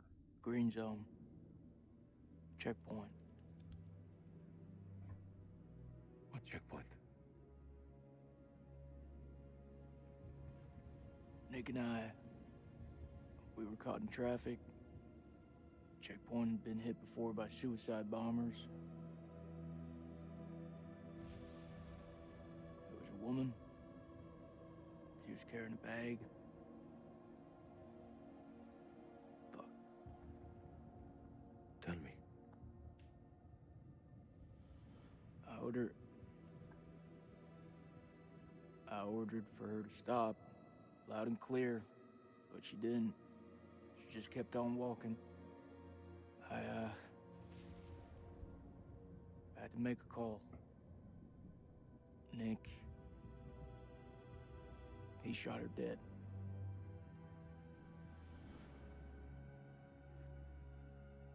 What was in the bag?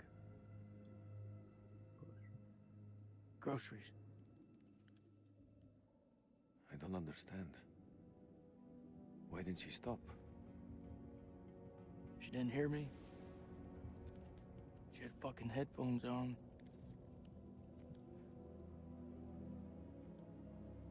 Huh. This bullshit. I'm not here to honor the dead. The truth is, my life was going nowhere fast. I jumped at the chance to sign up. We all have our reasons. They don't have to be profound. Profound, huh?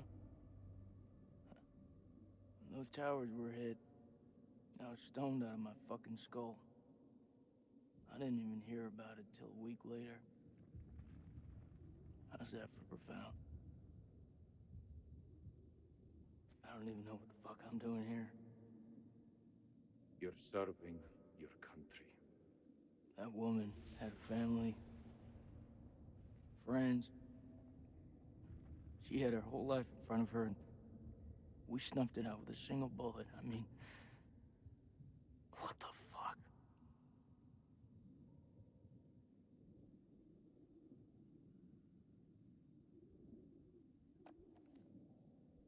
I can hear you thinking. We're waiting for something to happen. Maybe we should take the initiative and make something happen. What'd you have in mind? We go inside there and we find a way to hurt them. Those fucking things tried to fuck with our heads. They tried to kill us. But you and I, we're both standing. Yep. Start believing, Salim. We're gonna get out of here and see the sun again. You're gonna see your boy. Is that what you truly believe? Hoorah! What on earth is that sound? It's a Marine thing. Yeah. So, does that make me a Marine too? Let's not get ahead of ourselves, Yeah. huh? Okay. I mean, Hey, honorary whatever Marine. happens out there, got your back. We'll stand together. It's the only way.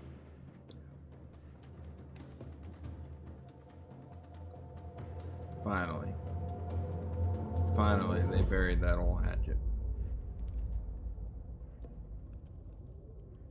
It was most definitely an alien base of some sort.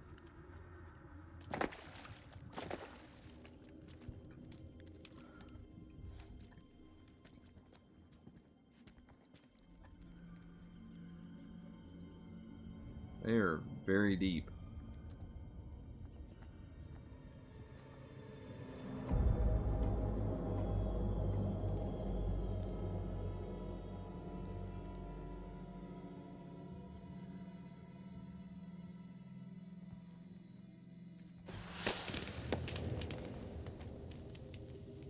What is this?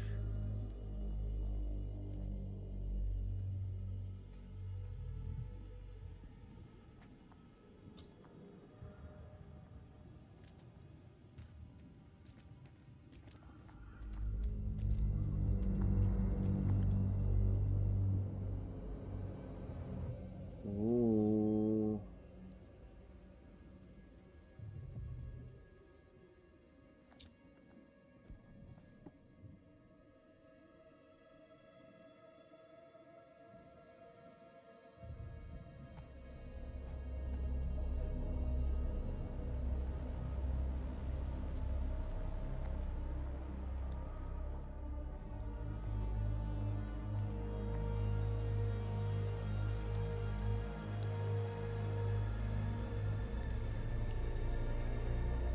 Stay close.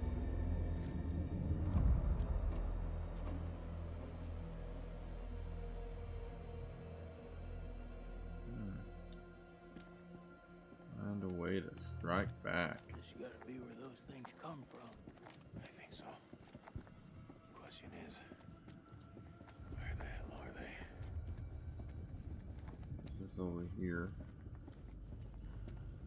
Have I gotten all the tablets? Let me... Oh, I'm missing one more. What's this one? Oh yeah. That is Nick's death.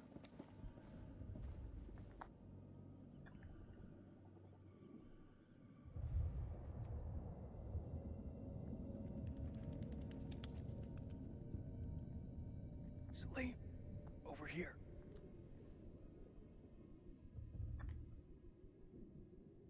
What do you make of it? This place could have been down here for thousands of years.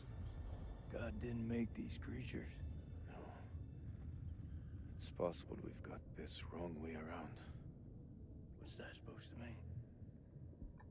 Maybe we're intruding on them.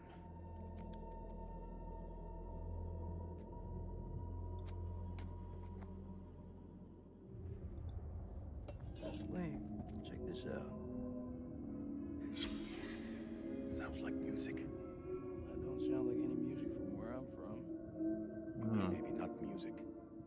Could be a language. Now, you've seen those motherfuckers. They're not exactly the chatty type. We shouldn't underestimate them. Look at this place. Those things are intelligent.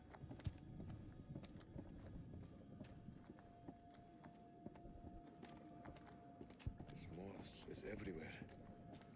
Is it just me, or is it alive? Well, most moss is alive.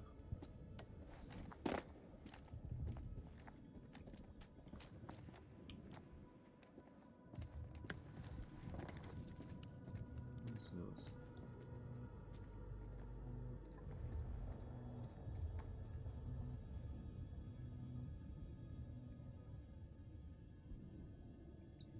Salim, check this out.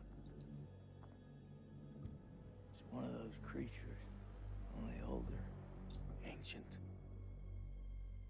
You don't think it's alive, do you? You Touch want it. You want You touch it. You want to test that? Pussy. I bet it's still alive.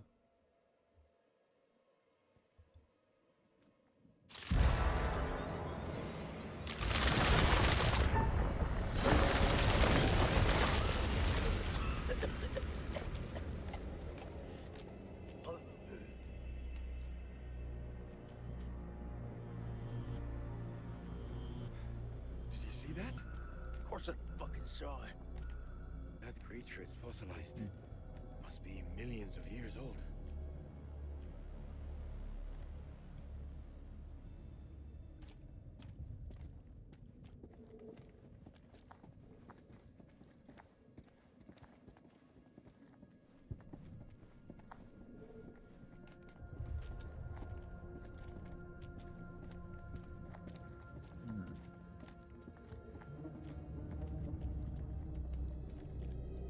What's this?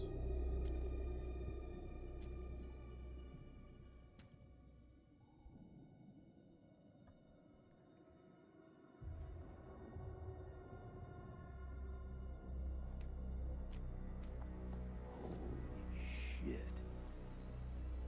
Look at him. Check out that armor. This guy's goddamn biblical. Yeah.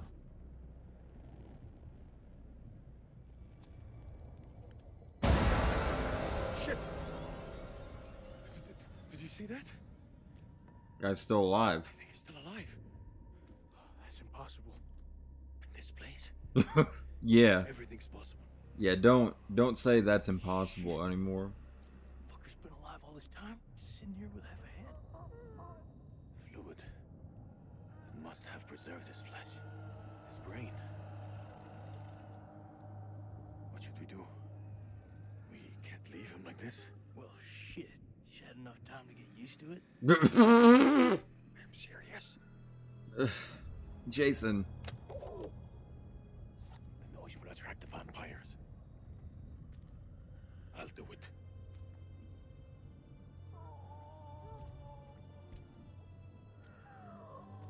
ارتحت دلوقتي في موتك.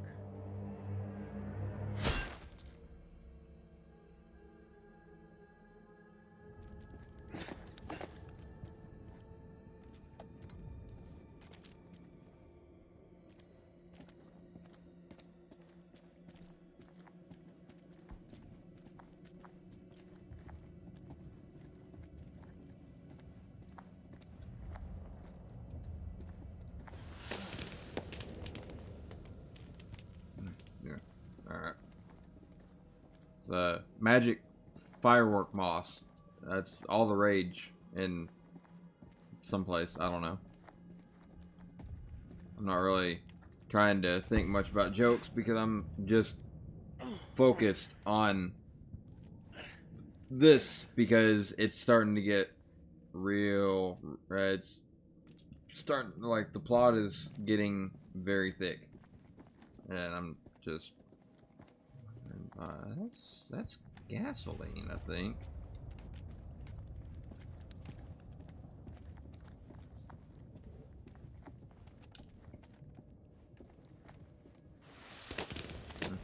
Yep, there we go.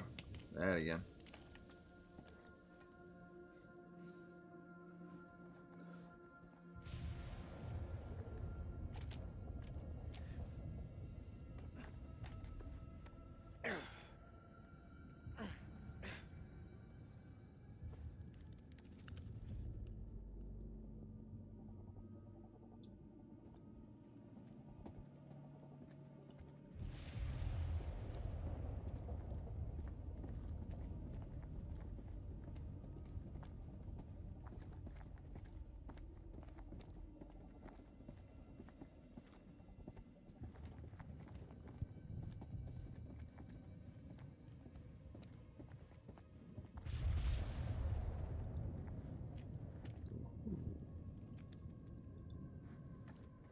Skull. It's lame. Looks like someone's... Infected with an invasive parasite. The dentist. No fangs. Can you see? The bone is ruptured where they should be, as though smashed from the inside out. What are you saying? Maybe these things weren't originally vampires. Maybe they got infected.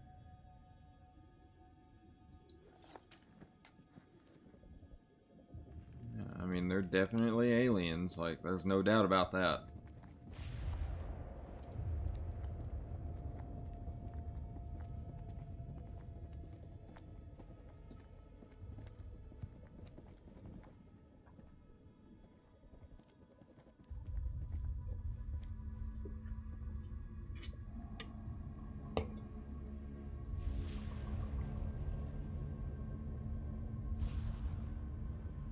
Sleep. What is it? I think we hit the mother lode. Oh. Oh boy.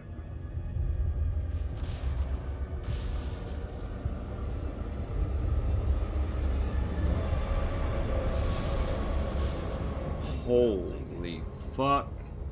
Thinking cocoons? Yeah. Then I am thinking what you're thinking. Well, they are fossilized. What? Whoa. Yeah, step over. Quietly.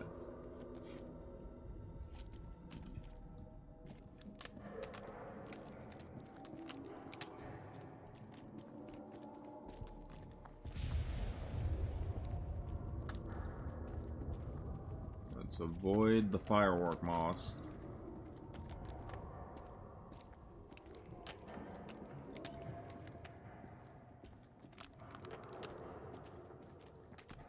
They're hatching.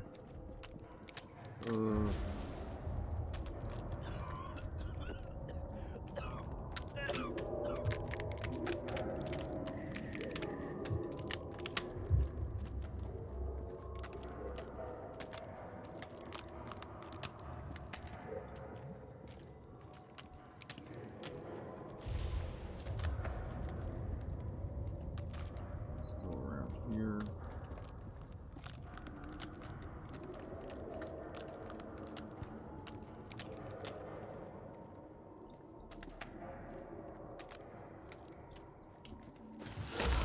Fuck. Because there's probably, actually, there might not have been a way to avoid that.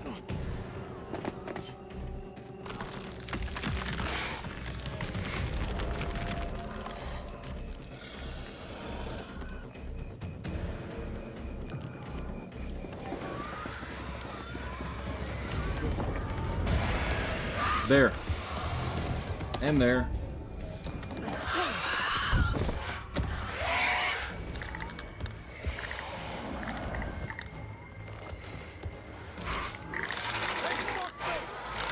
I got something for you.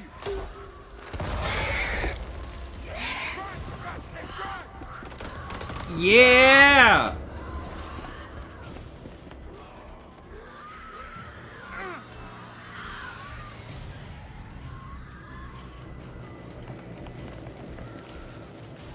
I'll cover you. Go.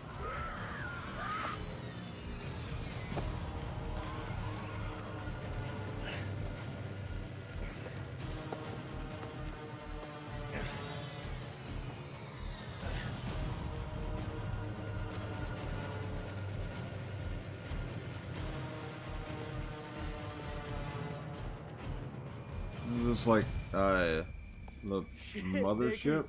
You turned up like the fucking cavalry. I thought you were dead. Everybody always got each other back.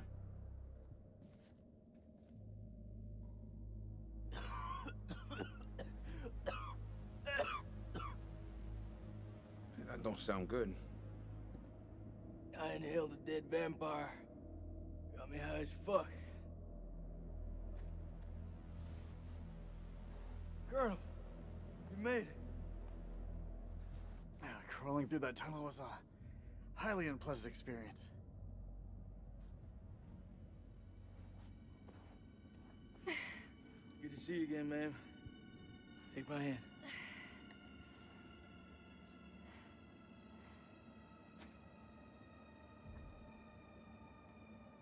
Glad you're here, man. This place.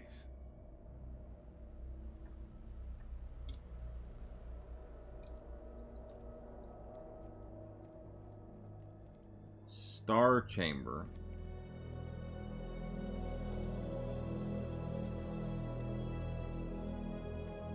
What is this place?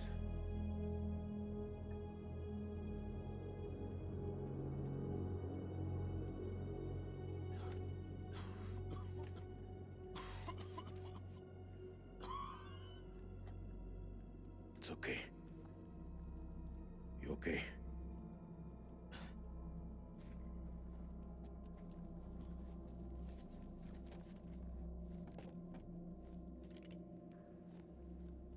We need a plan.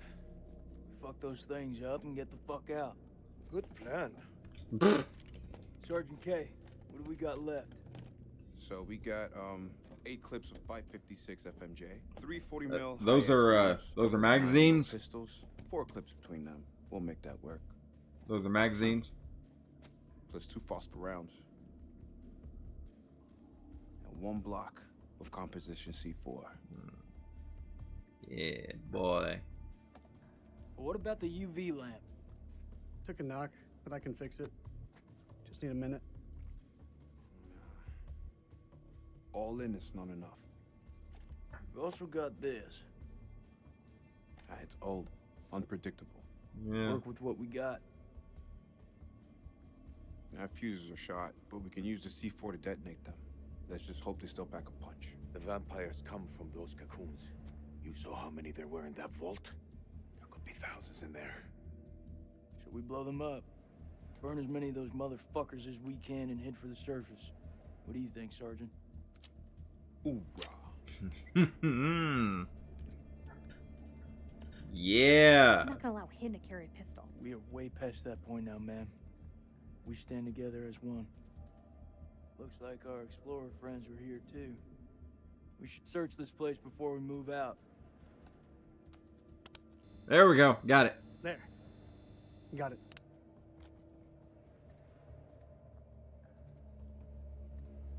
Is there any old World War II era guns?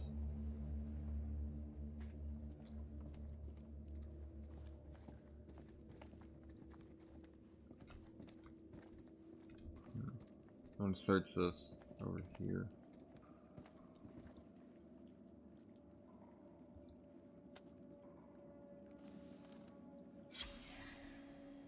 Hunts victims, implants parasite, parasite gestates, host death, parasite takes over. Okay.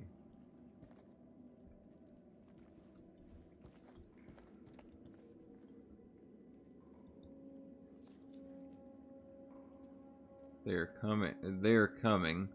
We must end it here with, if there is time, my last act will be to dictate this diary onto Found in the Rubble.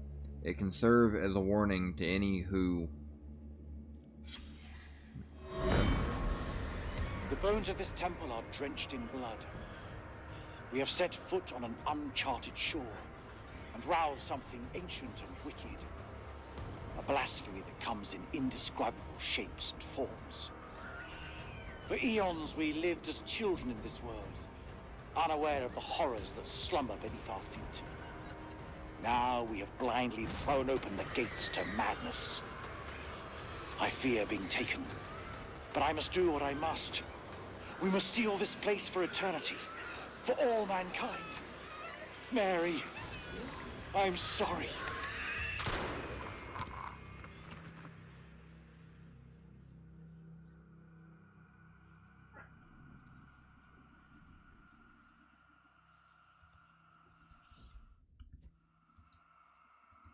Wow. Alright. None of them made it out alive. That's Over here. obvious. I found something. Let me look around a little bit. Let me talk to Jason.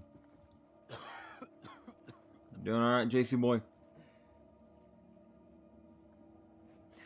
Shit, Jason. Not sure who looks worse. You or me. It's nothing. You seriously do not look good. I just feel cold. That whole mess with you and Nick. It's out in the open, right? It's for the best. Regardless of everything else, secrets keep you safe.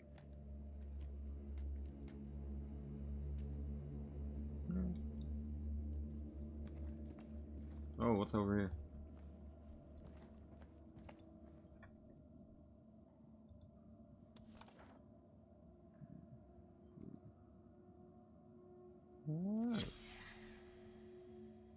What was in it for him? Is it really all about these tablets?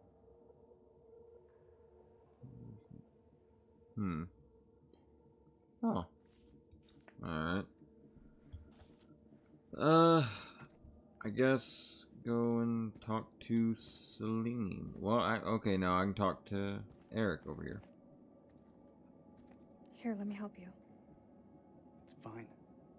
I've done it before. I've done it many times since. Sorry. Rachel, wait. I'm sorry. You always were better at changing this thing than I was.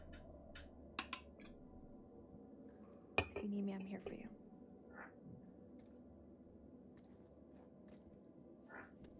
Alright, now to talk to Celine and get some story info.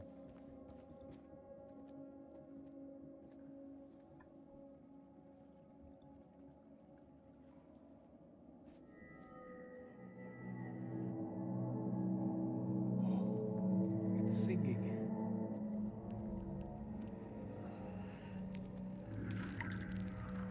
Are you okay? She's infected. There's meaning here. It's a language formed from chords, musical scales, sonics. Mary was a pianist. She deciphered it. She thought these carvings represented the stars. Do you see? It's Cetus, the whale. We're a long way from the night sky. Yeah. It's a mystery. According to the journal, there was only one scale of sound in the device. But Mary was studying it alone. I think there may be another. I'm going to need your help. What can I do? This console is too big to operate single-handedly.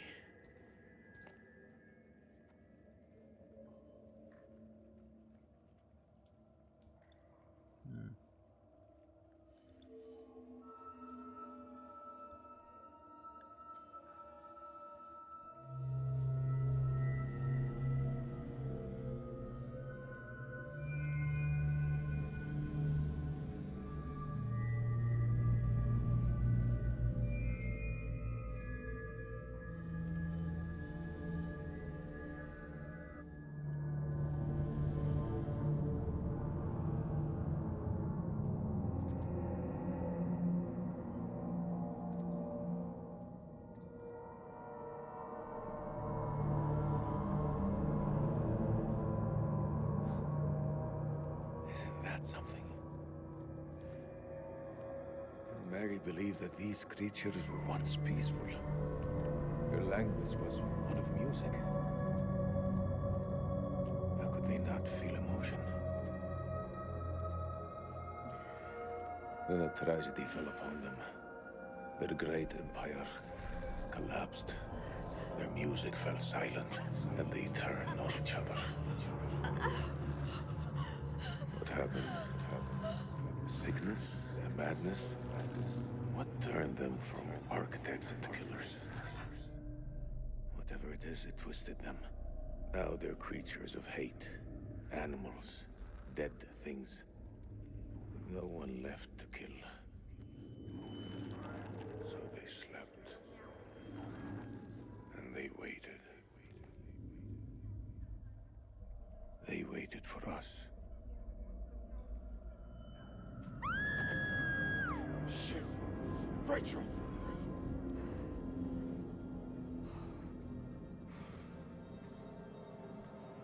Rachel? Rachel! Rachel!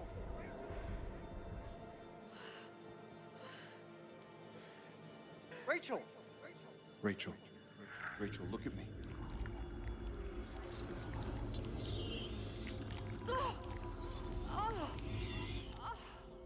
She has it.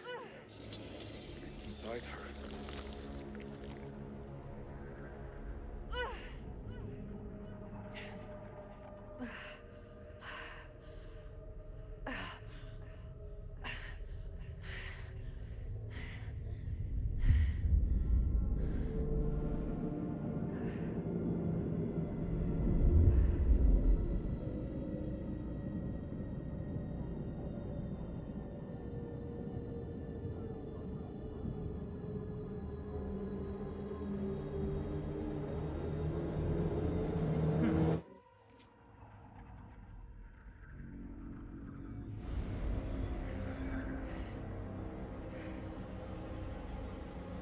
I'm sorry.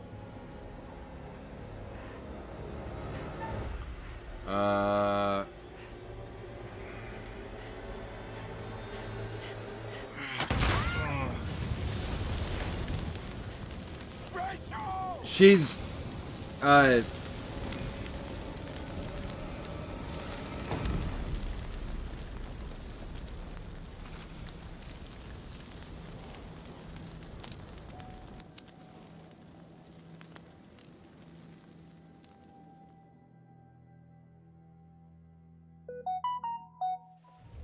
wonderful timing on that.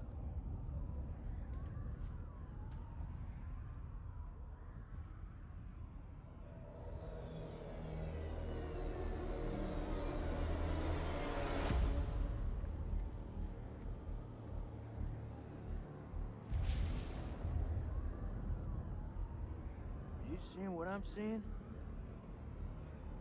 Yeah, it's a lot. Those mounds are made of cocoons. Thousands of them. If we set the charges there, they'll all burn.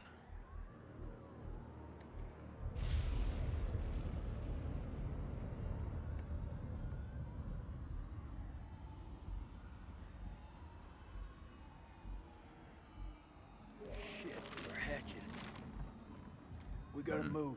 Quick. No. Okay, listen up. We've been hit hard tonight. We lost brothers. And we lost Rachel. But now, it's time to get some payback. We plant charges on as many of those clusters as possible and then detonate them remotely. Second those charges go off, we haul ass to the exit. If luck is on our side, we'll do more than fry a few vampires. Create a diversion. Salim, you ready? I am. Okay then. Let's get loose, kids. Yeah. Okay. Who's going to place the dynamite? Alright, fuck it. I'll do it. You're crazy. We'll do it together. Nah, the more of us down there, the more chances we'll get seen. Takes a detonator. If I don't make it... Nick! Hear me out. If I don't make it, I want you to blow those charges. Just don't go getting trigger happy on me. Every step of the way, you keep in radio contact. And if there's no radio signal? Then I'll pop a flare. See it go up, you hit that detonator. Be quick and be safe. You hear me, buddy?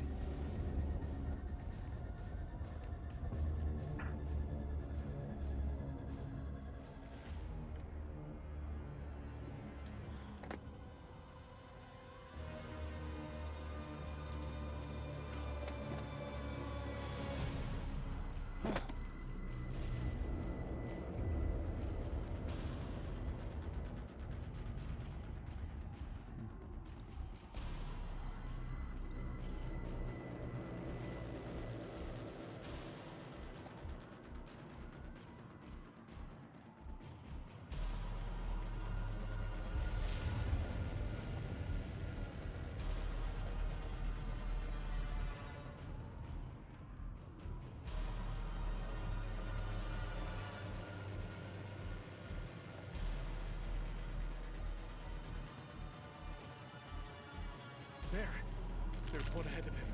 To his left. Nick, the cocoons are hatching ahead of you. You gotta move fast.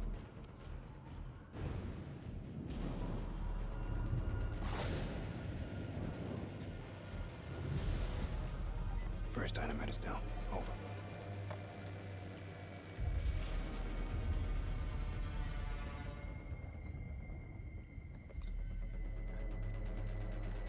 Which way? Left or right?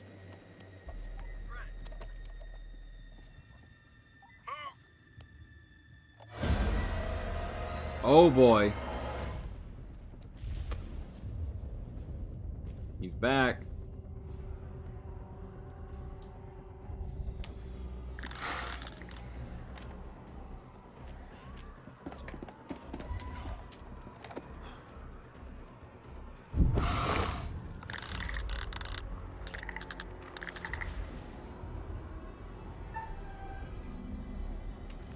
Is it?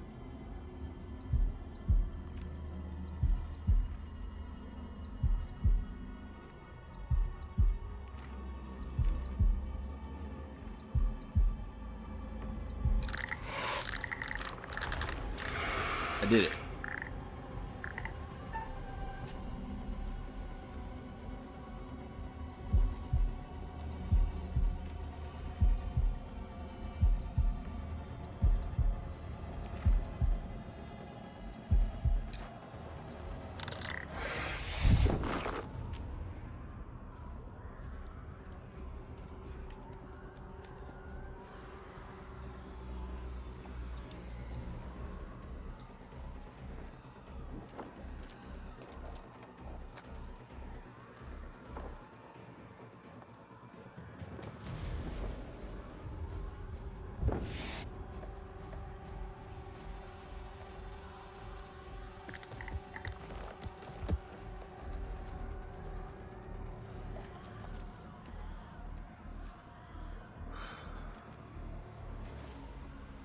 Holy shit.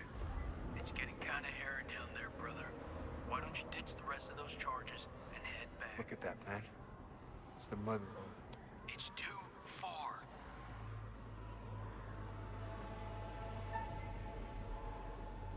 No, I'm not. I'm not gonna risk. All right. No, Nick, I'm not risking.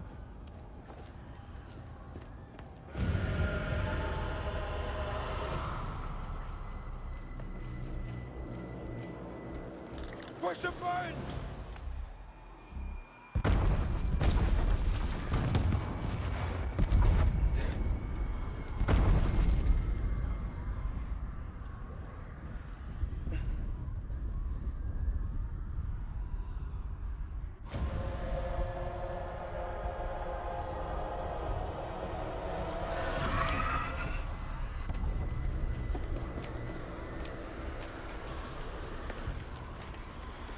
Vampire's coming after you, though. The Sumerian vampire, he coming after you.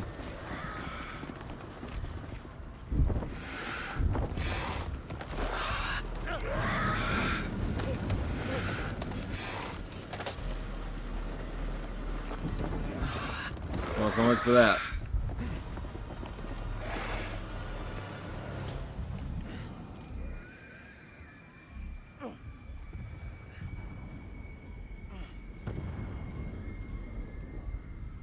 Where the fuck is Celine? Those charges were a godsend. Feels like this whole damn place is coming down. Celine, he's still alive. Celine, come in, man. Are you there? I am surrounded. I'm in real trouble here. Vampires. So many vampires. What's there to think about? We go back down there. We die with them. He's a dead man. We need to go.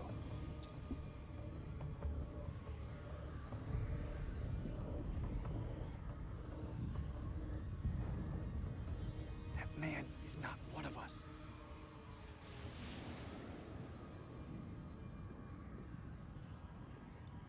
You're wrong. Salim is one of us now. Marines don't leave their own behind. You hear me, Salim? If I Tell him yourself. I'm coming to get you.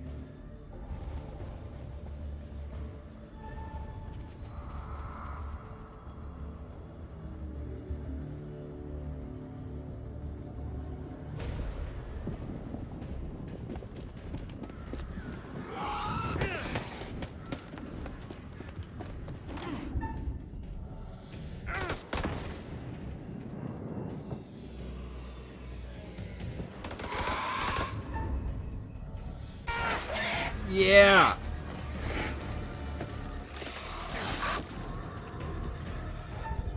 We make a good team. We've come to join the fun. Yeah, yeah.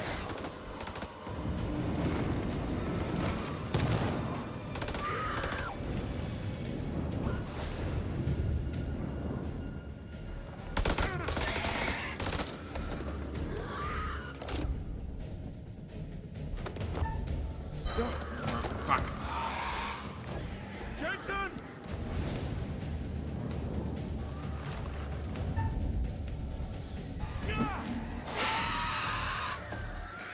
Give me that. Bonk.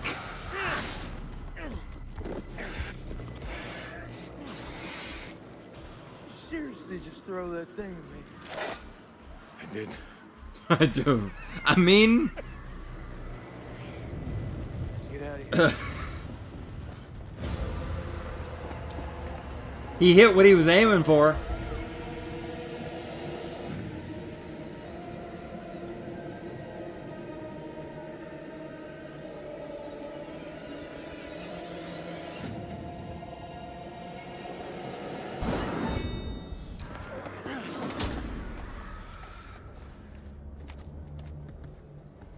He's like, well, shit. Really should have brought more spears, you know?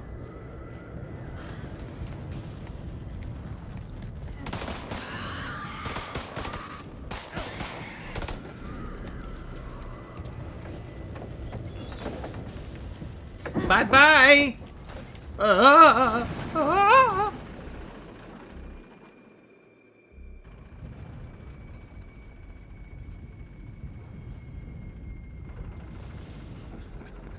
Takes more than a few bats to kill you. Oh man, that was unfucking believable. Those things were all over us, but me and Salim busted through them like it was the last down of the goddamn Super Bowl.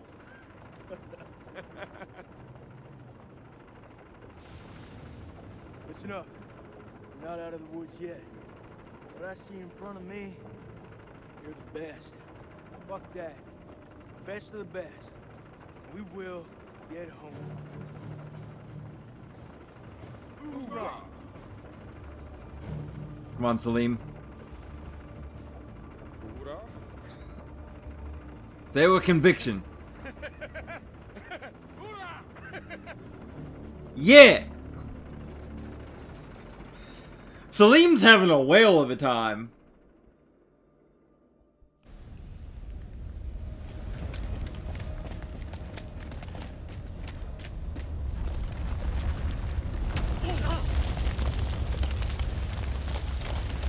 Oh, Brian! I'm right behind you.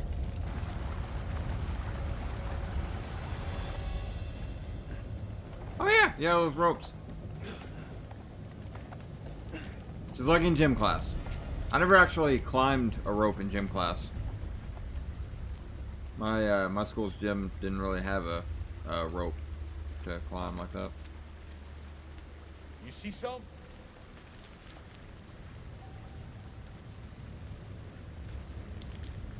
What? It's oh, it's Clarice. Clarice.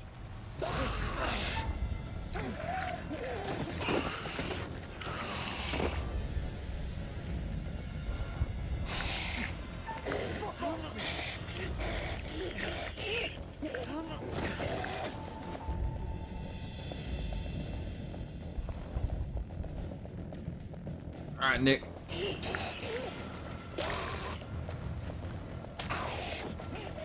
Kick her in the colon.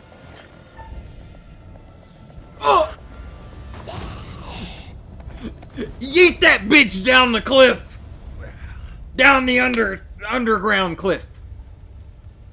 She was dead the moment they lay hands on her. Never should have brought her here.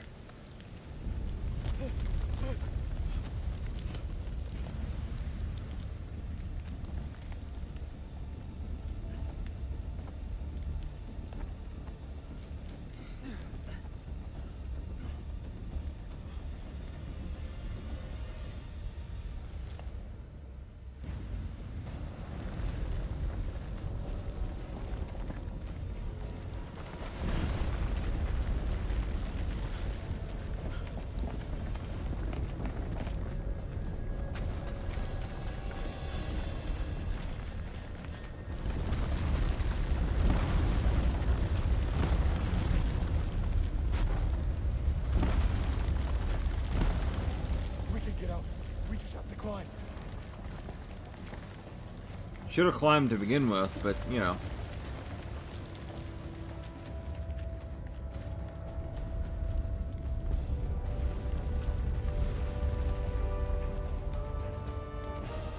In the palm of their hand. Mount Hend.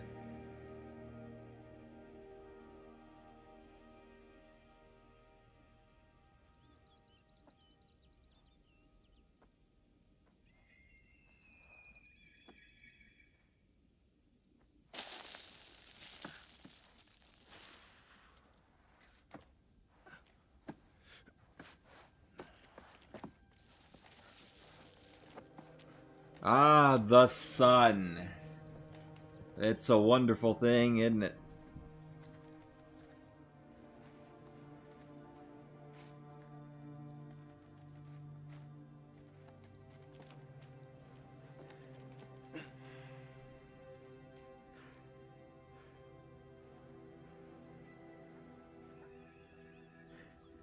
You still with me, buddy? We got two alive. Very fucking ready to go home, Marines here. Dropkick to Coyote 2. Radio check. Over.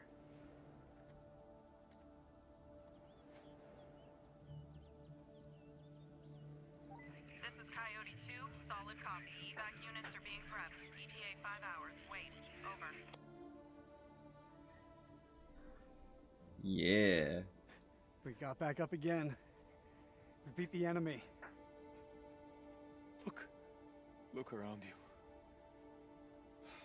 So quiet. You think those shepherds are still around here? I could use a cold one.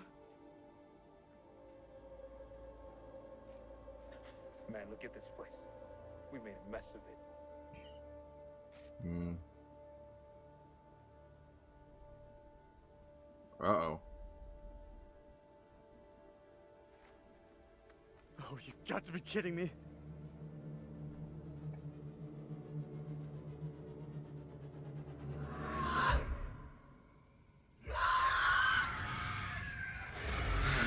Fucking solar eclipse.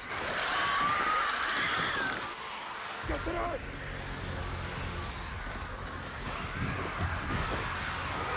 Ain't nothing can be actually good for these guys.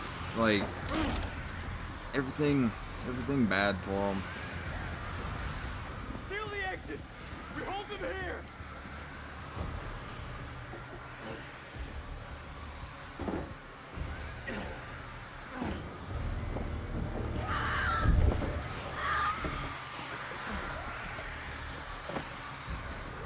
What's the sun back? 6 minutes, Max. We just need to hold out. This is way too long. You can't rush the damn moon. I'm sorry, but I can't rush celestial objects. Jason.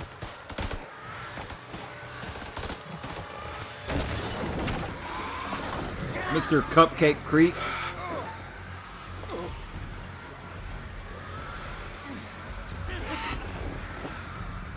It's kind of hard to do that right mouse thing because I'm like, the middle finger's not as good as the index finger. Last stand, motherfucker!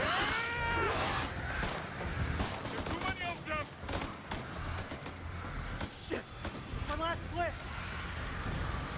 Fuck are we gonna do? Ooh! Now that's convenient. Where's the ammo? These are fucking frail. Mike, Oh. we can hold them off.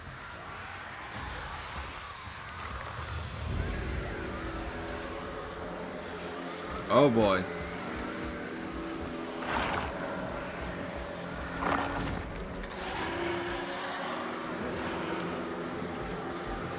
This fucker.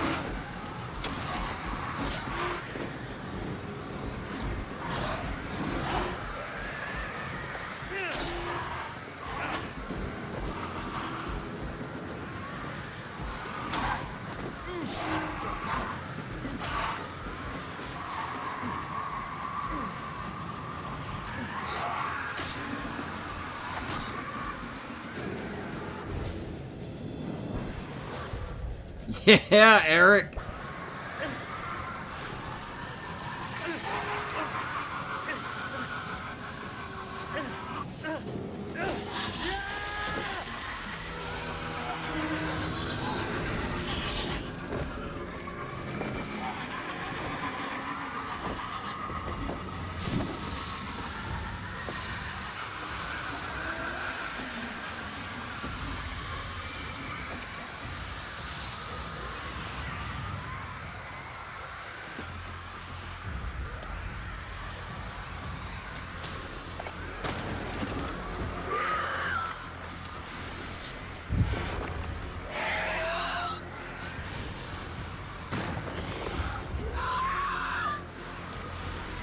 It's been interesting knowing you.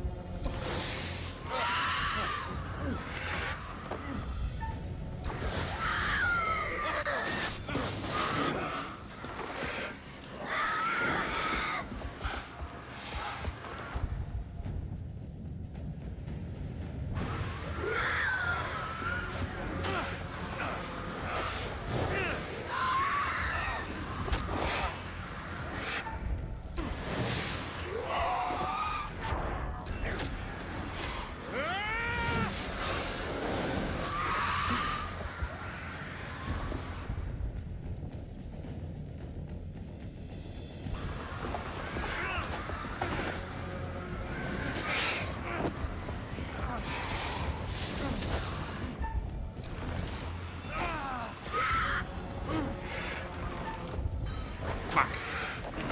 I knew I'd screw up it eventually.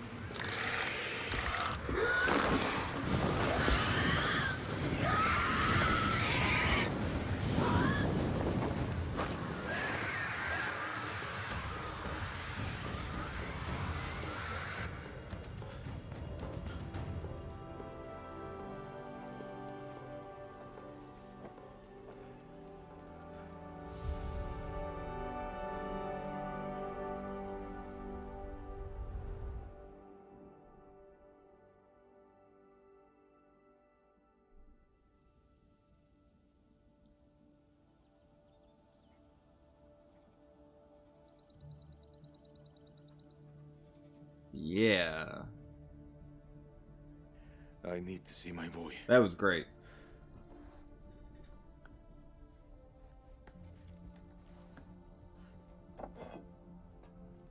A souvenir.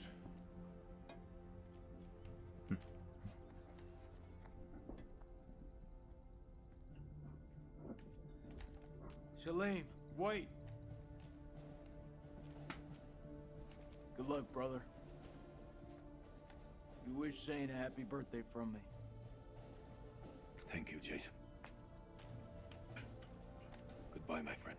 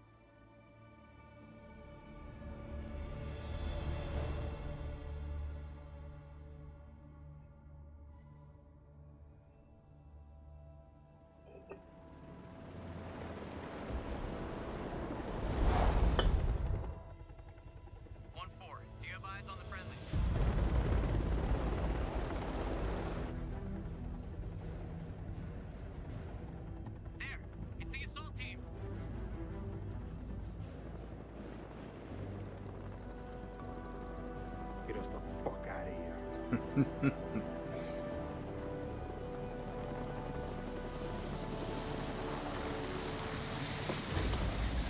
You know, I knew that I would really, really enjoy this game because the premise of it, it's just, I fucking love it, and I do. I really like it.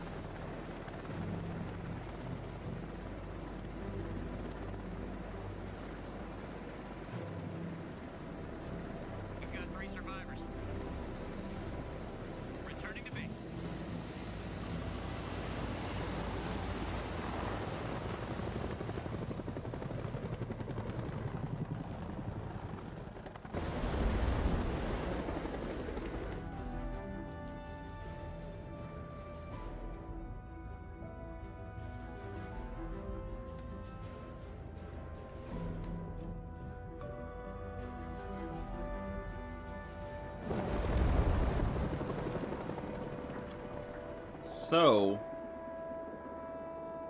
that was interesting. They never explicitly pointed out that the creatures are alien, but it's pretty obvious that they're alien. Well, I mean, okay, they did point it out because Rachel saw the ship. I'm gonna save what I'm saying. Not bad.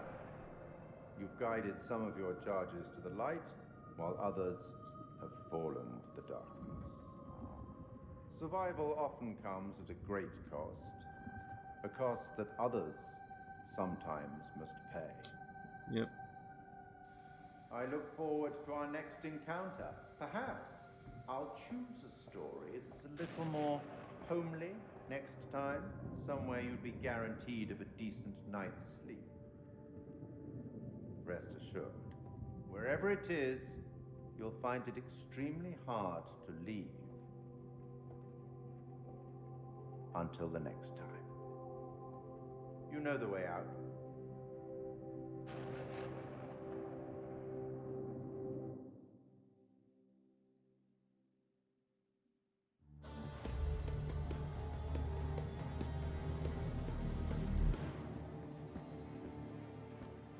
See this.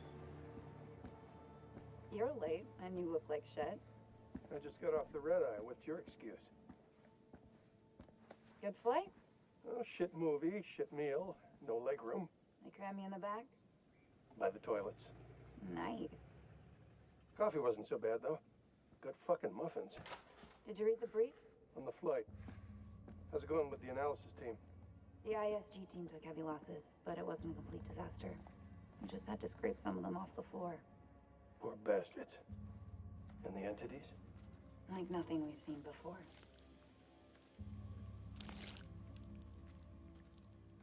Kolchak Jason, First Lieutenant, Marine Force Recon. The best of the best, huh? Or so they advertised. Fuck! Now how many times do I have to keep telling you the same damn story? I understand. However, CENTCOM needs to iron out any irregularities. Such as? The whole fucking thing was irregular. Yeah. Such as why you allied with an enemy combatant? You weren't fucking there!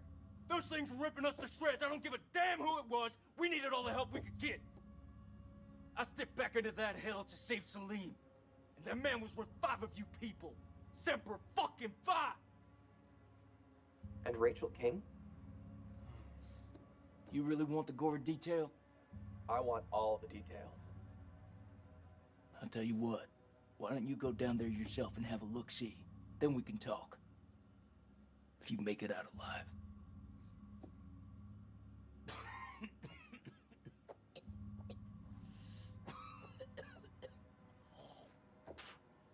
Lieutenant Kolchak? That's a nasty cough. His biopsy results just came back in. The future's not looking so rosy for our war hero. How long has he got? Hopefully enough time for the experiments. So they cooperated with an Iraqi soldier down there? Republican Guard, if you can believe it. Must have made a hell of an impression for Kolchak to go back for him. I'm dying to meet this guy. Nothing to show. He walked. The hell's that mean? By the time the extraction team got here, he was gone. Could be across the border by now. Sneaky son of a bitch. Now I see why Kolchak enlisted his help. The analysis team are still pulling specimens from the site. It's carnage down there. They used dynamite? We don't know how they got their hands on it. No, I'm done. I told you already. It was a city, a goddamn city full of those things. There were cocoons down there. Fucking thousands of them. How many organisms were still alive down there? Too many. Oh, for Allah's sake. They're all fucking burdened. This is like Winterfold all over again. Uh-huh. Ah, and here we have Colonel Eric King, our in-house genius. He definitely got more than he bargained for. Everything you know about biology just went up in smoke. These things, they're advanced. They're stronger than us, more intelligent than us. If you want to get ahead of this, you need to start taking me seriously. None of us doubt the severity of the situation, Colonel. After all, most of your team didn't make it back alive. And I'll have to live with that. Let's move on to Kalis.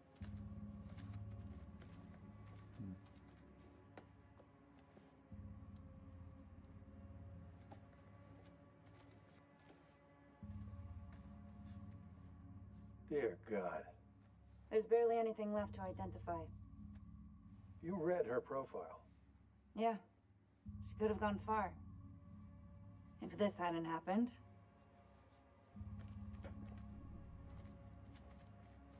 We still on for next Sunday?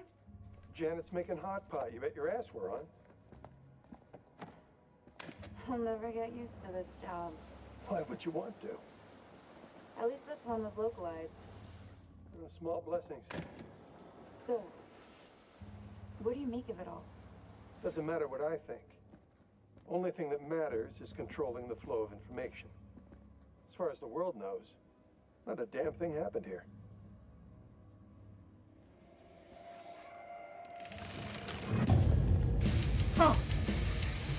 Well then, so I was wondering how they were gonna handle that, because the game is set in 2003 at the start of the War on Terror, and I was kind of curious how they were gonna handle the vampire corpses and everything. And it's like, are they just gonna? I mean, the only thing that they can do, if they want to, if they wanted to stick to actual history, like actual events, then they just say that it got covered up, which I was kind of expecting that they were probably going to do something like that. That was interesting. Like, went in thinking that it was legitimate, like, Sumerian demons. It's like, oh, Sumerian demons, they're real, and they're angry.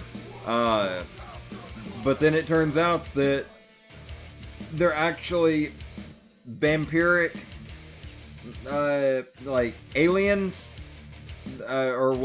aliens infected with a vampiric parasite that makes them act like vampires. It's like, it's almost a bit like Until Dawn, where, Until Dawn is set up to be kind of like a slasher type of thing, and then you want to know what it means to be a killer? The very end. Think of the most profound thing you've ever done. The most beautiful thing you've ever created. And I promise you, it's nothing compared to watching the life bleed out of someone. To see the fear in their eyes. To feel them pawing at you for release. To hear them pleading, begging. That's true art. That's what you have to be, an artist. I've left my mark on the world. Have you?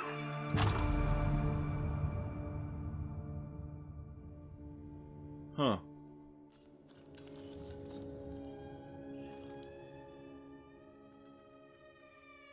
Interesting. But, yeah. Like I said, Until Dawn being set up as being a, like, slasher type of thing.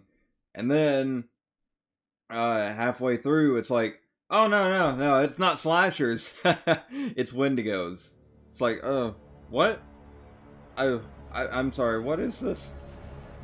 And then, I don't really know. I want to play Man of Medan and Little Hope now and just get the full experience of all the Dark Pictures games.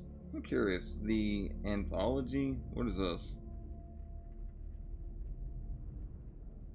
Oh, Man of Medan. 5 friends set sail on a holiday diving trip that soon changes into something more sinister. Little Hope. 4 college students and their professor become stranded in the abandoned town of Little Hope, trapped by an impenetrable fog that they try desperately to escape while witnessing terrifying visions from the past. They must figure out the motivation of these apparitions before the evil... Oh. Okay.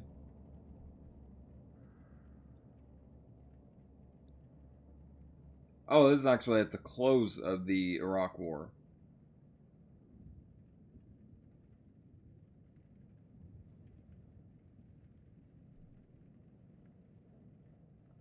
Yeah. And, I mean, out of all of them, like, Little Hope, it kind of sounds a little interesting because it's almost kind of like a Silent Hill type of thing from what it sounds like, of being trapped in a town and you can't leave. Man of Medan, I get the sense that it has something to do with the Orang Medan. So that'll be interesting. Try that out, and then Little Hope. And although by far, because of my interests when it comes to horror and stuff, House of Ashes is my favorite because I absolutely love, like, military soldiers or police officers going up against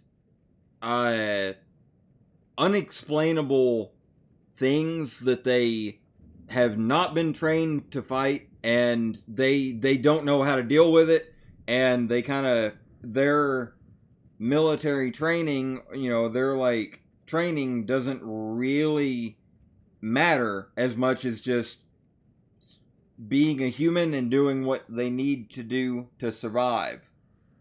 Does their training help them survive? Yes, but still, it's like, you know, these soldiers, they're like trained in like firearms combat. Firearms combat doesn't mean a fucking thing to the vampires. So that is very, I love it. I fucking love it. It is like the perfect set, perfect like premise for me, and I really like Supermassive Games. It's great. It's good.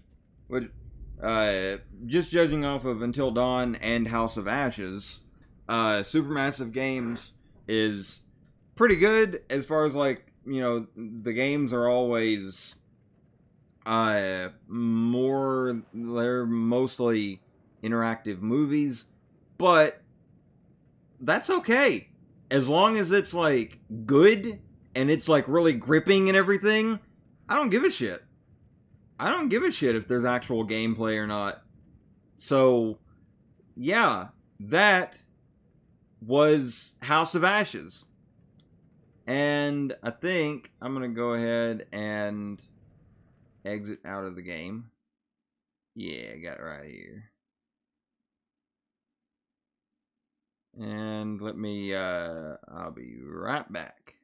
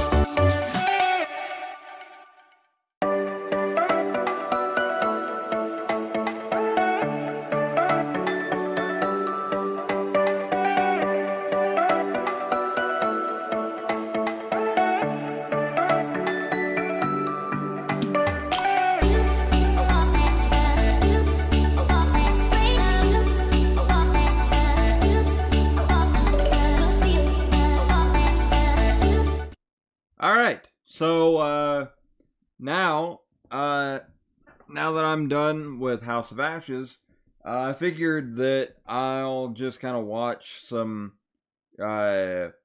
scary story videos and stuff like that. And I decided to go to a channel that I really like for, like, you know, creepy stories of potentially unexplained stuff and all that. Bedtime stories. And I chose a specific video to kind of fit still with House of Ashes, and that is the video Enemy Unknown, which is basically, I've watched this video before.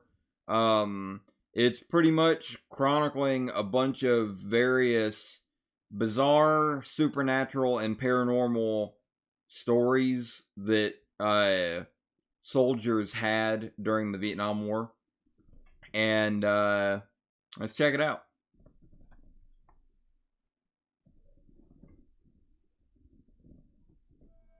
When the movie Predator released in 1987, audiences were captivated as they watched an unseen extraterrestrial interloper stalk and kill a highly trained team of US Special Forces. Wow. Little did we know that during the Vietnam War, the militaries on both sides had been attacked by something just as frightening and just as bizarre. A true-to-life enemy unknown. Welcome to XCOM.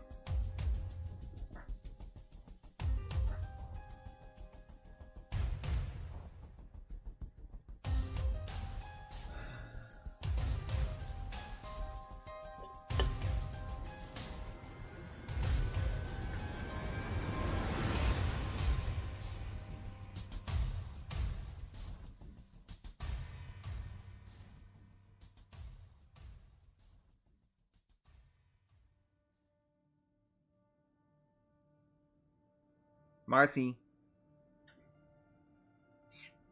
What? What?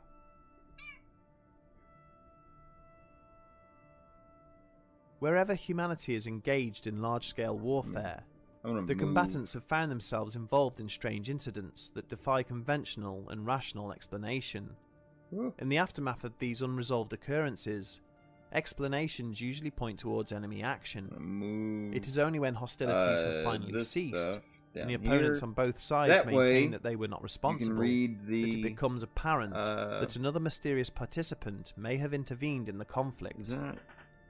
From the unsolved disappearance of Caesar's 9th Legion during the invasion of Britannia, to the alleged abduction of the Royal Norfolk Regiment during the Dardanelles campaign, and the encounters of British and US bomber crews with mysterious Foo Fighters over Nazi Germany, very few sizable conflicts have ever passed without producing testimonies and accounts of inexplicable, supernatural, of the and 9th unearthly Legion, events. which is that's a legitimate In the overwhelming majority mystery. of cases where people have come forward to describe Nobody knows such what happened. experiences, They just their kind of accounts are easily disappeared around dismissed Hadrian's due Wall. to a lack of physical But evidence or there are third-party theories witnesses. that they just were all This is much harder killed, to discredit when similar stories and arise then during times nobody of war, saw it or anything, as the but- reports that are filed are usually supported by Yeah, written there's not much documentation evidence to or the support corroborating that. testimony of other soldiers. And who were sometimes it's more involved. intriguing to just When the Vietnam War believe eventually that came to an end maybe in they got abducted by 1975, aliens. It had been I raging know, for the I know best it doesn't part make of any 20 sense, years, and claiming the lives of like, nearly it 60,000 doesn't, US military you know, it's personnel, not rational or and anything, changing the but lives of countless others. you gotta admit, It devolved into a very political intriguing. debacle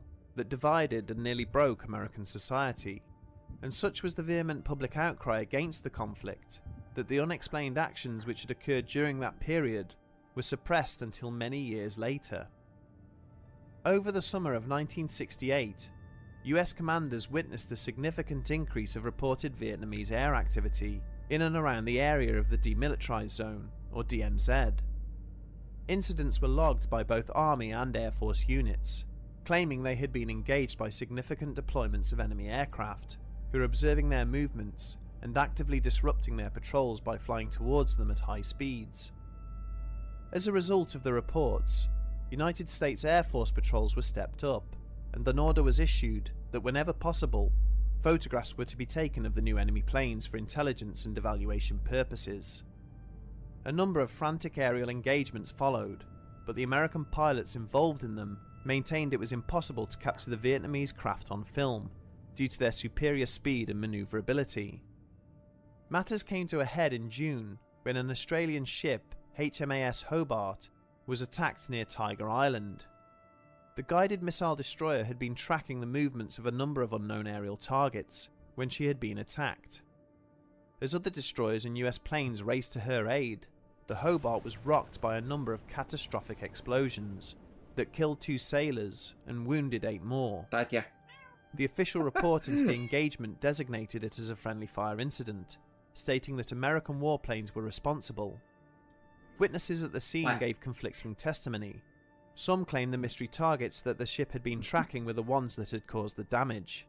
Others claimed that the missiles fired by the Americans had been unable to lock onto the enemy aircraft and had mistakenly hit the ship instead. This would be far from the last such encounter. Not long after the Hobart was attacked, patrol boat PCF-12, under the command of Lieutenant Pete Snyder, was travelling along the Takan River. They were about 10 kilometers south of the DMZ, when the crew's radio operator overheard a garbled transmission coming from another patrol boat, PCF-19. PCF-12's sister vessel had been positioned further up along the tributary and was reporting that it was under attack from unidentifiable lights in the sky. Snyder immediately ordered his men to action stations, and the small craft surged upriver in the direction of PCF-19's allocated patrol zone. As they powered through the muddied waters, the flurry of radio transmissions from the other boat became more and more frantic and less coherent. It sounded like they had engaged 2 enemy aircraft and were now taking heavy fire, which had affected their ability to maneuver. Minutes later, the horizon was illuminated by an eerie red glow. When Snyder's crew finally caught sight of PCF-19, the boat was aflame, lazily turning in a wide circle with her rudder apparently jammed to starboard. Her main armament was stubbornly silent, but small arms fire was still being sporadically directed towards 2 unidentifiable objects, which were repeatedly overflying the beleaguered vessel. As PCF-12 battled forward to assist, Snyder scanned the 2 attackers for any recognisable features. They were both moving at tremendous speed, and through the binoculars, he could make out little other than large balls of what looked like solid light. As they again passed over PCF-19, the American boat suddenly exploded in a hail of debris. The bright lights immediately disengaged and sped off back up the river in the direction of the DMZ, fully disappearing from sight within a few seconds. The crew of PCF-12 were able to fish 2 badly burned sailors from the water, before Snyder quickly ordered the ship about, heading for the safety of the nearby Qua Viet Marine Corps base. The survivors managed to explain that they had first noticed the 2 objects shadowing them in the far distance, apparently mirroring their patrol movements. Safe. As the lights had steadily drawn closer and closer to the patrol boat, her captain had ordered a warning burst from the ship's main 50 caliber armament. The objects had immediately split up and started to buzz the boat at high speed. There had been no sounds of gunfire or rockets being launched, but explosive detonations had peppered the hapless vessel and the waters around it. The helmsman had been trying to bring PCF-19 around when a further explosion had struck her stern, locking her in the fatal turn that Snyder and his crew had witnessed on their arrival. A shout of alarm from the rear of PCF-12 pulled Snyder back into the present. The 2 objects were now back in view and were following the ship downriver at enormous speed. The young lieutenant ordered full ahead, and as the ship's pace crept up to its maximum 30 knots, he fired off a short and urgent radio request for assistance from any nearby units. When the lights closed to within 300 yards of the speeding patrol boat, Snyder's crew opened fire. Unable to bring their main gun to bear, the crew hammered away using the rear 50 cal and 2 side-mounted machine guns. It was difficult to aim effectively as the boat pitched and bucked through the uneven water, but Snyder was sure he could hear rounds impacting the surface of the 2 pursuing orbs of light. Suddenly, he and his men were soaked by a torrent of freezing water, as angry detonations erupted in the river that surrounded them. The frightened sailors could neither see nor hear anything being fired by the pursuing craft, but the explosions that were impacting around them were terrifyingly real. Just as Snyder had resigned himself to the likelihood that he and his crew would be sharing the same fate as those aboard PCF-19, there was an ear-splitting roar in the skies overhead as a pair of F-4 Phantoms screamed past in pursuit. As the Phantoms overshot and began to turn back and engage, the two pursuing lights broke away and then shot off upriver, allowing the patrol boat to head on to safety. It had largely been assumed that these mysterious new weapons were being supplied to the Vietnamese forces by foreign backers, but later that same summer, an incident occurred that directly contradicted this assertion. A reconnaissance unit of the Army Rangers were camped out in an area of the DMZ called North Country, tasked with observing a Viet Cong position to the north of the American lines.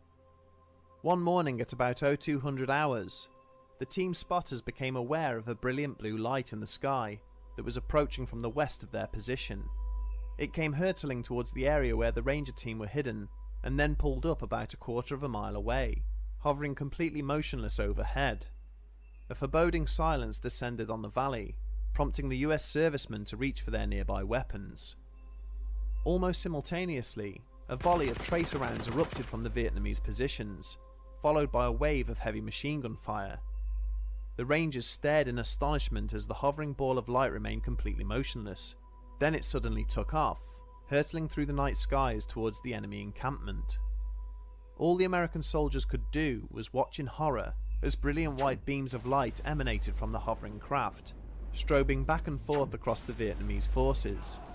Wherever they touched the ground, they left explosions or raging fires behind, and the night was punctuated by screams of wounded and dying men.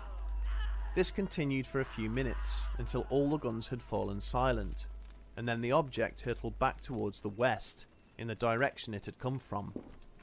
The following morning, when a recon platoon cautiously ventured into the Vietnamese camp, all around them lay charred and twisted bodies. Weapons were melted, supplies reduced to ash.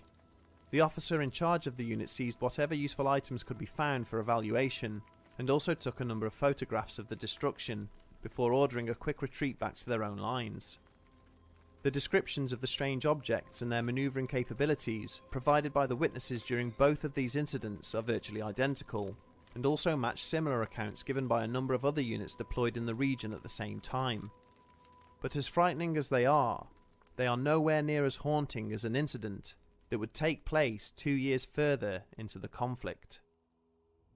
The Boeing B-52 Stratofortress bomber remains one of the largest military aircraft ever constructed, and is still in active service to this day, despite having first flown back in the 1950s.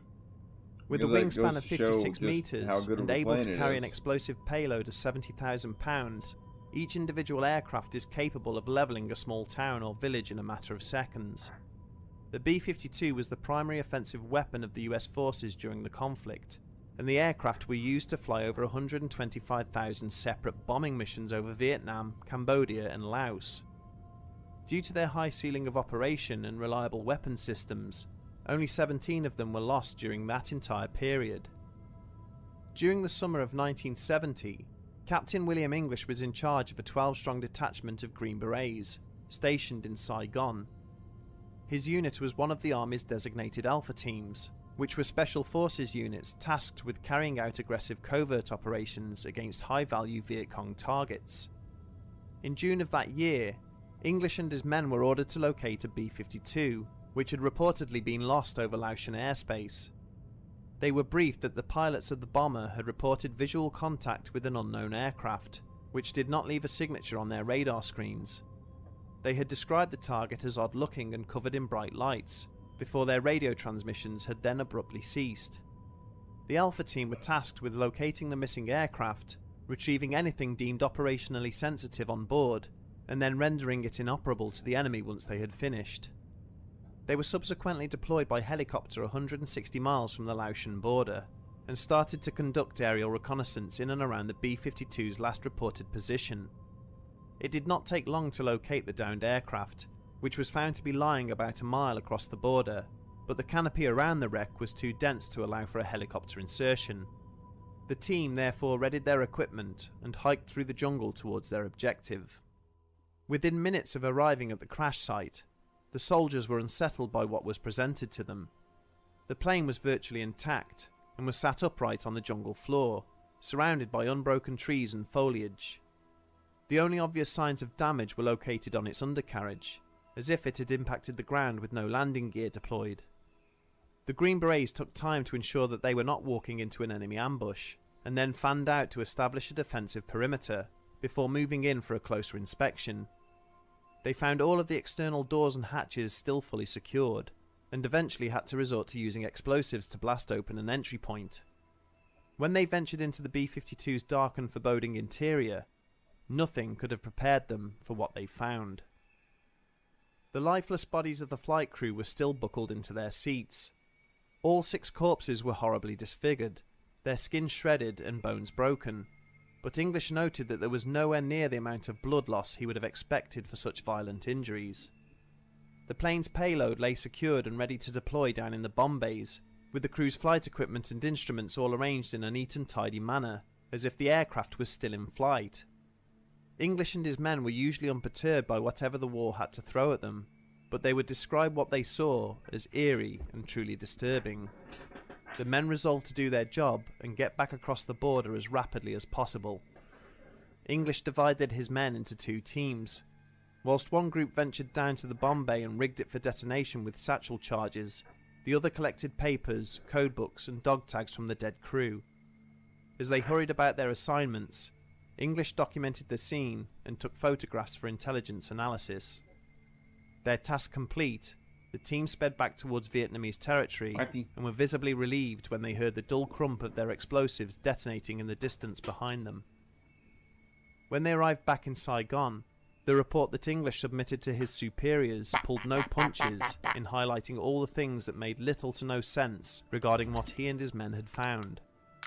The Green Beret officer would later comment that in the aftermath of his detailed and highly speculative submission, he was treated like a pariah by his senior officers. He was removed from command of his unit and redeployed to a desk job at an Air Force base back in the United Kingdom. Several months after his departure, he was informed that his entire team had been wiped out in an enemy attack. 3 years after the incident, English was discharged from the military and sent back to the United States. Angry at the way he had been treated, he sent copies of his photos from inside the bomber to a number of prominent ufologists, including Dr. J. Allen Hynek. They told him that the circumstances surrounding the downed B-52 were eerily similar to an incident that had occurred in Russia back in 1961. A Soviet AN-2P cargo plane had disappeared from radar screens, only to be found landed perfectly intact in the middle of dense woodland in Siberia.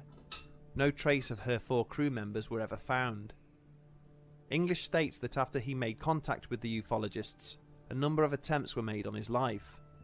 One of these included a visit from 2 men on motorbikes in the middle of the night, who riddled his house with machine gun fire.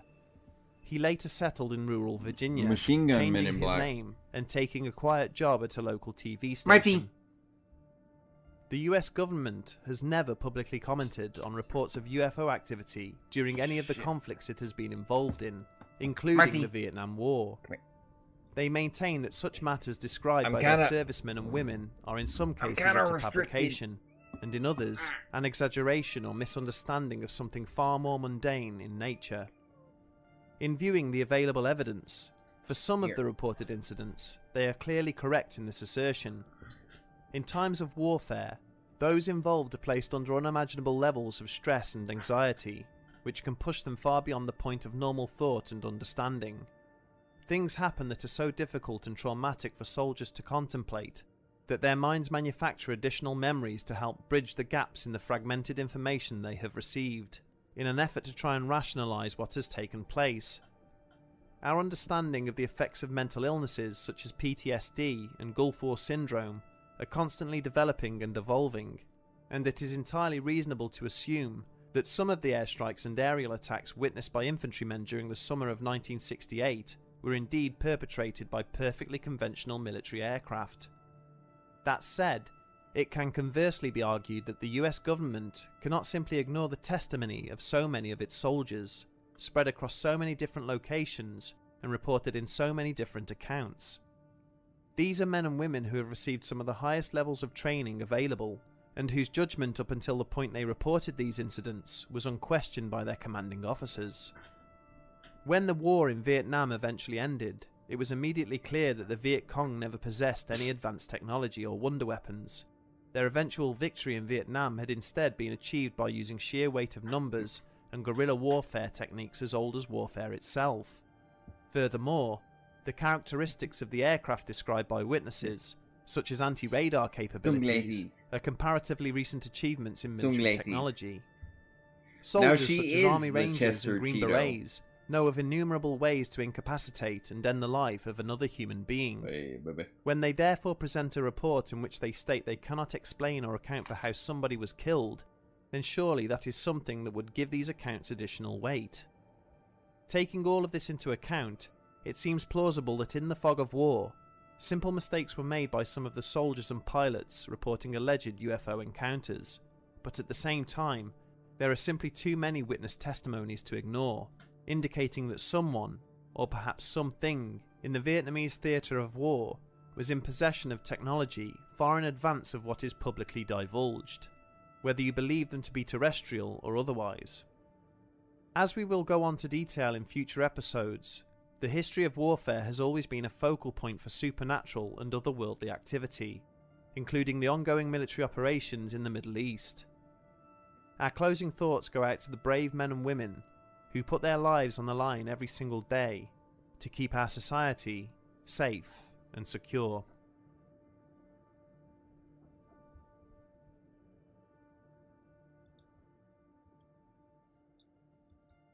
Yep. So that was Enemy Unknown.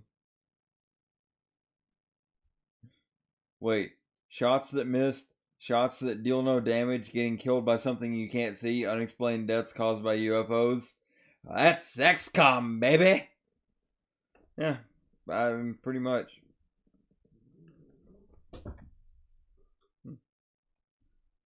You know what?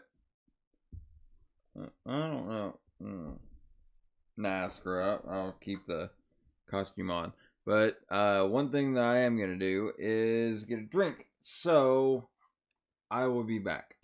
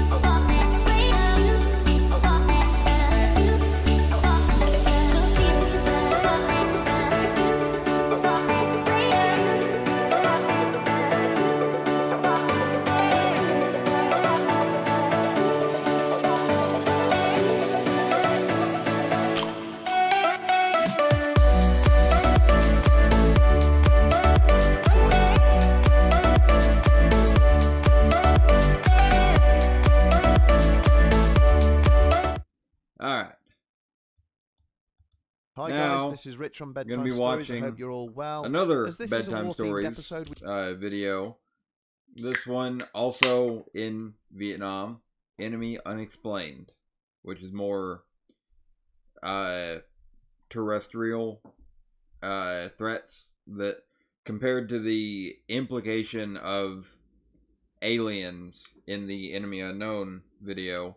This is more stuff that just exists, that supposedly exists. we decided to in invite Vietnam. Luke from our sister channel, Wartime Stories, to narrate, so he'll be doing that for the next couple of videos. If you like tales of daring missions, catastrophes, and even paranormal instances set against a wartime backdrop, make sure you check out the Wartime Stories channel, which I'll link in the description below.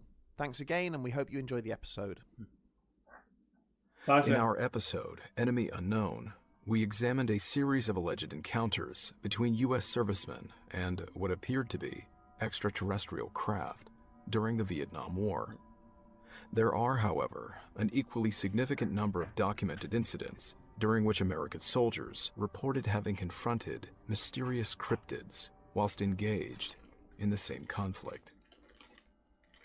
But first, a quick message from this episode's sponsor. I get confused because like I want to look over at my old wired earbuds for a new wireless set, and to be OBS honest, over here. I can't believe but I didn't then I make the remember switch the sooner. camera's over here, I so can't I tell need to you look how over there. liberating But it is not to be I'm used constantly to tethered to my device. seeing what's Well, on if the you're looking camera for an over upgrade here or just because fancy a new of set of my wireless normal earbuds, camera. try the Raycon Everyday But, E25s.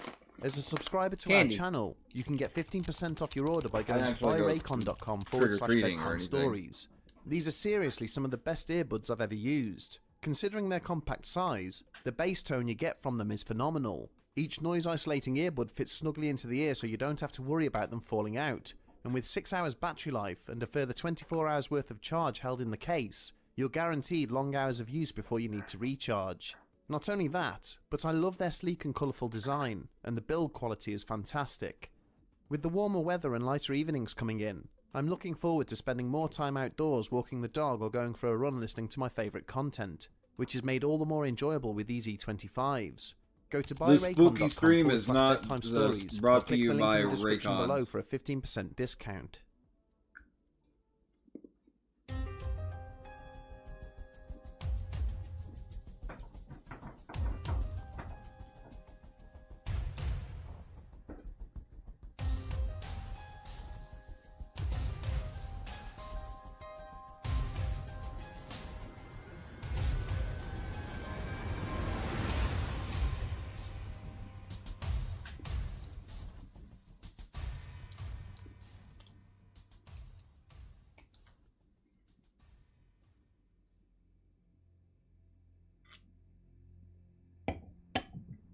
Actually.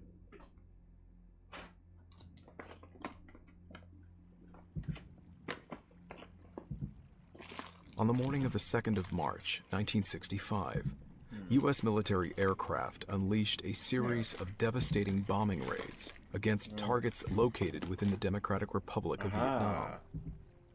These airstrikes were the latest action in America's ongoing response to what had become known as the Gulf of Tonkin incident, where North Vietnamese patrol ships had allegedly attacked and damaged and go with the black USS cherry Maddox. warheads. Damn it! Operation Rolling Thunder marked a significant escalation of U.S. involvement in the Vietnam War, a decade-long conflict which would not come to an end until the fall of Saigon in April of 1975. It is estimated that during that 10-year period, somewhere in the region of 60,000 American service personnel would lose their lives, with a further 300,000 wounded.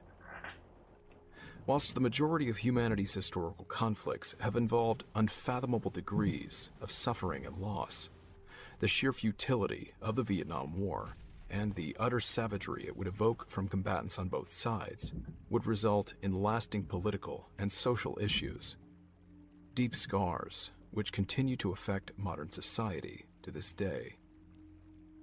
It was a war which provoked the worst attributes of humanity, immersing its protagonists in an unrelenting and nightmarish battle from which it seemed there was no escape. Amidst this hellish landscape, tales of strange and inexplicable confrontations have since emerged. Stories of soldiers surviving engagements with enemies, which could not be considered earthly in nature. The Da Nang Air Base had first been established by the Japanese Armed Forces for use during World War II, but by the outbreak of the Vietnam conflict, it had been handed over by the French authorities, who had inherited it, to the Republic of Vietnam. By the implementation of Operation Rolling Thunder, the facility was firmly under the control of the United States Air Force. During the summer of 1969, a mysterious occurrence would take place there, which continues to defy rational explanation. The incident came to light following the testimony of a Marine Corps private by the name of Earl Morrison, who at the time of the encounter had been holed up in a bunker on the base perimeter, carrying out nighttime sentry duty. Alongside him were 2 other Marines, and like many of their overnight shifts, things had largely been uneventful. Morrison was seated on a munitions crate, playing a game of cards with one of his colleagues, when the 3rd Marine had called him over to the observation embrasure, as he had detected what he believed to be movement nearby. Grabbing his rifle, Morrison hurried over to the opening, nervously scanning the perimeter for any indication of enemy activity. Gradually, as his eyes adjusted to the darkness, he became aware of a dull glow, slowly making its way closer to the facility's fence line as it slipped out of the jungle nearby. The three men watched on in growing wonder as a humanoid shape emerged from the darkness, moving forwards within the center of the glowing haze. As this figure drew closer, it became evident that it was traveling through the night air on a large pair of wings. Morrison was struck by how silently this unannounced nocturnal visitor was moving, despite the impressive size of the wings mounted upon its back. It was then that he gasped, realizing that the humanoid he was looking at appeared to be female. A thick knot of dark hair wound down around her shoulders, and her black skin seemed to somehow emit the fluorescent glow which was enveloping her. Finally, as she had neared the bunker, the mysterious entity had paused, hovering overhead in the sky above. The three sentries had by now cautiously emerged from inside, and yet none raised their weapons, all seeming to feel an overwhelming sense of soothing and calm emanating from this mysterious and unexpected intruder. For the next few minutes, the trio stood staring up in wonder at the beautiful woman, who stared impassively back down upon them, before, with a series of strong wing beats, she then turned and slowly made her way back into the cover of the nearby jungle. During the following days, Morrison and his colleagues made discreet enquiries around the base to see if anybody else had encountered anything out of the ordinary whilst on sentry duty, but chose to keep the detail behind their own encounter under wraps. When there were no further disclosures from any other soldiers serving on the base, Morrison decided to ask the inhabitants of a nearby village if they had ever seen such a creature before. Surprisingly, he found that his question was met with neither bewilderment nor fear from the locals he spoke to, only a grim and knowing smile.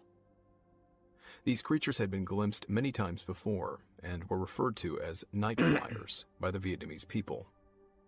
He was told that they preyed on lone travelers, particularly young men, but posed no danger to those who traveled in groups.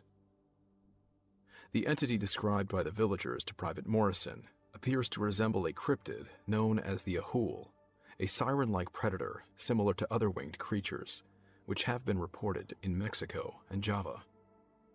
The origins of these aerial monsters are unknown, and they are somewhat notorious for having been able to remain highly secretive, continuing to avoid detection, even with the advent of photography and video cameras in modern society. An equally troubling encounter would later be reported by Craig Thompson, who had served during the Vietnam War as a sergeant with the 173rd Airborne Brigade. After the conclusion of the conflict, he related how one day he and his men had been spending some much-needed downtime bathing in the Bong Son River when they became aware of a disturbance taking place in the water some distance away. As the men had cautiously started to make their way back towards the shoreline, something had suddenly emerged from the depths of the river and started to snake its way through the water, directly towards them. At the front of this creature was a large, squarish head, covered in gold scales that glittered and reflected the sunlight beating down from above. The monster's body was a dull and rusty shade of red, with one huge dorsal fin that jutted out from its spine, rising high out of the water. Thompson would later estimate that this aquatic beast must have been in the region of 2 feet wide and 30 feet long. He had watched on in growing horror as the mysterious creature's speed had begun to increase the closer it had got to the retreating swimmers. As it did so, the haste of the men heading for the riverbank had similarly increased, the bathers all too conscious that its eagerness to reach them would likely not end well. By now, some of the paratroopers who had exited the water had grabbed hold of their carbines. Several shots rang out, bullets impacting and ricocheting off the water around the approaching monster. Almost instantaneously, the huge head dipped instinctively below the water's surface, quickly followed in turn by the dorsal fin, and then it was gone. In the years after the war, Thompson found that he could not shake the image of the creature hungrily cutting its way through the water towards his squad, and so he began to research what he saw. Eventually, he found that the closest known species which resembled the strange beast was an oarfish, which have been known to grow to a staggering 36 feet in length. Yeah, they can get Thompson also really discovered long. that the oarfish is a deep-sea creature, I don't know, never there's found like in freshwater rivers, picture and not known to approach the surface, of and like none U.S. have ever been servicemen found that are golden in color. In World War II Whatever or maybe it was Vietnam, that had taken such an unhealthy interest and there's in the like American servicemen, probably it did not match 6 or any 7 other of aquatic them creature holding up so a big far oarfish, encountered so by man. they're big. Another story featuring an encounter with a gigantic creature of unknown origin would be reported by an unnamed military photographer who had been accompanying a detachment of United States Air Cavalry on a mission into a remote area of the Vietnamese jungle. As the unit's helicopters had hurtled through the air close to the thick canopy below, he had noticed what appeared to be a strange pathway, seemingly cut through the densely packed trees. It was at this point that the photographer became aware of a commotion coming from the cockpit, with the helicopter's pilots apparently indicating to something off to their right-hand side. Moments later, one of the gunners had leaned over and tapped him on the helmet, pointing across to a large shape which was moving slowly along a pathway through the vegetation, similar to the strange pathway that the photographer had previously noticed. Requesting permission from the unit's commander to deviate from their course, the helicopter had veered away from the rest of the company and then began to descend over the pathway below in an effort to see what was traveling along it. Looking down through his camera lens, the photographer had focused on a large barrel-shaped object, Frank West, by the which way. was moving slowly along the ground, kicking up a cloud of dust in its wake. It was at that point that the shape suddenly rose unexpectedly off the ground, as if to meet I'm not the exactly helicopter in the best hovering mood above it. to just joke around. I'm honestly just more so chilling The out. photographer cried out in alarm as he realized that what he was looking at was the head of a gigantic snake, nearly 4 feet wide, and sitting atop a thick and undulating body, which stretched out behind it for at least 100 feet. He had begun to take pictures of this colossal serpent, which, incidentally, have never been published, when the pilot received orders to rejoin the rest of the unit, and the helicopter had circled back onto its original course. As with Private Morrison, the photographer had later made enquiries with locals about the viability of what he had seen. He was told that in the deepest and most untouched part of the jungle, a species of giant snake lived, which the inhabitants refer to as bull-eaters, due to their ability to swallow and consume a fully sized male cow. The bodies of these creatures were said to be so heavy and powerful that they had the ability to force their way through thicker parts of the jungle, parting or knocking down trees as they traveled through it, creating the strange pathways which he had seen. The snake described by the photographer is larger than any ever encountered on Earth, and twice the size of the largest prehistoric snake fossil to have been found. It sounds closest in similarity to the green anaconda, which has a tendency to be heavier and thicker than longer species, such as the python or adder. The heaviest anaconda to have been killed was found to weigh 227 kilograms, being 30 feet long and 4 feet wide. The existence of a species over 3 times that size is quite a terrifying prospect, particularly when this is not the first such encounter to have been reported. In 1959, a flying officer by the name of Remy van Lierde was being flown over the Belgian Congo when he had caught sight of a gigantic snake moving along through the jungle we below. got pictures now. Estimating it to be nearly 50 feet in length, he had asked his pilot to go back and hover over it so he could capture it on film. He had just managed to take a few quick photos when the creature had suddenly reared up off the ground, quickly rising 10 feet into the air towards the hovering aircraft. This action immediately spooked the pilot, who had turned and headed back to their base, where Van Lierde was able to successfully develop his photographs of the encounter. As well as colossal snakes, there were also reports of other encounters with mysterious reptilian creatures, such as one related by an Army corporal on patrol about 30 miles south of the DMZ on an evening during the summer of 1970. He had been acting as a second-in-command of a recon platoon, which had been walking a trail through the jungle when they detected movement up ahead. The soldiers had immediately gone to ground, assuming concealed positions and setting up to ambush what they believed to be an enemy patrol. 15 tense minutes had passed before the platoon had broken cover and moved cautiously forward into the waiting darkness, only to find that someone had laid a low wall of boulders across the trail, which now impeded their path. Skirting around the obstruction, the soldiers encountered what appeared to be a trail of disturbed foliage, leading into the trees and away from the track. Warily, they had followed this fresh pathway for several minutes, until it led them to a cave set into the face of a rocky outcrop. Upon approaching the mouth of this tunnel, the Americans were immediately forced to withdraw by a foul and debilitating stench, like that of aging or rotting meat. Believing that whoever had placed the boulders on the path was hiding in the cave, the soldiers had then fallen back into the trees, training their weapons on the dark, rocky hollow. As they sat staring intently at the gaping entrance, several were struck by how smooth the edges of the opening were, as if they had been bored into the rock by some kind of tool or machinery, rather than natural erosion.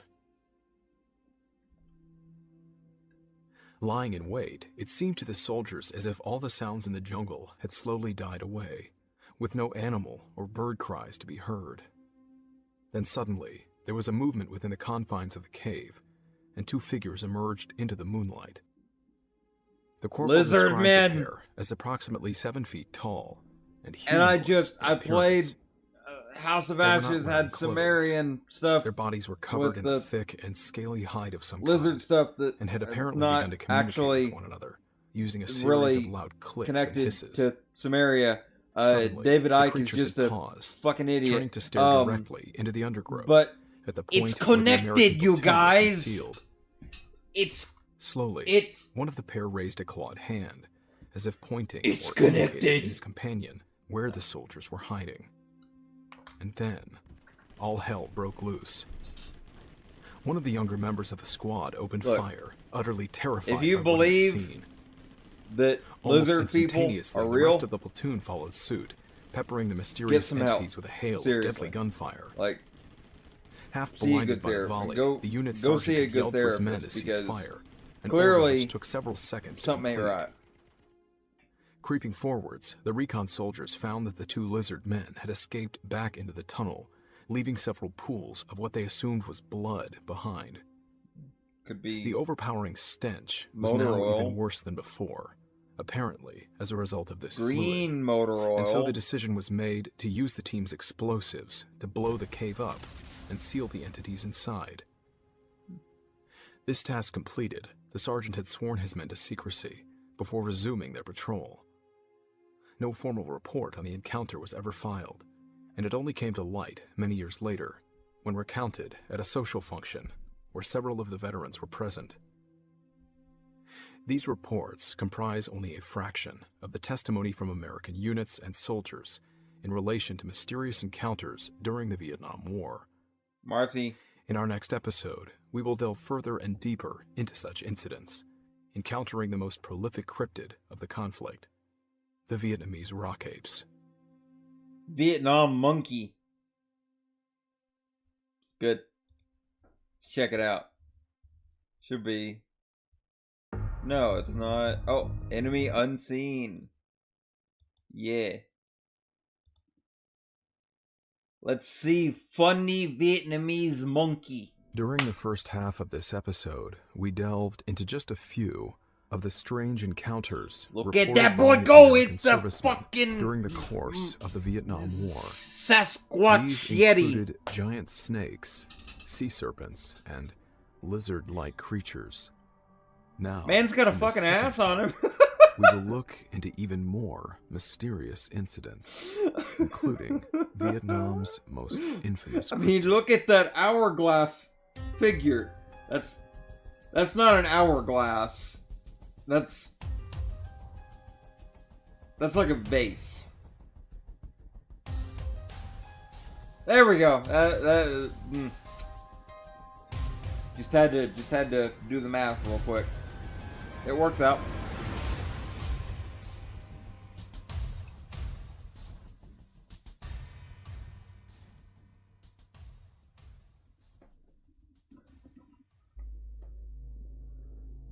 Enemy unseen.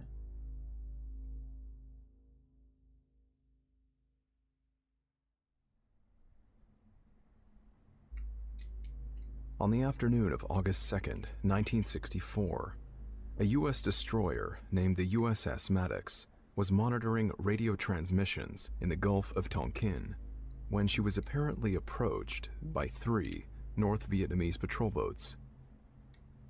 Unable to outrun her pursuers, the American ship fired a warning shot, which immediately prompted the Vietnamese craft to attack.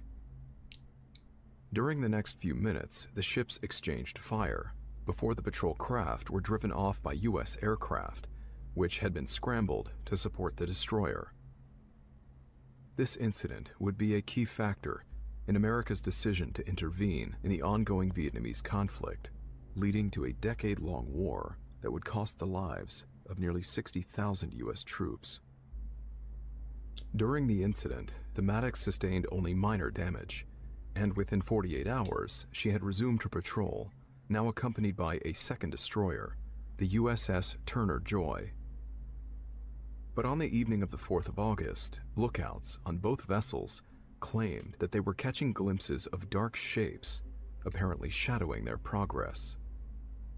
Almost immediately, sonar operators on the American warships reported multiple approaching contacts, which they believed to be torpedoes fired by enemy patrol boats. For the next 4 hours, the 2 destroyers performed a series of evasive maneuvers, firing both their guns and depth charges out into the surrounding darkness.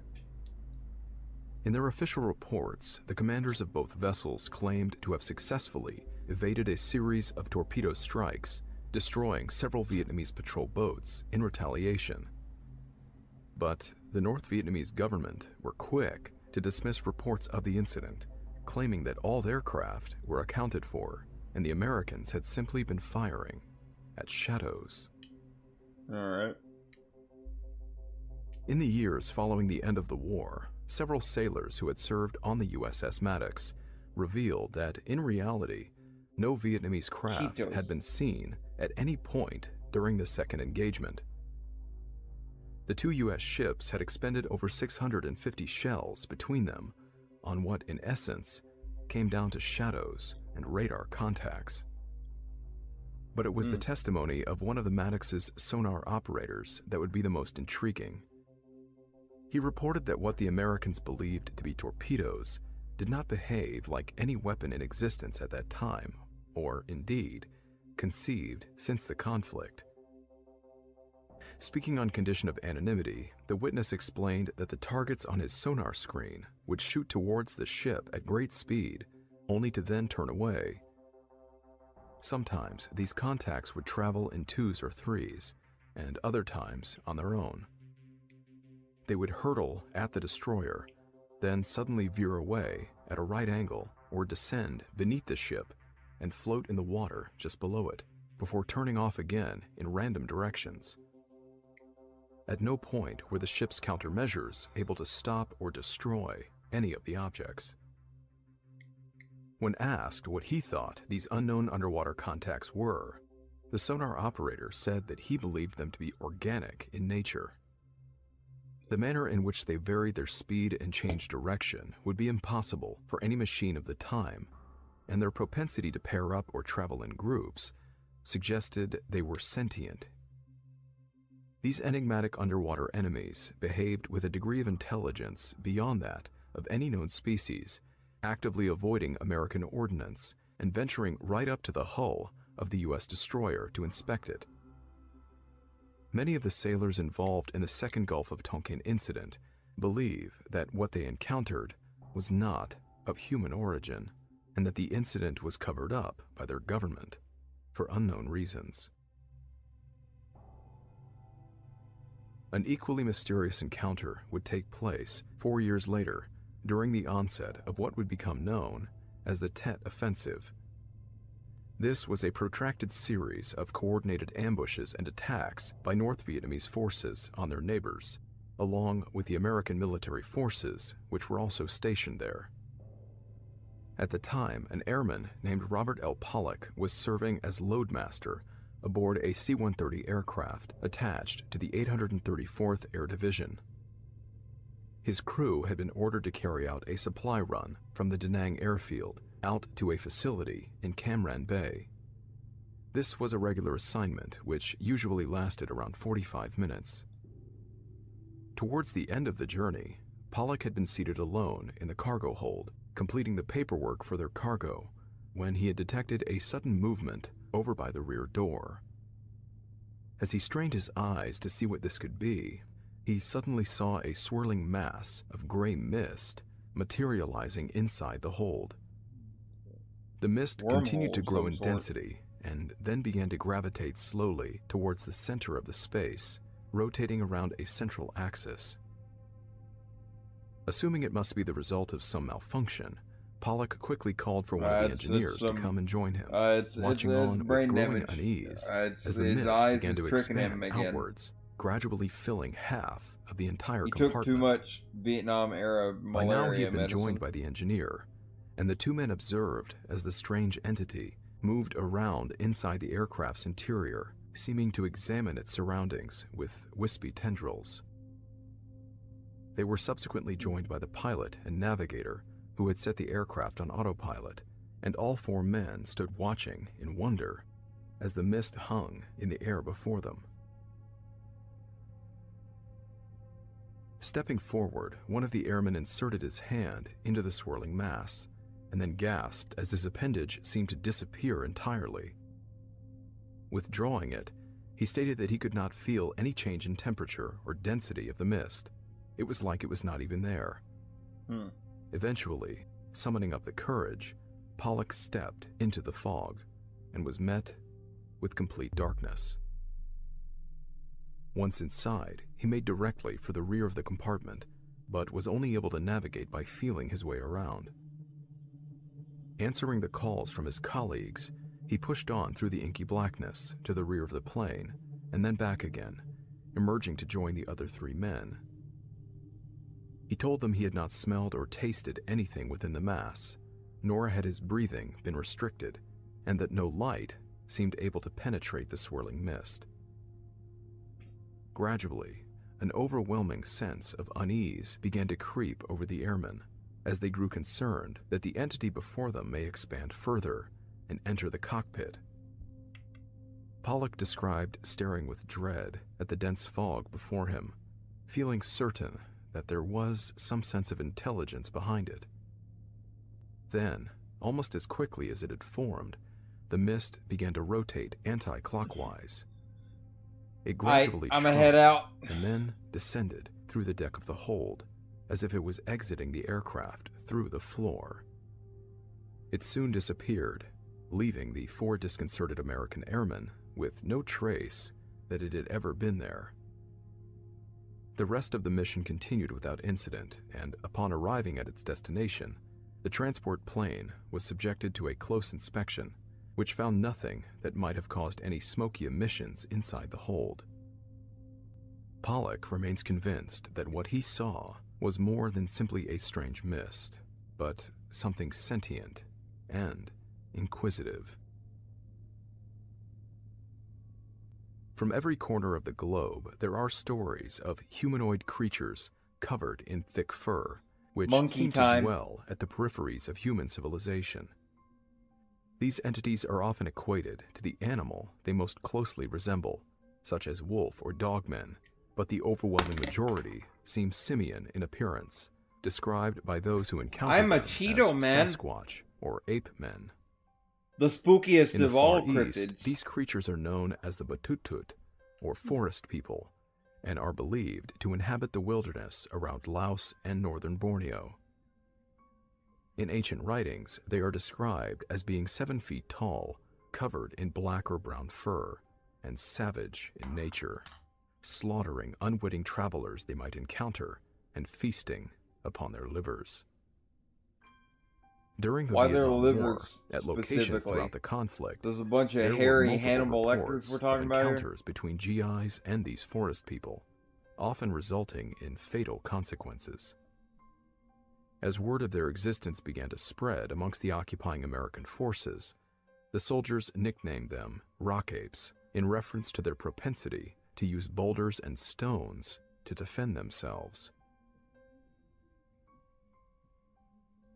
One encounter described by a former Marine named Steve Williams centered around a Special Forces unit which had been dropped into a thick patch of jungle during the summer of 1968 in order to carry out a Black Ops assignment. Having completed their covert insertion, the team had established a perimeter around their position, setting up a series of tripwires linked to claymores and landmines. During their first evening, the men were awoken by an explosion nearby and immediately grabbed their weapons. Cautiously making their way through the undergrowth, they found the remains of a strange creature, apparently killed as a result of having blundered into one of the team's traps. Williams described the beast as being roughly 8 feet tall, with its bottom half utterly mutilated by the explosion which had ended its life. It was covered in a thick hide, except on the head, where its fur was much lighter. Its eyes were sunk back into the head, close to the brow line, and it possessed a muscular torso with long and powerful limbs. But by far the most traumatizing aspect of the dead creature was the overpowering smell which was issuing forth from it, so bad that the soldiers would later refer to it as the stench monkey. The team withdrew, returning to their hide site, and for the rest of the evening reported hearing what sounded like anguished howls and sobs coming from the direction of the dead animal's remains.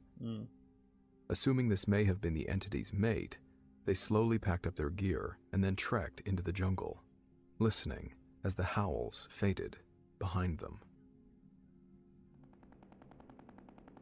The following year, a small group of infantrymen conducting a nighttime trek through the jungle were surprised by an enemy ambush, forcing them onto the defensive.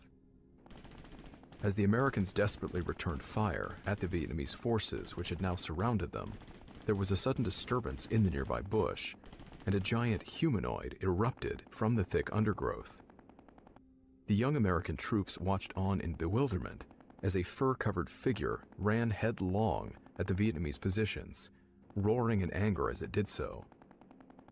The enemy fire immediately slackened off, and the infantrymen listened in wonder as the cries and yells of the enemy soldiers now retreated from them, receding into the darkness. They remained in position, rifles pointed nervously into the jungle, until the first slivers of daylight appeared, at which point they began to tentatively push forward again. As they did so, they encountered numerous bodies, all badly wounded and mutilated.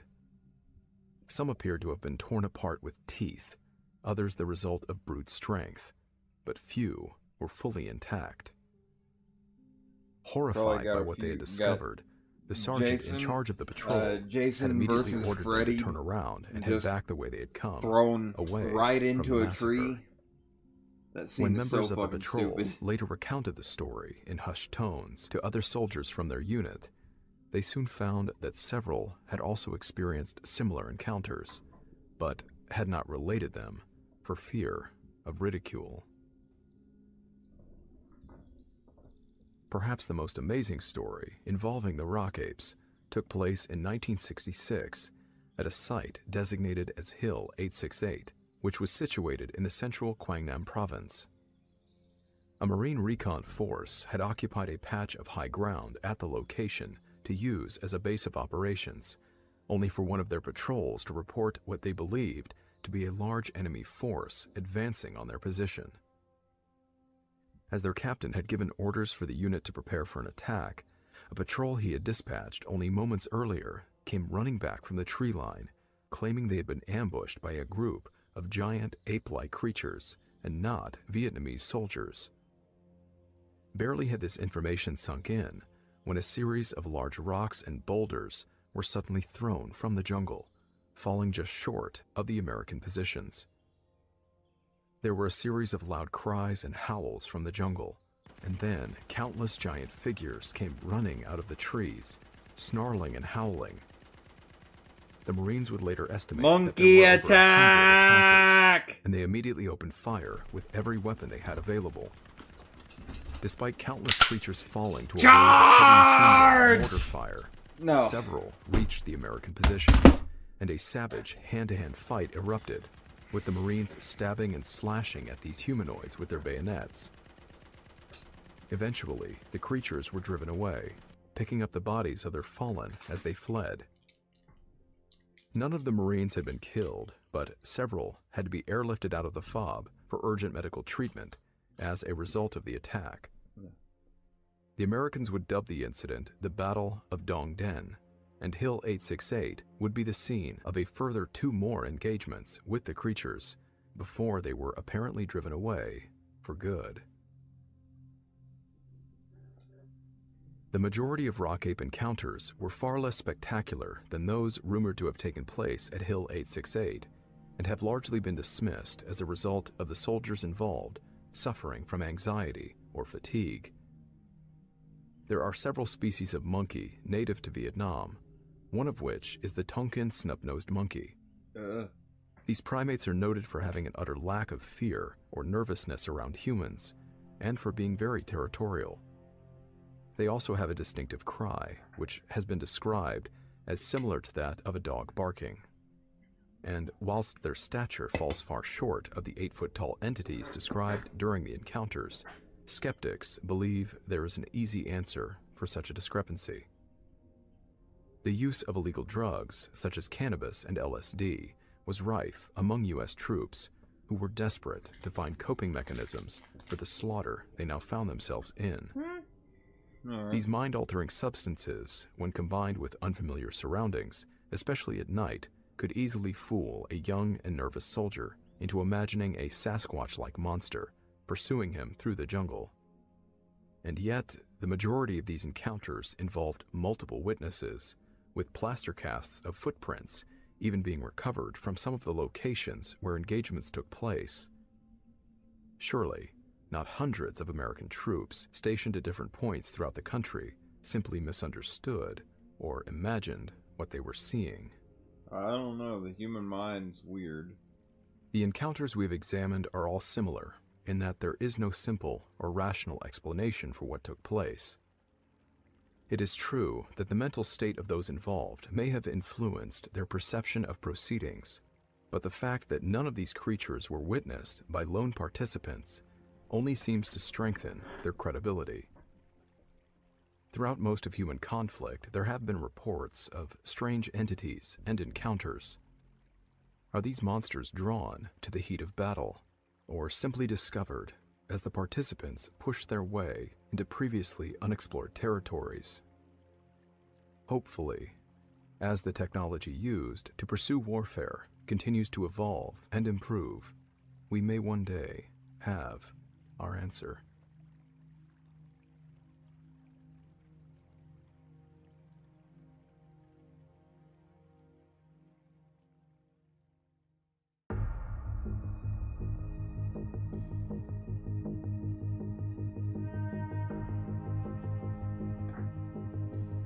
Alright.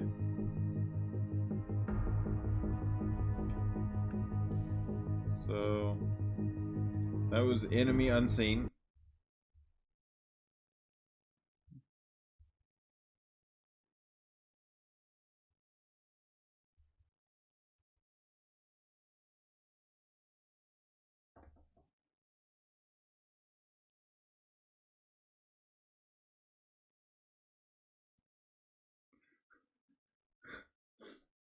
They weren't dangerous, they were just fucking assholes.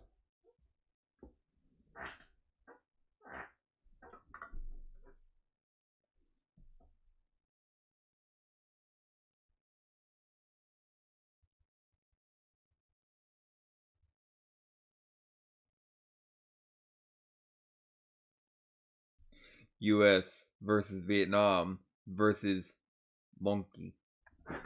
Yeah. So, that. Alright. And I know that initially I had planned that I was going to go until 3 a.m. with the stream, but honestly, I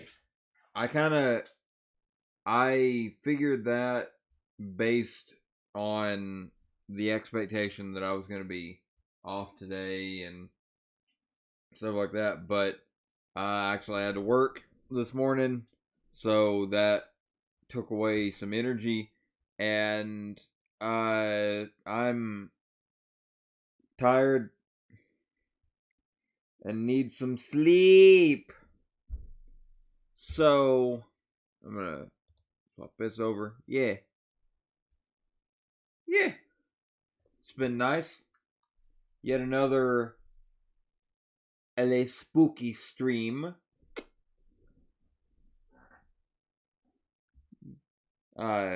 Most of it was House of Ashes. It's a good game. And then, a little bit of Vietnam, supernatural stuff. And that was that. So, yeah. Hope you enjoyed the spooky stream, and hope you'll be here next year for the next one. Alright, and I guess I don't really know. Before I end the stream, I will remind you, remind anybody watching. So Jacksepticeye is doing his Thankmas charity stream again this year, like his annual charity stream, and well, he basically is apparently gonna do this big all creators can just do a stream and donate, like raise money for the charity.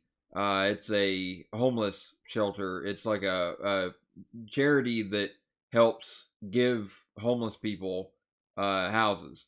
But on December the 11th, I'm going to be doing a Thankmas stream from, I believe, can't remember what the times are exactly, like pretty much most of the day, like 10 a.m. to like 10 p.m., somewhere like that. I can't remember exactly. But it's going to be fun. I haven't quite figured out all of what I'm going to do on the stream. I don't really know what I'm going to do. I've got an idea in mind of what I'm going to do for like the big donators. But other than that, I've still got to figure out some stuff to do with that. But luckily, since it's December the 11th, I have time to figure that out and iron it all out. So, hope I'll see you on December the 11th with that Thankmas stream. And yeah, I'm tired. So me no brainly good. So yeah, that was Spooky Stream 2021. Thanks for stopping by. It was a pretty cool ride. Looking forward to next year. And I guess with that being said, I'll